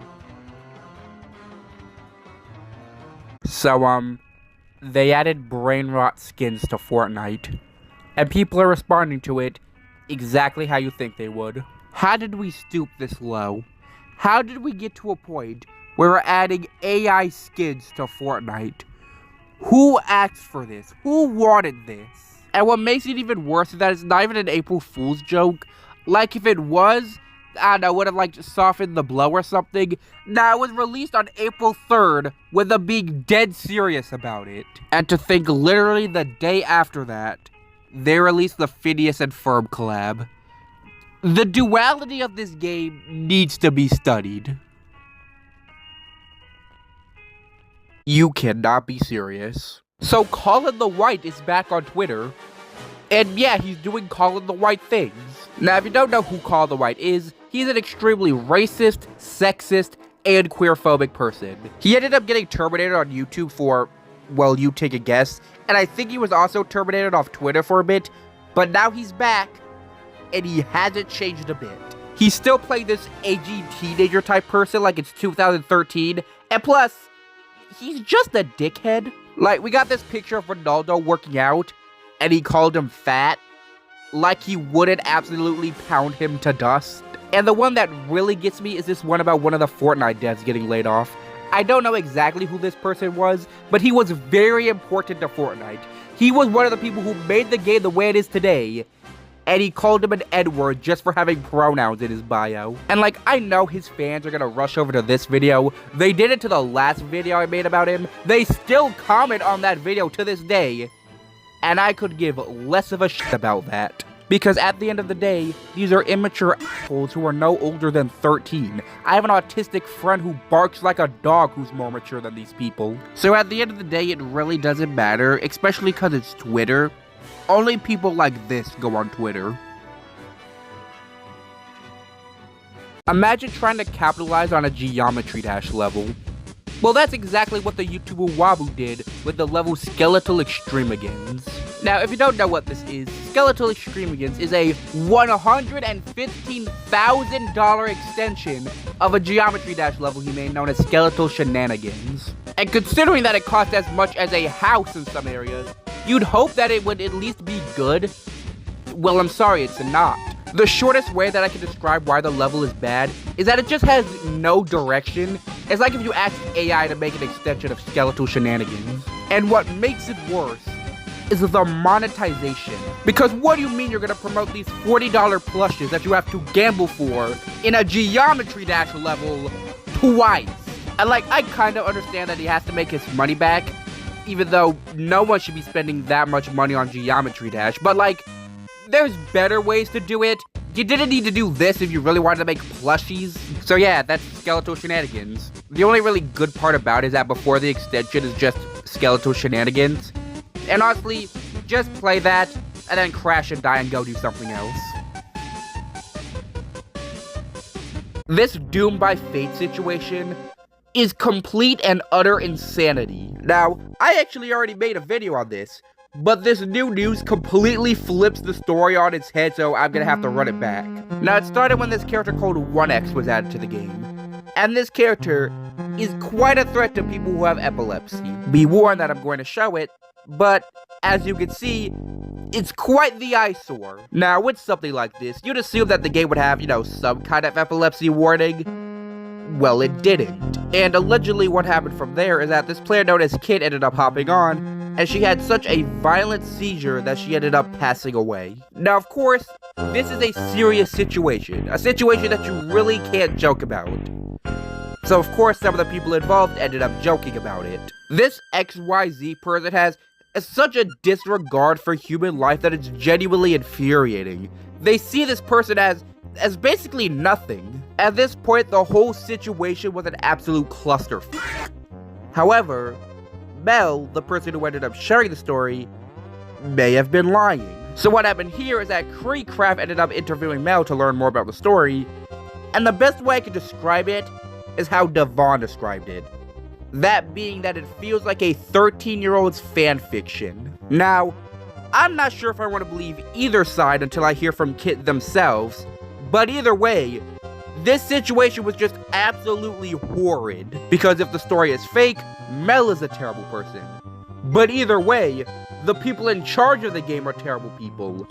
So no one ends up winning. The people I end up feeling the most bad for are the people who genuinely had passion into making this game, who ended up in this just absolute mess of a situation. So yeah, that's the Doomed by Fate situation. Probably the craziest Roblox situation I have ever experienced. I will never understand why Geometry Dash players will willingly put themselves through agonizing torture, aka playing Extreme Demons. Like, can we go back to when Bloodbath was the pinnacle of Geometry Dash levels? Now it's essentially the Extreme Demon tutorial. Like, I don't have a problem with demon levels while I haven't personally beaten one. I know they can be fun, but like, levels like this? What normal person is beating this? And I feel like at a certain point, they're not even fun anymore. Like with the level Heliopolis, when people who have spent over 300,000 attempts call it mentally draining, what does that tell you about the level? Like, imagine having to put a bounty on your own level just to get people to try and play it. And when, or let's be honest, if these levels get verified, who's actually gonna beat them? Essentially, the only enjoyable things about Extreme Demons to normal players are watching other people beat or bot them, which essentially make them glorified auto levels. You ever wanted to play Geometry Dash, but it's only the wave? Yeah, probably not, but I got something for you anyway. So I ended up coming across this game known as Space Wave, and yeah, it's just Geometry Dash if it was only the wave. And like, I guess it's not bad. It does have ads, but like, that's just mobile games. And like, it's free, so you don't gotta pay for like the actual Geometry Dash. And I'm pretty sure it has more wave gameplay than Geometry Dash Lite. But like, just play Geometry Dash. The MacBook Neo is selling well. Perhaps a little too well. Because we're at a point where Apple is literally running out of chips to put in them. If you know a little bit about tech, you probably know that the MacBook Neo has an A18 chip, which is the same chips from the iPhone 16 line. However, Apple doesn't make those chips anymore. They just took leftover chips from that and put it in the MacBook Neo. But now, they're running out of those chips. Like, it's gotten to a point where they're putting 1 per person limits on these computers. Which, I mean, most people really aren't buying 2 of the same computer. Now, I got a MacBook Neo early. However, if you want to get one as well, you should probably do it quick before there just aren't any more of them. So a Canadian politician has updated the queer acronym, and as a queer person myself, even I think it's a bit too much. Like, we all know about the LGBTQ acronym. I think that's kind of long. Then there's the LGBTQIA acronym, which is also very long. And now there's, MMIWG2SLGBTQQIA. Rolls right off the tongue, am I right? And for what they all stand for, well, they stand for Missing and Murdered Indigenous Women, Girls, Two-Spirit, Lesbian, Gay, Bisexual, Transgender, Queer, Questioning, Intersex, and Asexual. First of all, the Q stood for both queer and questioning. They didn't need to be two Qs. And second of all, Missing and Murdered Indigenous Women? What does that have to do with sexuality? I feel like we're losing the plot of what the LGBTQ community even is. And like, even if you want to add those things, that's what the plus is for. I am going to make a video on Pokemon Champions. Mark my words.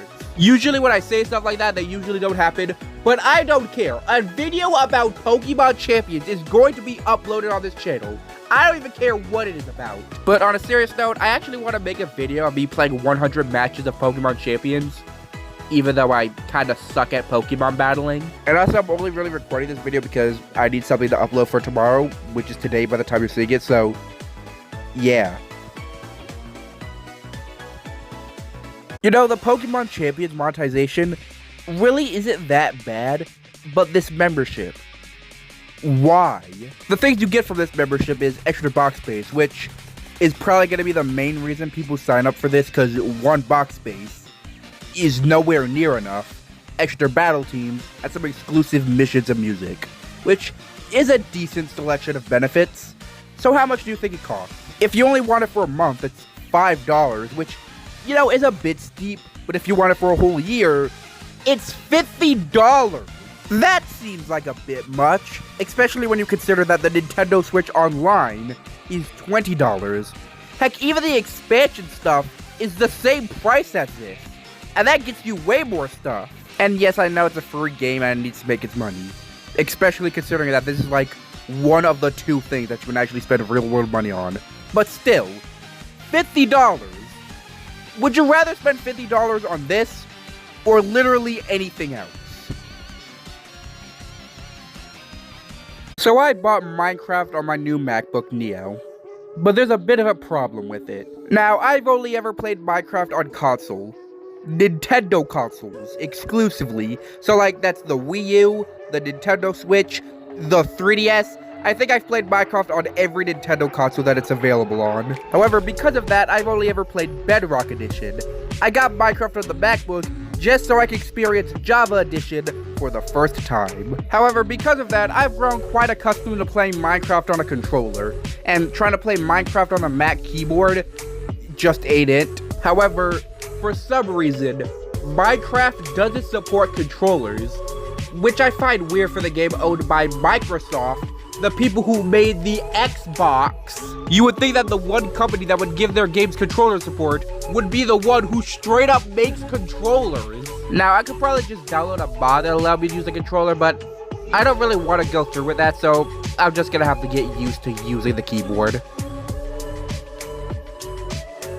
So unknowingly, the person who made the Godzilla analog horror has announced that he has taken his own life. Now, to me, who doesn't really engage with their channel all too much, this kinda came out of nowhere. In fact, to probably everyone, this came out of nowhere. However, the thing is that a bunch of Godzilla fans started to make fun of him and harass him for the series.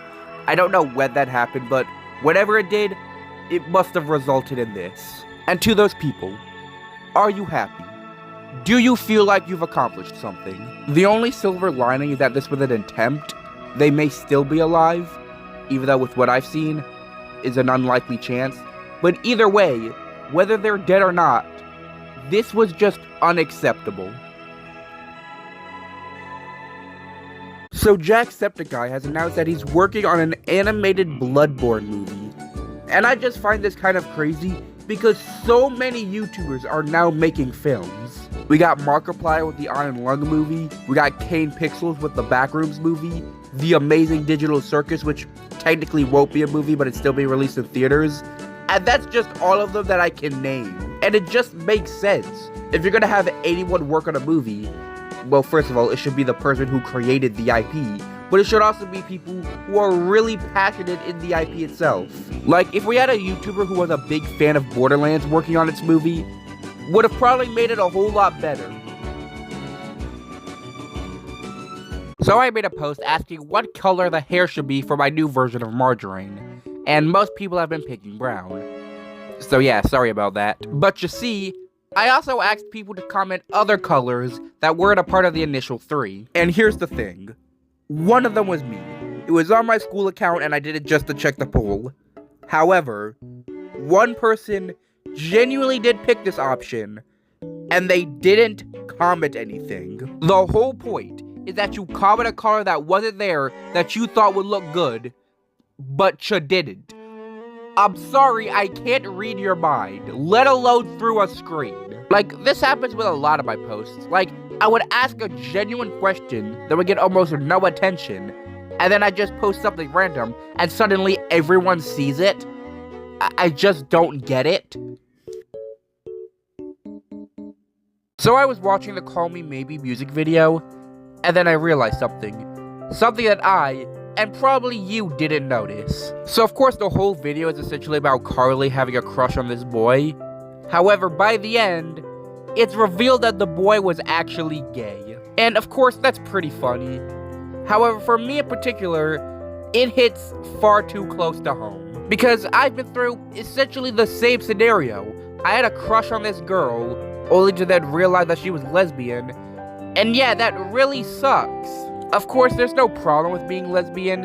It just hurts when someone doesn't have the same feelings you have for them, for no fault of your own. However, we're still friends, so, you know, it could have been worse. With his infinite wisdom, Jerry Rig Everything has decided to sell $25 canned water bottles. And believe it or not, it's actually not as stupid as you might think. Though that doesn't mean it's not stupid, because canned water bottles have existed for a very long time. Plus, they are indeed better than plastic water bottles, as they're more recyclable, and they don't leach chemicals into the water. But like, at the same time, you could really just... And of course, we have to mention the price. $25 for water bottles. Like, I know YouTuber products are basically always upcharged, but at the same time, as I previously mentioned, he's also selling energy drinks for $35, which feels a little bit more worth it, but this water, yeah, this shouldn't exist. By the time you're seeing this, I may or may not own Tamagotchi Life Living the Dream. However, by the time I'm recording this, I do not. And a certain aspect about the game has me feeling a bit uncomfortable. So if you don't know, Tamagotchi Life Living the Dream allows you to have all sorts of queer relationships that just weren't really possible in the first game. Which, of course, is a good thing, unless you're me. You may have already seen the video of me talking about this, but in case you haven't, I used to have a crush on this girl, but then I realized that she was lesbian. Though we're still friends, so everything should be a-okay. Right? However, and I'm gonna make this short, the way that I want to play the game and have my Mies act would make it theoretically possible for me and that person to be in a relationship. And I don't know how to feel about that. Of course, I could just change aspects of that to not make that possible. However, I feel like that wouldn't be being true to her or myself. And it's not like I'm not gonna add myself to the game, because, like, it's a life sim. And, like, I could always say no, but, like, I'm depressed enough in the real world. I don't need my me equivalent to be depressed in Tamagotchi Life. But, you know, I still got times, and I have other characters that I would like to add to the game, so I'll just think about that when I get the game. So I'm sure we're all happy with how progressive the new Tamagotchi Life game is. However, it's missing something that I think is very important that should be added. So as you probably know, you can have your Mies pronouns either be she, her, he, him, or they, them. And they don't have to match their gender, which is pretty nice. However, there's one thing that you can't do, and that's give Mies multiple sets of pronouns. And as someone who's friends with someone who goes by multiple pronouns, I feel like that's just a bit important. And I also think that it would be kind of cool to add its pronouns to the game, especially for those Mies that aren't exactly human. Like, you did so much already. Plus, you're Nintendo, so it wouldn't hurt to go a bit further. So another release of PvZ3 has come out. Isn't this like the fourth one? Like, did it start with that weird game with the portrait aspect ratio? Then they had something that kinda resembles PvZ2? then they copied Fusion, and now they're still copying Fusion. Keep in mind this game has been in development for basically a decade, so you'd assume that at this point, we'd have something definitive and we'd have something good. But still we don't. And it's like, why are we doing this? You have the basis for a good game. Just do what you did for PvZ 1 and 2. And if for some reason you can't do that anymore, talk to the people making the mods. They can somehow make better PvZ games than you can. Like, we're actually living in a timeline where GTA 6 is going to release before PvZ 3. Lock the f*** in. David. He is so screwed. So more news about the David situation has been released. And holy crap, his life must be a living hell right now. Because first of all, the prison that he's currently being held in is one of the worst prisons in the entire US. I mean, he's in a segregated cell, he has basically nothing, he has to be escorted to the showers.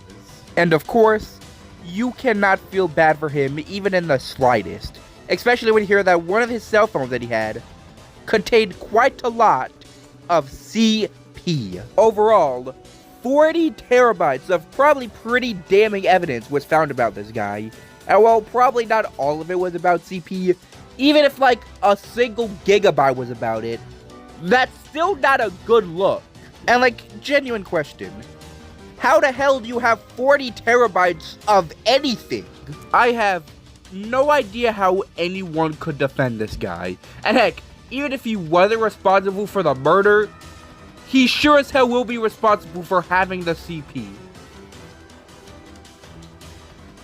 It's insane how Pokopia was seen as such a whatever game when it was first announced, to now being a Game of the Year contender, and the highest rated game of the year so far. Now me, alongside everyone who owns a Switch 2, has been playing Pokopia non-stop.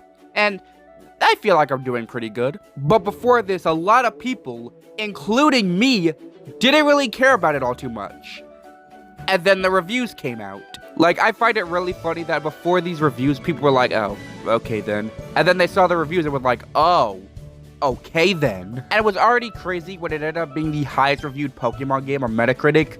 But not only that, it had also just flat out the highest rated game of the year, tied with Resident Evil Requiem. And if you wanted more, it's really got people out here pondering whether they should get a Switch 2 just for this game. However, to that I say, if you're gonna buy a Switch 2 just to play Pokopia, don't. That would probably end up being a poor financial decision. You really shouldn't buy any console for one game. Buy the console because you want to play games made by that company.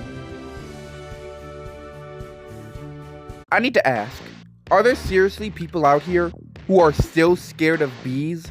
I mean, like, come on. Bees? Now, don't get me wrong, I know that for some people, bees could seriously put their life at risk. But for normal people, what's wrong with them? They're just bees. Like, you must have not watched those cartoons that show you how to act around bees. Because it's not hard. All you have to do is stay still. And honestly, half the time you don't even need to do that. And just leave them alone. Like, I passed by a giant one the other day and it was so chill. Some people would have had a heart attack over that. Now, if they were wasps, on the other hand, valid. Kill them with fire. Hold on, so you're telling me that Xbox changed their logo and it doesn't actually suck? Many companies have been changing their logos to be more minimalistic, and while some of them work, most of them don't. However, when it comes to Xbox, they were like, you know what, okay, we're going old school. This, you see this? This is how you change your logo. You see, it has some flair to it. It takes some inspiration from the old Xbox logo, while still keeping it kind of minimalistic, but not making it boring. This is without a doubt one of the best logo redesigns in a long while. PlayStation should really learn a thing or two about it. And for Nintendo, well, their logo has basically been the same for the last 5 decades, so they're just doing what they're doing. Okay, so I'm kind of in a panic right now because I was trying to delete some of my old files because if I didn't, Google just wouldn't send me emails. However, in the midst of doing that, I ended up deleting all my pre-recorded videos, so I don't have any more videos left to upload. So, yeah, I gotta lock the f*** in now. So in the midst of me deleting most of my videos, I decided to finally finish my Margarine redesign. And to be honest, I don't know how to feel about it. The last time I changed this character, I knew for certain that that design would be better than the previous one. However, in this case, I'm not so sure. Like, the only reason why I decided to change it is just so other people would stop calling it a dong. Which honestly, this may or may not help. I don't know, I'll use it and maybe you'll like it. And plus, I don't want to have to use this and then go back to the previous one. I'll just have to use this, even though it really isn't my best redesign. So we all know that Fortnite does collaborations with pretty much anyone. And one person they did a collaboration with was David. You could probably see the problem with that. Considering all the hot water David's in at the current moment, I doubt Fortnite wants any of that. Especially since they're already in hot water themselves. And their way of doing damage control is basically to allow anyone who bought the David cosmetics to refund them without the use of a refund ticket. Or token. I haven't played Fortnite in a long time, I don't remember what they're called. You don't have to refund them if you don't want to. And basically what I think is going to happen is going to be like the Travis Scott situation. Fortnite is never going to bring these cosmetics back again. But you can still keep them if you've already bought them. So the Orange Man himself is seriously considering, or perhaps have already changed the name, of ICE agents to Nice agents. I kid you not. Like, this is something that the official White House account on Twitter actually posted. Now, here's the thing. I'm sure in some specific scenario, these Nice agents are actually beneficial to society. However, for the most part, they really aren't.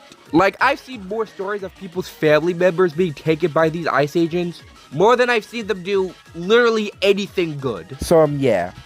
Welcome to society. Look, I understand that Smash Bros. Is a good game. But goddamn, it is not the only game in existence. And, like, it's fun, but eventually you reach a point where you kind of want to play something else.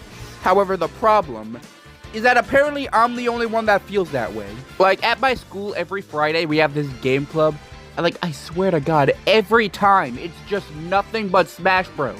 Even though we have other things. We have Mario Kart. We have a goddamn PS5. We have other games that's not Smash Bros. Like, one day, I ended up bringing my Switch 2 and the dock just so we could play Mario Kart World. Only 2 other people wanted to play. One of them had to leave, so it was just me and one other person. And after we completed the first cup, guess what he wanted to play instead? Like, for f***'s sake, let us have some variety. I don't understand why people who are so cripply addicted to corn has so much of it. Like, an absurd amount of corn. Like, for the people who have CP on their devices, they, for some reason, have terabytes of that stuff. And even for the people who casually download and watch corn because they have free will and can do whatever they want, they still have, like, an absurd amount of it. Like, if you've combined all the devices I've owned and the storage I used up on all of them, I doubt that they would even reach 1 terabyte. And that's coming from a YouTuber. Genuinely, I don't understand why you would need several terabytes of anything, really. Unless it's games, because game sizes are stupid. I am really sick of when comment sections completely ruin a YouTube channel. For example, Carter PCs. His channel was always a massive victim to this. However, now, they've started to abbreviate his name to CP. And you can probably see the problem with that. And the ways people are using this is just weird. Like, they run with this one gag for, like, all of his videos. It started with the apple glazing comments. And now it's this. But it's not just him. There's also the fixed Bedrock Mojang comments. And, like, I get that they probably started off with good intention, but now they have gotten obnoxiously annoying. Like, it got to the point where these comments are now leaking into other videos that have nothing to do with Minecraft. Really, these just show how unoriginal people can be. Like, it's not easy to just come up with new ideas. So at school, I've seen 2 different girls wear pants, which had some writing stitched on, well, the butt of the pants. And I was thinking about it, and I realized this could be used by the absolute worst people. Because I feel like what most people do when they see a shirt with writing on it, they would like to read what it says. So if you have writing on that area of the pants, well, you're gonna probably want to read it, which requires you to look down at that part of the pants. And I feel like people could use the fact that you're staring at their butt, even if it's just to read what you have in your pants, to absolutely screw with you. And at the end of the day, what's the point of even having words there? No one's gonna be able to see them once you sit down. There are seriously people in the world who won't have any drink unless it has ice in it, and those people are the worst. Cause like, first of all, sometimes you're just gonna have to have a hot one. It is what it is. But the thing about these people that really gets me is the fact that they'll ask for ice for drinks that are already cold. At that point, what is the ice even doing? Besides diluting the drink when it melts into water. And then there's the people who put ice in drinks that really don't need ice. Like, people who put ice in milk. Who does that? Nintendo will really do anything except give us a normal Nintendo Direct. So Nintendo recently released a Direct for a Star Fox 64 remake, literally out of fucking nowhere. Like, they didn't announce it for tomorrow. No, they just straight up shadow dropped the Direct. And yeah, it looks pretty good. I know everyone probably not gonna vibe with the whole hyper-realistic style they went for, but after rewatching the Direct a few times, yeah, I mess with it. It's gonna be a Switch 2 exclusive, which, I mean, you can definitely tell this is one of the best looking Nintendo games, period. It releases on June 25th, and, you know, I may pick it up, assuming that the price is reasonable. So I ended up finding this old iMac that someone decided to throw outside, and I decided to take it because, well, I love stealing. I love taking things. I wanted to see if it worked, because if it did, well, cool. And if it didn't, I would just give it to one of my teachers who could probably use it for something. However, to give it power, I needed a C13 cable. And despite the fact that I swear I had one, I didn't, and I had to buy one. I also had to explain to my mom the difference between a monitor and a computer, so yeah, that was fun. And after all of that, it does work, but it's old, like really old, and you can tell. And I also have another glaring problem being, I don't have a keyboard for it, so I can't even use it right now. And even if I do get a keyboard, I don't even know if it would be better than the MacBook Neo that I currently have, despite being 2 times the price back when it launched. But even if it ends up not being so good, I just look for another that someone else threw out. People do that quite a lot in my area. I should really be taking advantage of that. For some reason, I used to have a distinct hatred for the Lego Movie 2 video game. Like, I think it was one of the first Switch games I got, and I just remember absolutely despising that game, to the point where I literally broke the cartridge. And like, the thing is, I don't even know why. It wasn't from rage, it wasn't from boredom, I just destroyed it just because, I guess. My only theory on why I broke that game is because I played the first Lego Movie game, and I liked that more than the second one. And for some reason that prompted me to destroy the second game's cartridge. Perhaps I should play it again, but like, considering how other people are talking about this game, maybe I dodged a bullet without even knowing it. So there's going to be a new Star Fox game. And some people don't seem to like it. Some people aren't a fan of the hyper-realistic animal designs, especially Falcon with his bird-ass legs. I mean, like, bro definitely skipped leg day. But the main reason people don't really like this game is that it's essentially the same game for the 5th time. I mean, first we had Star Fox for the SNES, which then got remade into Star Fox 64, which then got remade for the 3DS, and then we got Star Fox Zero, which was essentially Star Fox 64, and now we just have Star Fox, which is just Star Fox 64. Like, there are 9 Star Fox games, and 5 of them are basically the same. And like, I understand that they want people to be reacquainted with Star Fox, but I feel like it would have just been better if they made a brand new game and just promoted the ones on Switch Online. Do you ever just sometimes feel like the world's against you? So I tried to record a video on CapCut, and I came across this really annoying glitch where you try to import something and it has to load. And it keeps loading.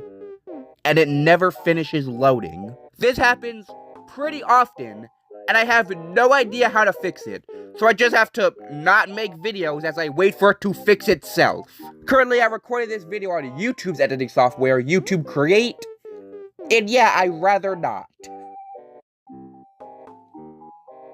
So I recently discovered that Nintendo has the OST for Tamagotchi Collection on Nintendo Music.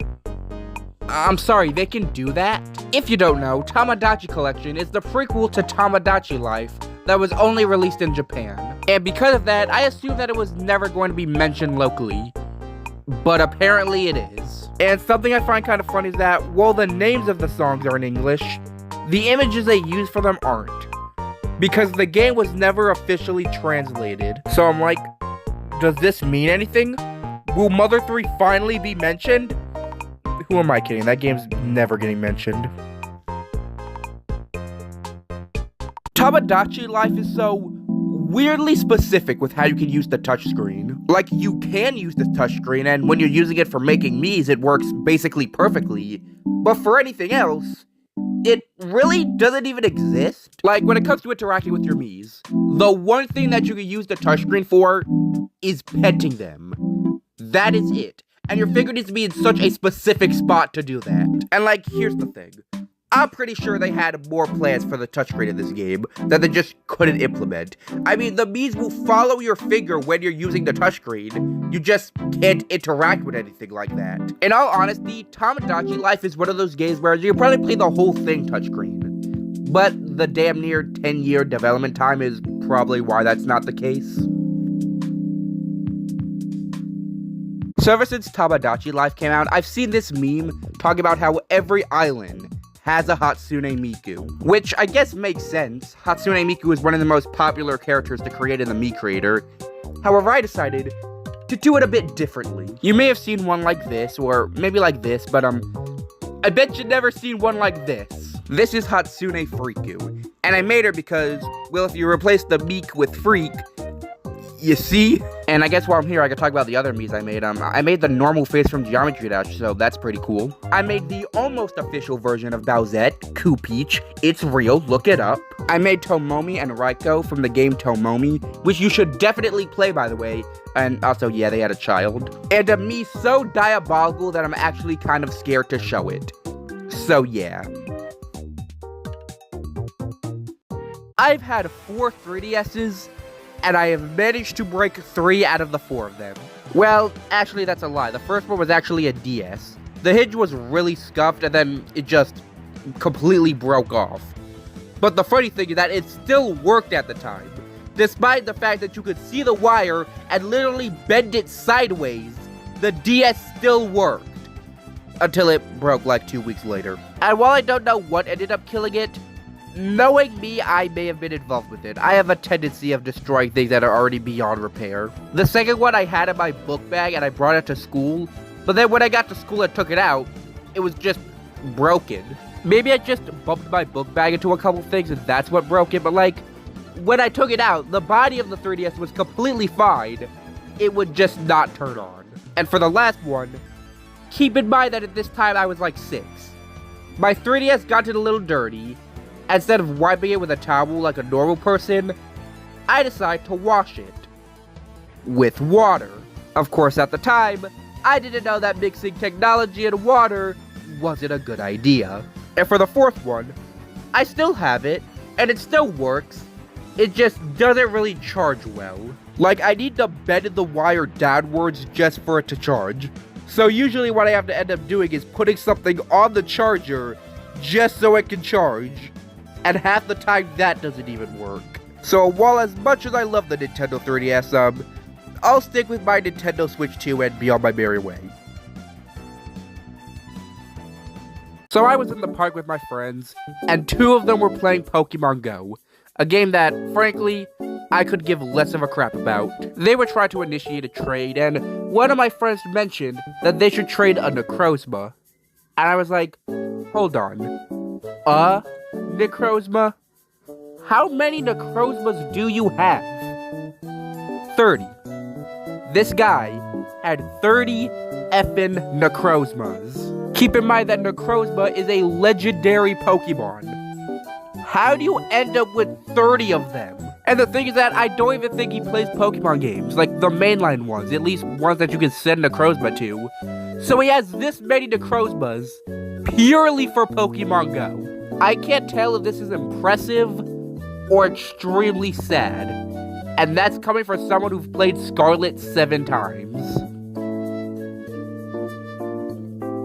Genuinely asking a question here, why is Fallen Down from Undertale considered a weirdcore song? Like, you'll watch these weirdcore music compilations, and it's always there for some reason. And the thing is that it just ends up sticking out like a sore thumb. Perhaps it's just because it's used in a bunch of weirdcore scenarios, even though for me personally, it sounds pretty normal. Like, there's a bunch of music from Deltarune that I feel like would fit this weirdcore scenario more than Fallen Down would, but people really aren't making weirdcore music compilations anymore, so yeah. So, they decided to add ads to the subscription tab. I have one question. Why? Doesn't this platform have enough ads? And the thing that kind of gets me with these ads is that they're not even promoting things you don't know. Like, they're out here promoting things like ChatGPT, HelloFresh. We all know what those are. Like, it seems like YouTube seriously won't stop until there's ads in literally every aspect of this platform. Like, I can't wait till ads are in the U tab. Like, you want to check your liked video, then suddenly you get a Whopper ad. Do they even still make Whopper ads? Nintendo Try Not to Shadow Drop Anything challenge. So out of nowhere, like they usually do, Nintendo announced a new mobile game called Pictonico. And I think the best way to describe the game is with this comment I found. It's basically Face Raiders plus WarioWare. Basically, you take a picture of your face, and the face becomes part of the mini-games that you get to play. And there's about 80 of them. Now, the game's free to play. Though, free to play in the same way that Mario Run is free to play, where you can play a couple of the levels, but if you want to play the rest, then you have to pay for it. And while the prices are kind of steep, it's just nice to have a game with one-time purchases again. This game's probably going to be pretty good, not something that most people will talk about, but something on par with Dumb Ways to Die and Toilet Time. By the way, if you know Toilet Time, then you're a real one.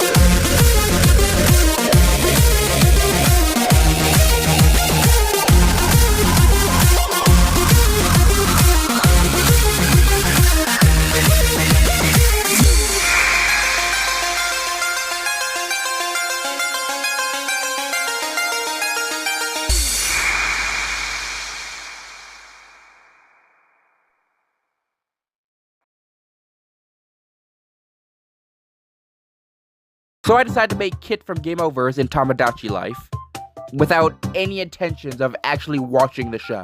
Like, I find it kind of weird how I like to create art, I like to create stories, this kind of stuff would probably be up my alley, but I just don't like watching them. Maybe it's just because I have no attention span, like I watch most of my videos in 2x speed, but I don't think it's that. But the problem is that I also don't know what it could be. And the thing is that I watch a lot of these like reviews on movies that apparently are woke and garbage, so I kind of know what makes a story bad, but I don't exactly know what makes a story good. And like, I feel like my stuff is decent, it's I just don't know. Also, by the way, the moment I put her on the island, she immediately fell in love with the living embodiment of lesbianism.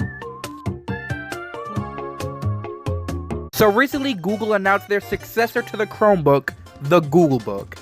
And what it kind of feels like is that it's the Android equivalent to MacBooks. However, that's just an assumption, because they really don't tell us anything about these things. The only thing they make clear is that it's an AI-focused laptop. Yippee. Now, here's the thing. I don't hate AI as much as other people do. I think it can be useful, and if not useful, at least just fun. Like Google's AI widget creator. That's really cool, even if it's just a gimmick. However, we don't need AI to be the focus of everything. But you know what? As long as they're better than Chromebooks, I can't complain. What the hell are you people doing to the school computers? How do you get them into that state? Like, we all hate school computers. We wish we could get something better. And you know, maybe we could get something better if you stopped breaking them. Like, sometimes when you grab a school computer, some of the keys are just gone, including the rubber bit, which just makes them harder to use. And for the keys that are there, sometimes they're really sticky and make this annoying crunchy sound. Oh, it's the worst. And that's just the computers at my school. Other schools are way worse. I mean, how do you manage this? And the thing is that even if we do get better laptops, they're just gonna do the same things they did with the previous ones. Though they wouldn't do the same thing to their own personal laptops. You see what I'm saying? Because there's a fair amount of people who watch my videos, I feel like I should do the thing that every YouTuber does, and that's a Q&A. However, the thing about a Q&A is, you kind of need people to ask you questions, and YouTube likes to do this funny little thing called screwing me over. There's a chance that the video doesn't get pushed into the algorithm, gets like 15 views, and there's a chance that people do find the video, but not comment on it, which is something that my community kind of likes to do. Like, they'll see something I post, they'll interact with it, but they won't answer it. Anyway, if you're seeing this video, just ask a question, any question, even if you don't know me. Just ask me, like, what's my favorite Pokemon or something. So Amazon recently released the series finale for The Boys, and I've seen mixed reactions about it. Some people think it's perfect, other people think it's garbage, but there's also one other thing people are saying about it, that it's just good. And while I haven't seen the show, I'm willing to believe they are right, because a lot of people call everything either perfect or garbage. People are so genuinely hypercritical of modern media that if it's not perfect, it is awful. What happened to a good middle ground? Like, they're not even calling it mid anymore, they're just calling anything that isn't perfect slop. What are you guys doing to make me miss the word mid? Google has completely broke itself with AI. Because of course. If you haven't heard, Google is changing to basically be an AI search engine, and yeah, it's not good. And the thing is, maybe it wouldn't be so bad if Google's AI was actually smart, but it isn't. Like, you ask for the definition of hi, and instead of it giving you the definition, it just tells you hi. Like, doesn't the existence of your own chatbot app mean you don't have to turn your search engine into a chatbot? You see, this is why people don't like AI, because I do believe that it can be useful, but this isn't useful. So I recently went on my prom, and if it proved anything, it proved that I truly do prefer dresses over suits. Like, throughout the prom, I was just there feeling like, I don't want to wear this. Like, the girls who wear dresses, they looked incredible. And just the others who were wearing suits, like, they kind of just looked so plain. Except for the one guy who kind of looked like Gru's brother. And also, why are they so complicated? They're basically just fancy shirts. I mean, they have fake pockets. What's the point of fake pockets? I assume that I'm probably gonna have to wear my suit when I graduate, but after that, I shouldn't have any obligation to wear a suit ever again. Hopefully. It's kind of sad that whenever I listen to Last Goodbye from Undertale, I unironically think of the Brain Rot version. If you don't know, there's a Brain Rot version of that song called Last Sahur. Yeah, it's a Brain Rot version with Brain Rot lyrics. which I'm not going to play. However, the instrumental version low-key goes hard. Maybe that's just because I'm not well-versed in brain rock culture and I don't know the original songs, but seriously, and I mean it, there are some parts of this version that I like more than the original. Like, I mean, listen to the ending piano bit.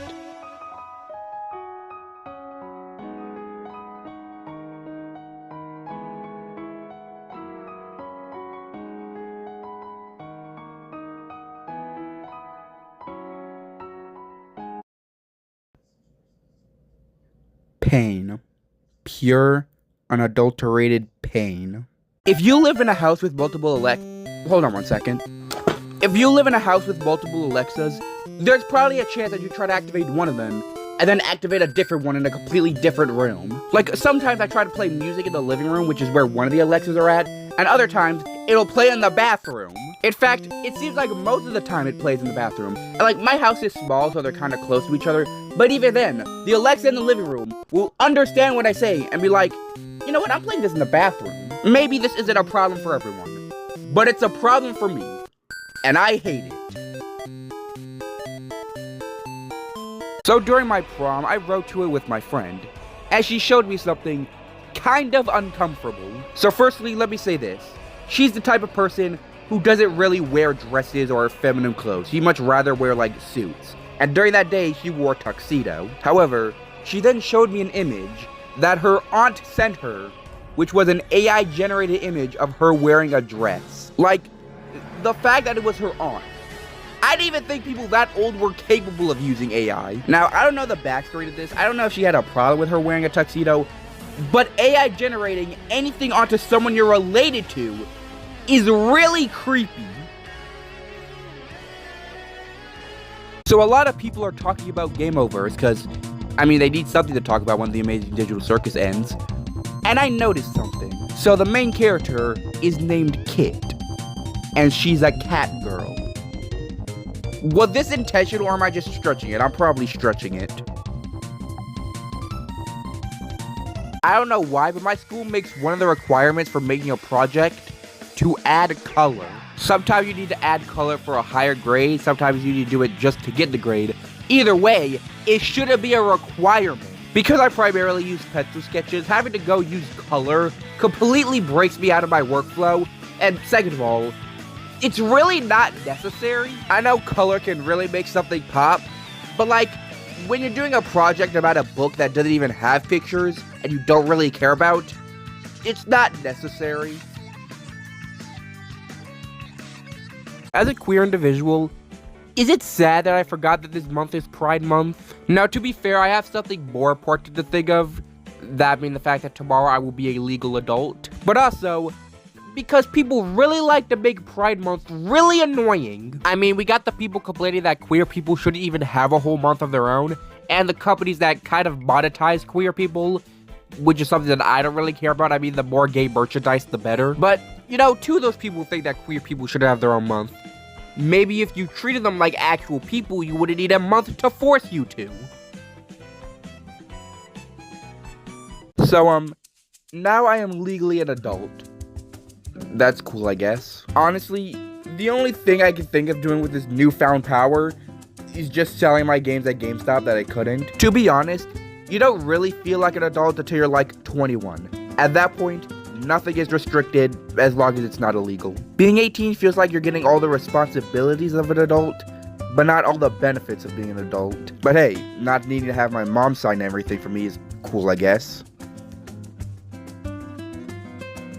So people have mixed feelings about the Backrooms movie, with a couple people saying that it's confusing and it makes them uncomfortable. First of all, the confusing part, that's just the Backrooms in its entirety, and the feeling uncomfortable part, isn't that the point of horror movies? Like, imagine watching Korn and complaining that it made you horny.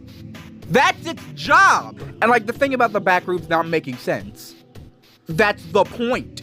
That's what makes it interesting. And after watching the movie myself, it does make sense. The whole point is that the Backrooms misremembers things. Film theory got it right. Anyway, long story short, film critics are stupid. If you like the Backrooms, go watch the movie.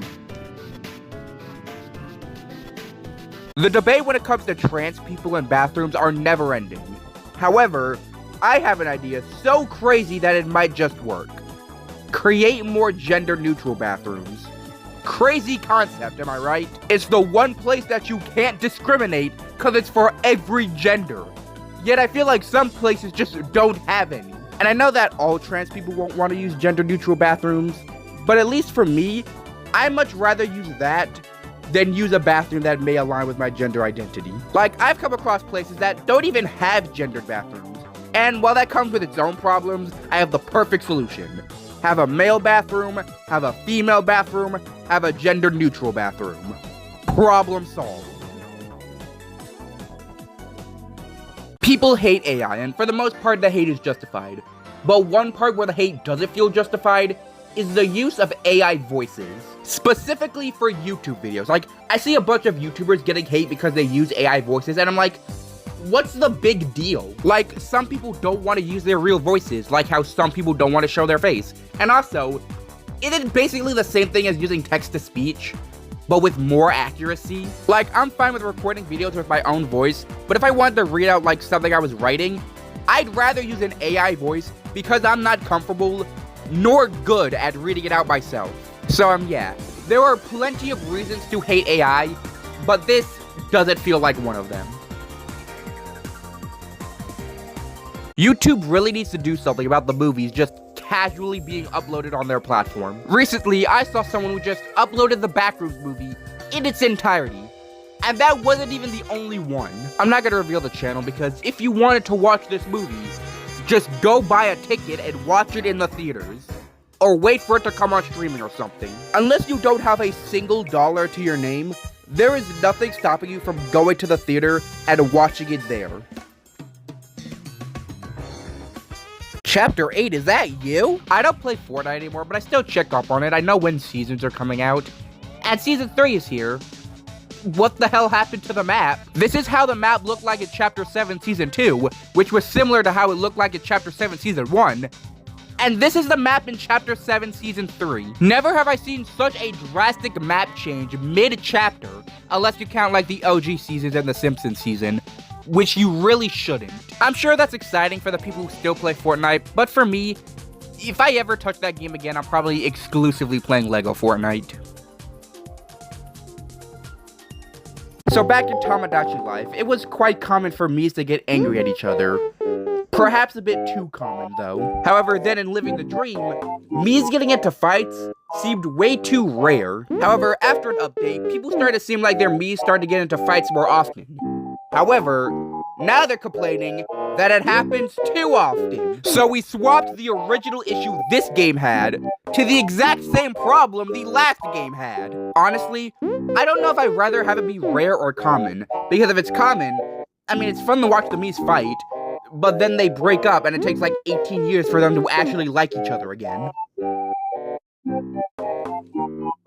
It's been 3,000 years, but finally, 3 hours from now, we are getting a Nintendo Direct. And, well, because everyone else seems to be doing it, I'm going to give my predictions of what could happen in the Direct. First of all, that Ocarina of Time remake, kind of forgot it existed, but it's probably going to be there. They're probably going to show more gameplay for Splatoon Raiders. In fact, that's what I think the Treehouse is going to be about. I have a feeling we're going to get an Octopath Traveler game, because, I mean, I feel like we get one every Direct. Pokopia DLC, I mean, there's a possibility. I feel like there's a decent chance that we get a new Kirby game, as it's been 4 years since Forgotten Land, not counting Star-Crossed World. And for the last announcement, they're probably going to announce a new 3D Mario game. Or, hear me out, Smash 6.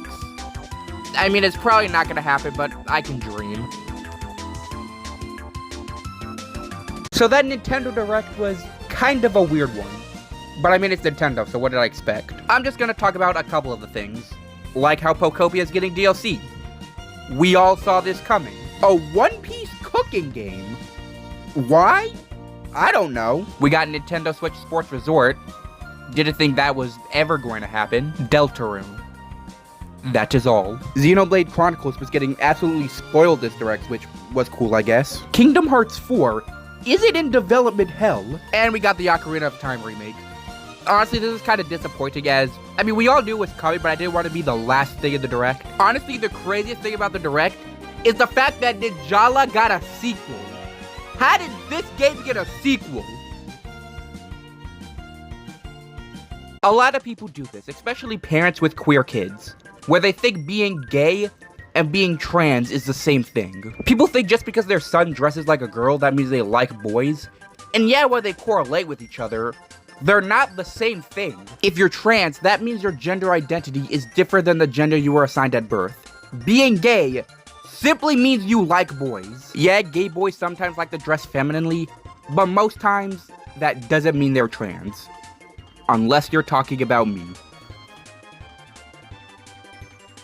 This guy either has to be the rage baiter to end all the rage baiters, or he's just dumb as molasses. So Microsoft announced a new Halo game, and in the art they made for it, they had this purple light. And this Smash JT person, just read the tweet for yourself. You've probably seen this tweet, but what you may not know is that he also made a video. And oh my god, I painstakingly watched that like 13-minute video, and let me tell you, not a single good point was made. And the thing that gets me is that other people agree with him. Why? The only good thing is that the people in the comment section were ripping him a new one. At least most of them were. The people with actual brains. You know, I really assumed this was a joke at first. No, it's 100% real. So Fortnite is collaborating with the Amazing Digital Circus. Why? Because it's Fortnite, that's why. I find it kind of weird that they decided to do this collaboration at literally the end of the series. They definitely could have done it sooner, but it doesn't matter. I'm sure the people who like the show will like it. Also, shout out to the little ad they did. Would make me want to watch the show if the fandom was an absolute ass.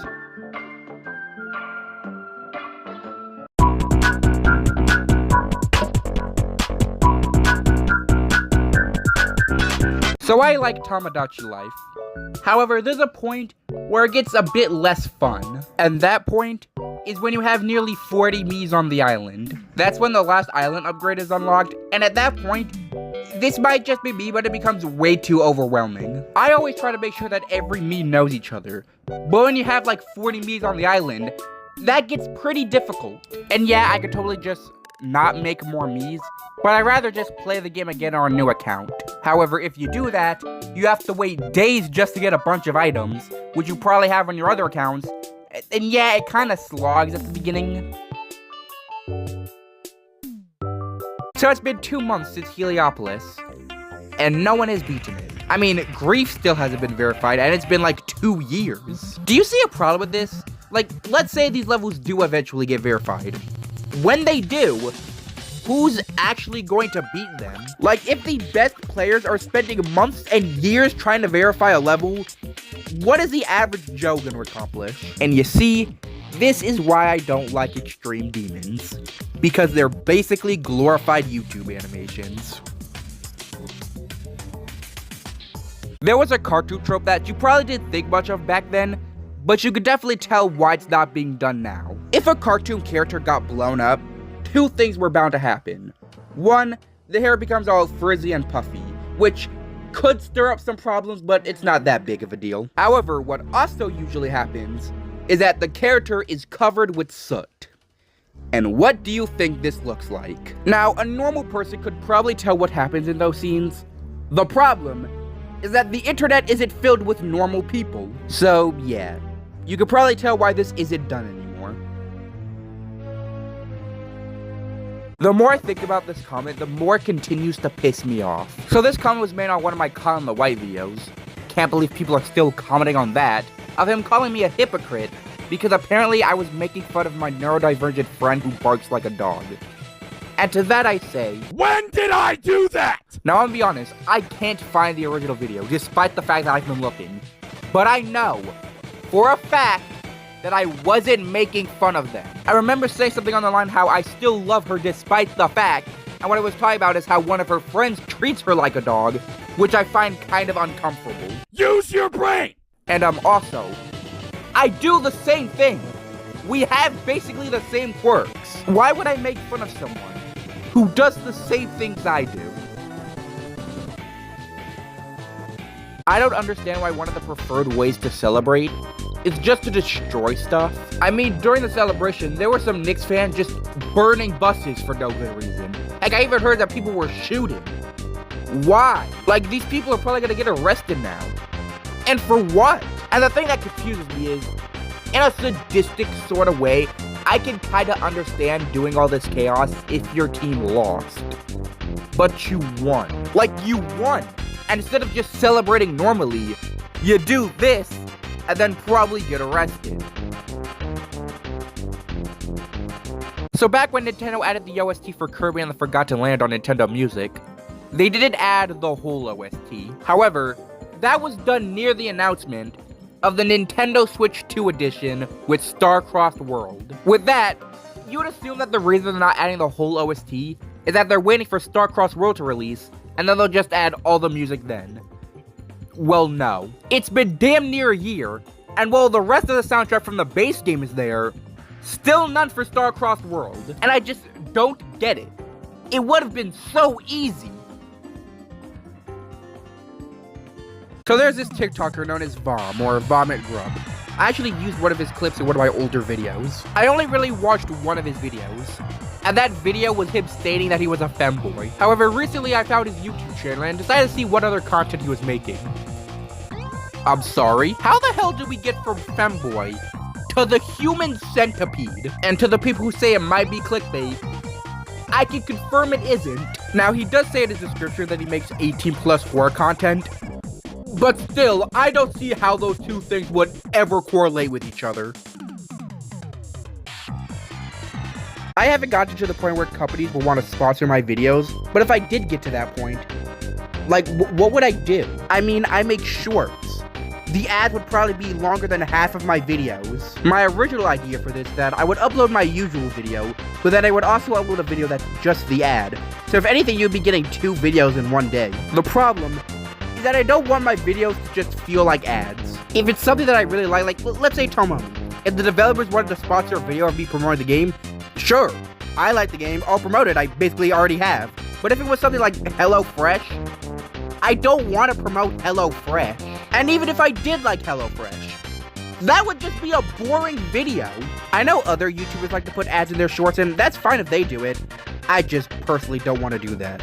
I mean, this platform has enough ads. I don't understand why Geometry Dash players need their level to be the length of the song they're using. Recently, I've been looking at the level Future Funk and was like, you know, perhaps I could beat this. Maybe. You know, if it wasn't a 4-minute level. Personally, I think anything beyond 2 minutes is just absurd for a Geometry Dash level. And these long levels are also usually hard levels. Like, who is spending 7 minutes on an extreme demon?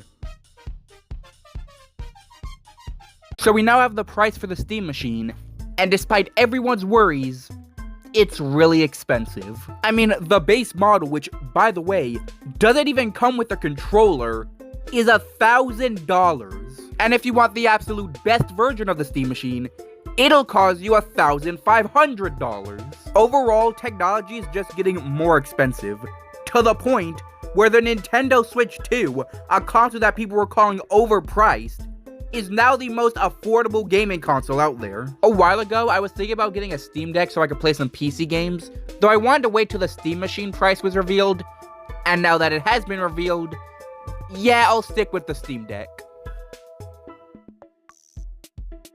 Remember that one friend that I talked about in one of my videos? The one who couldn't open the milk carton? Probably not. Well, I realized that I only have one picture of him. And that picture is on my goddamn 3DS. And it's just the back of his head. And honestly, I blame that on the fact that he's never at school. Like halfway through the year, apparently he just finished with everything that he needed to do and just stopped coming to school. Like, he shows up occasionally on, like, trips.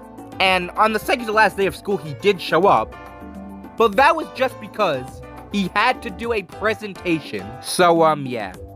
Also, here's a funny image of one of the few times that I actually messaged him. need to ask, what is the point of adaptive triggers? Like, I know what they do, it's just that they don't really make sense. At least not enough sense to warrant all the hype for them. People act like if a controller doesn't have adaptive trigger, then it's just useless. But like, think about it for a moment. What do adaptive triggers actually help you with? Genuinely, like, the only thing they're good for are racing games. And that's the racing games that actually make use of them.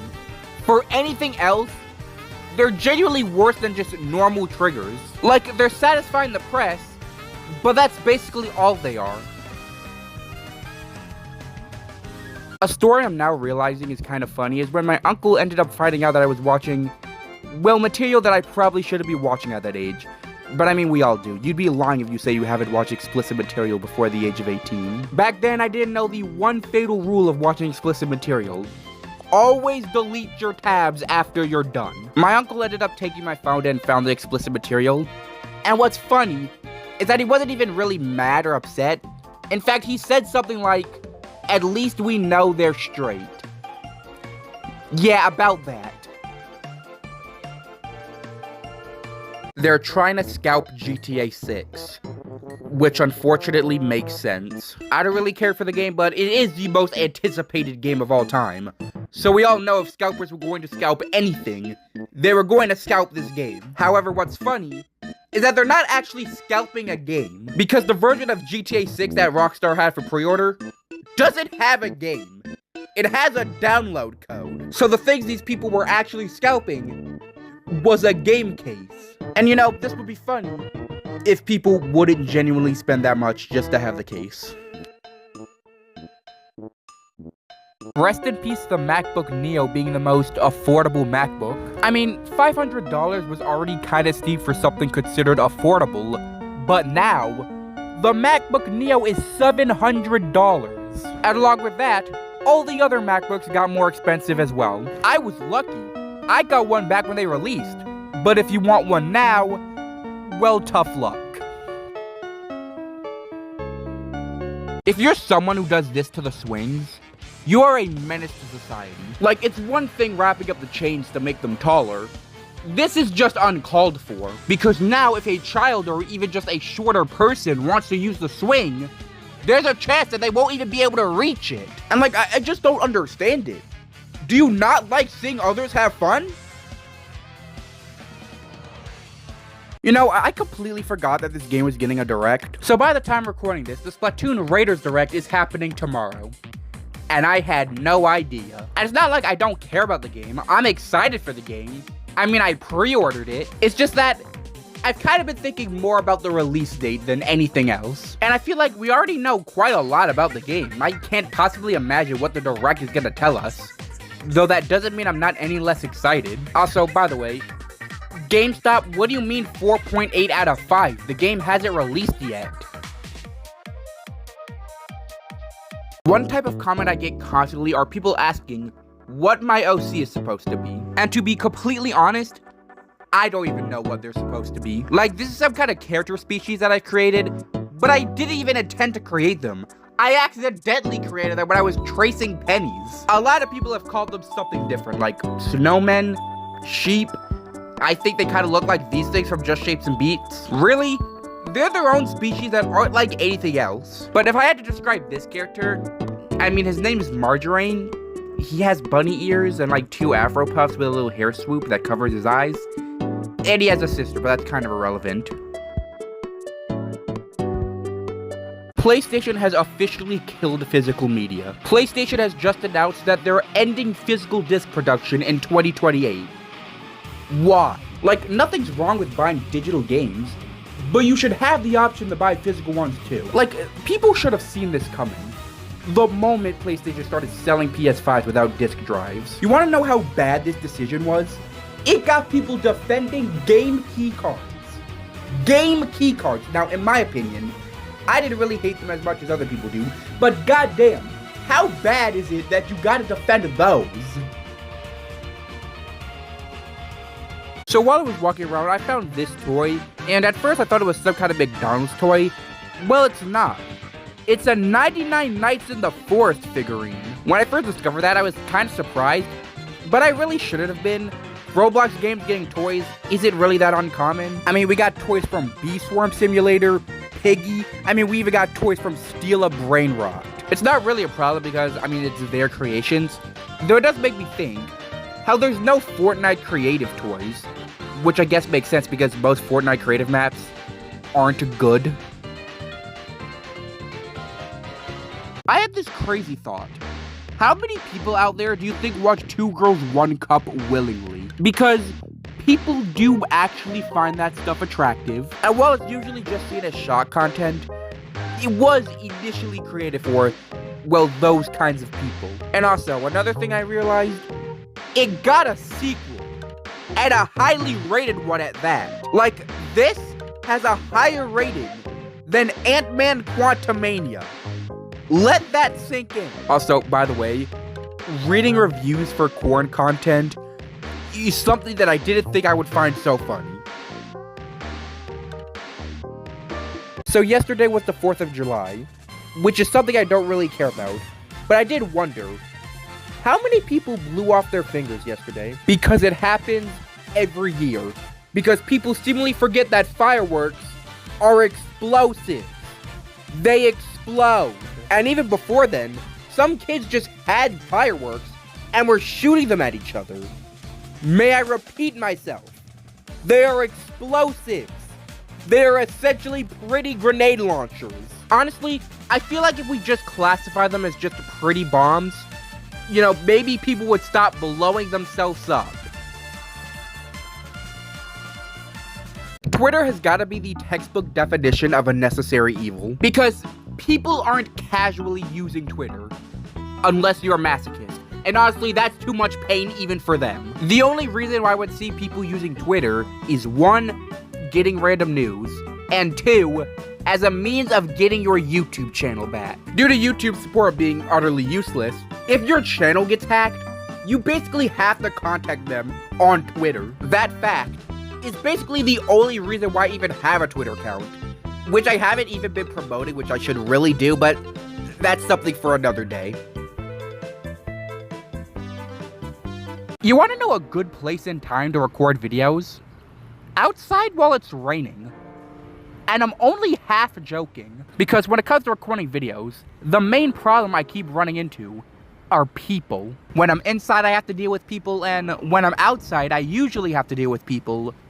But when it's raining, no one is usually outside. So, I mean, might as well use the fact that no one's around me to my benefit. But on a serious note, I was actually gonna go to the gym, but I forgot my pump and washcloth. I just didn't want to go back upstairs. Mario Kart Tour is dead. I mean, it was dead for a while, but now it's completely dead. It was recently announced that Mario Kart Tour will be shutting down.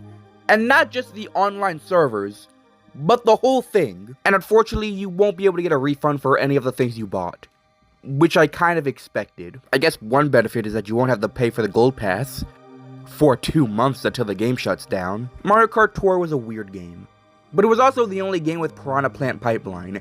And I guess now that track's just going to become lost media until they add it to Mario Kart World or something.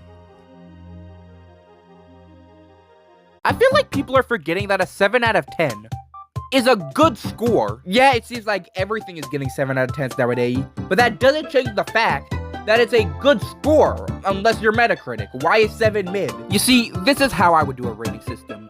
0, 1, and 2, absolutely abysmal experiences. Like, you would not wish them upon your worst enemy. 3 and 4 would still not be good, but they would be tolerable. Like, you could get through them. 5 and 6, I mean, it's alright, like... 7 is when something is good, like an enjoyable experience. 8 and 9 would be the really good experiences, and of course 10 would be just the absolute masterpieces.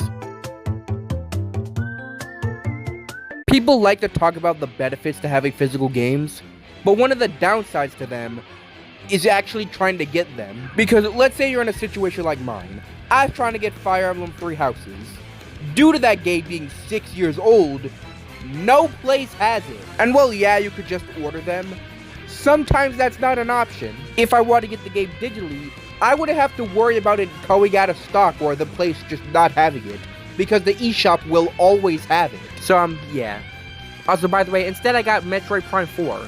which I'll play after I beat Xenoblade Chronicles X, which I'll play after I play Xenoblade Chronicles. Back at school, one of my teachers had to specify when they use the term guys, they mean it in a gender-neutral term, which made me think, has there been any situation where someone has unironically used the term gal? Like, it has basically the same meaning as guy, but I don't think anyone uses it. It's basically turned into this gender-neutral term that anyone uses. I mean, I guess if there's a group of women, you could use the term gal, but if there's one man, it just becomes easier to just use the term guys. When it comes to third-party Joy-Con 2s, there's not really many of them, yet they still suffer from the exact same problem. And that problem is that they're too freaking expensive. People didn't like the original Joy-Con 2s because they were too expensive. We don't need them to be more expensive. Like, there's this brand on Amazon that sells Joy-Con 2s that look basically identical to Nintendo's for $70.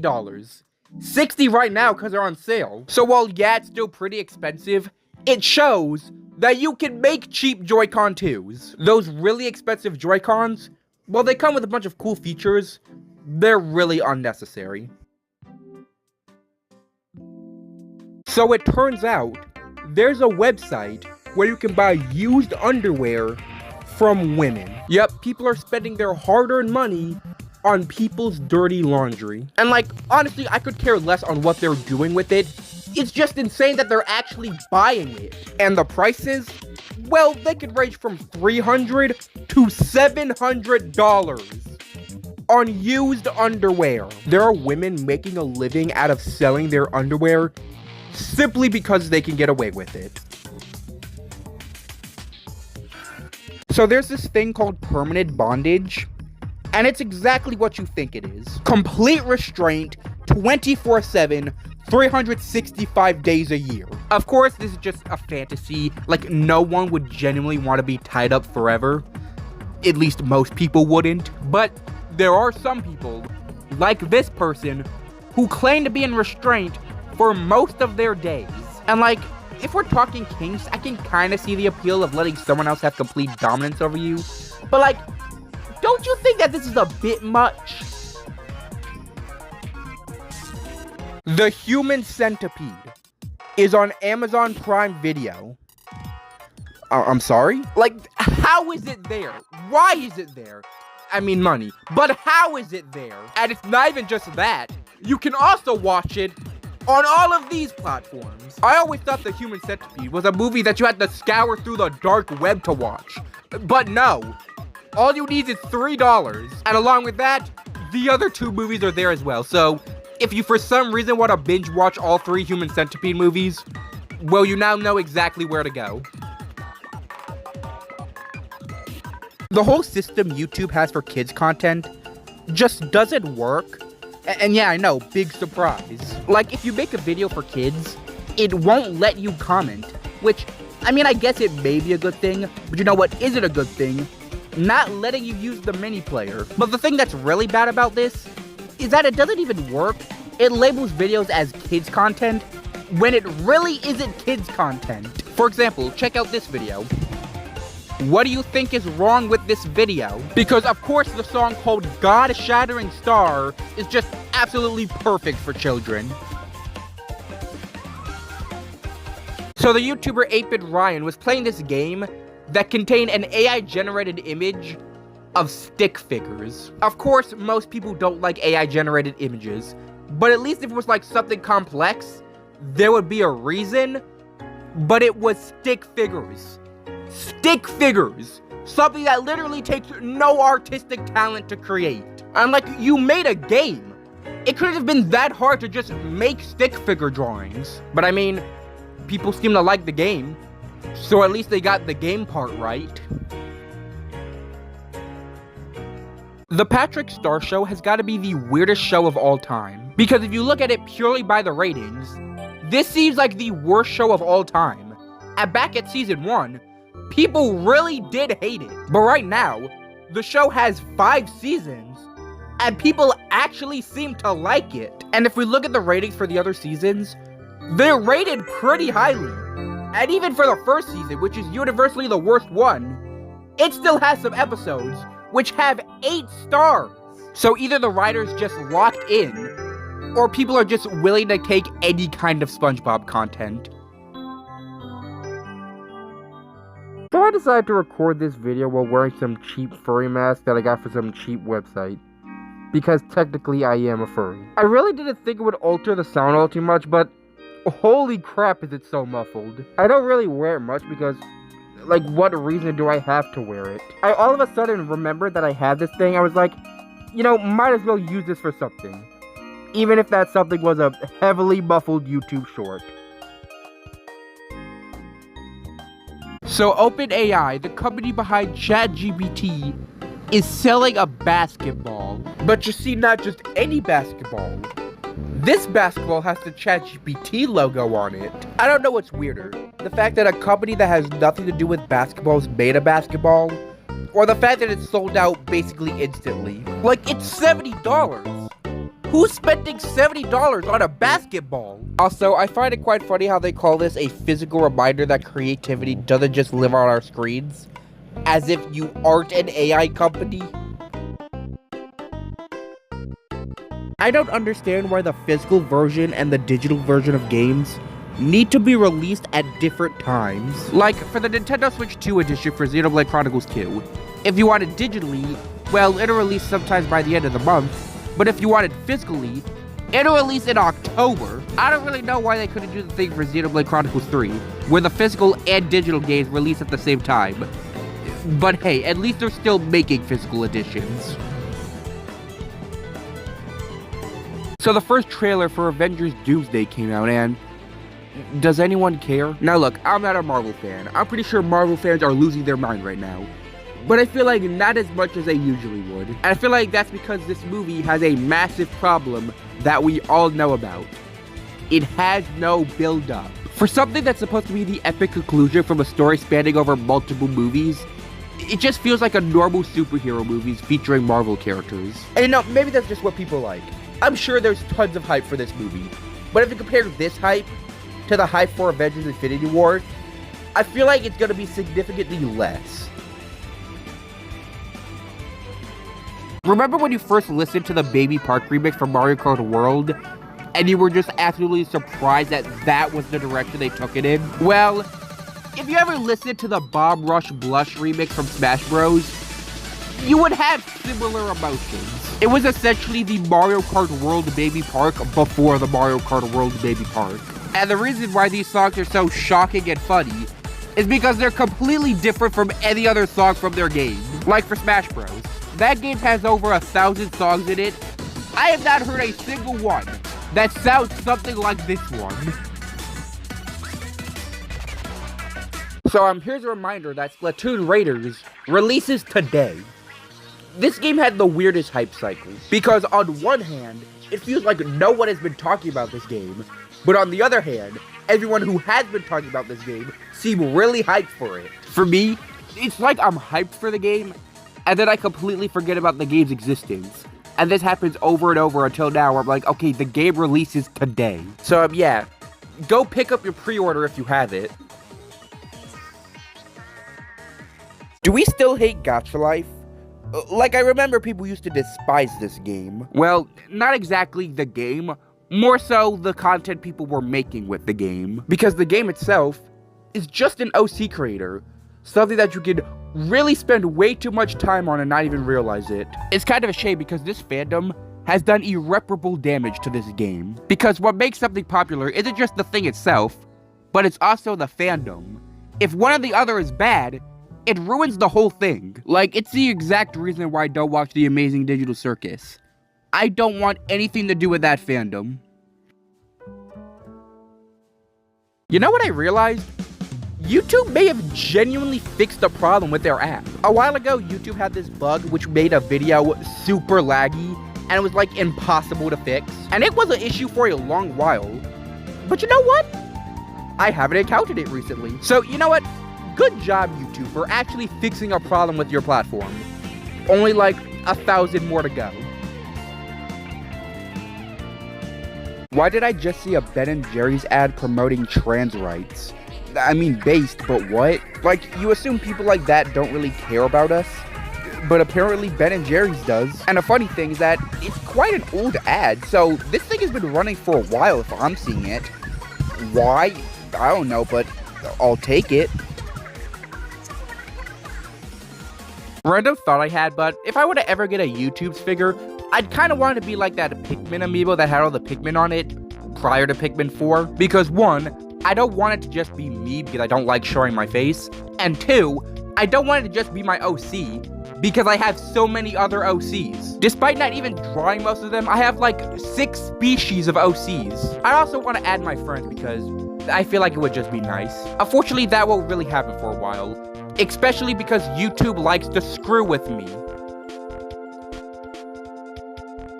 One small pet peeve I have with video games is where they decide to make their credits theme a medley. Like, I understand why people would find it cool, but I'd rather it just be an original song. I feel like they're more memorable. And honestly, it doesn't even need to be an original song if you don't want to make one. Just choose a song from your game that would fit as a credits theme. Now, it's not like I hate medleys. It's just that there's a time and place for them. And credits usually aren't the time and place. So I've probably said this before, but I said that I'm not very good at making masculine-looking characters. However, I still draw boys. I just don't even try to make them look masculine. Like, the character that I use in my videos, he's a boy. Yet most people assumed he was a girl. And like, this is another character that I drew. Looks quite feminine, but no, he's a boy. And the thing is, I don't classify them as femboys. They're just boys who wear feminine clothes. Mainly because I can't draw them in anything else. So you know about the physical copy of GTA 6? Which is just a code in a box? Well, it turns out that the code has an expiration date. And it's not even like when you buy it, that's when the countdown kind of starts. No, it starts the moment it's in store shelves. So at a certain point, you'll just have a bunch of copies of GTA 6 which can't be used. Now, the kind of good thing is that this is only happening in Japan, but this sets a very bad precedent, and also shows that an all-digital future, yeah, it's not good. I would say that PlayStation has been shooting itself in the foot, but that would imply that they do things physically. So you may or may not have seen this patent for a PlayStation controller that has no physical buttons. Apparently it's so people could just choose where they want certain buttons to be on the controller, which, like, is it cool? I guess. But is it good? Take a guess. Because even if we dismiss HD Rumble, having physical buttons is what makes a controller good to use. With no physical buttons, you're just using a touchscreen. It reminds me of those glass keyboards I see some tech YouTubers talking about. But I guess this controller will be better because you're actually holding something physically. Still, it's not a good product. 2 questions. Why does Shadman still exist? And what is his obsession with Jaden Animation? So unfortunately or not, you probably know who Shadman is. And if you don't, well, he makes questionable content. Let's just say that. And seemingly he now has an obsession with Jaden Animation because he has drawn 35 explicit drawings of her over the past 2 months. Now, I don't watch Jade Animation, so I don't know how she feels about it, but considering that she got rid of everything on her Twitter account, I assume she doesn't appreciate it. And you wanna know what's insane?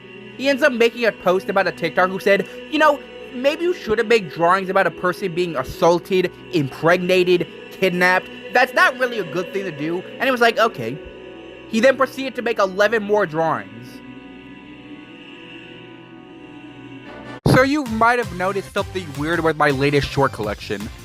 Or maybe not, because none of you watch them. Because if we just ignore the fact that I locked the in, doesn't it seem like it doesn't really fit the frame? Well, that's because the aspect ratio of the paper I was using to draw the thumbnail with doesn't fit.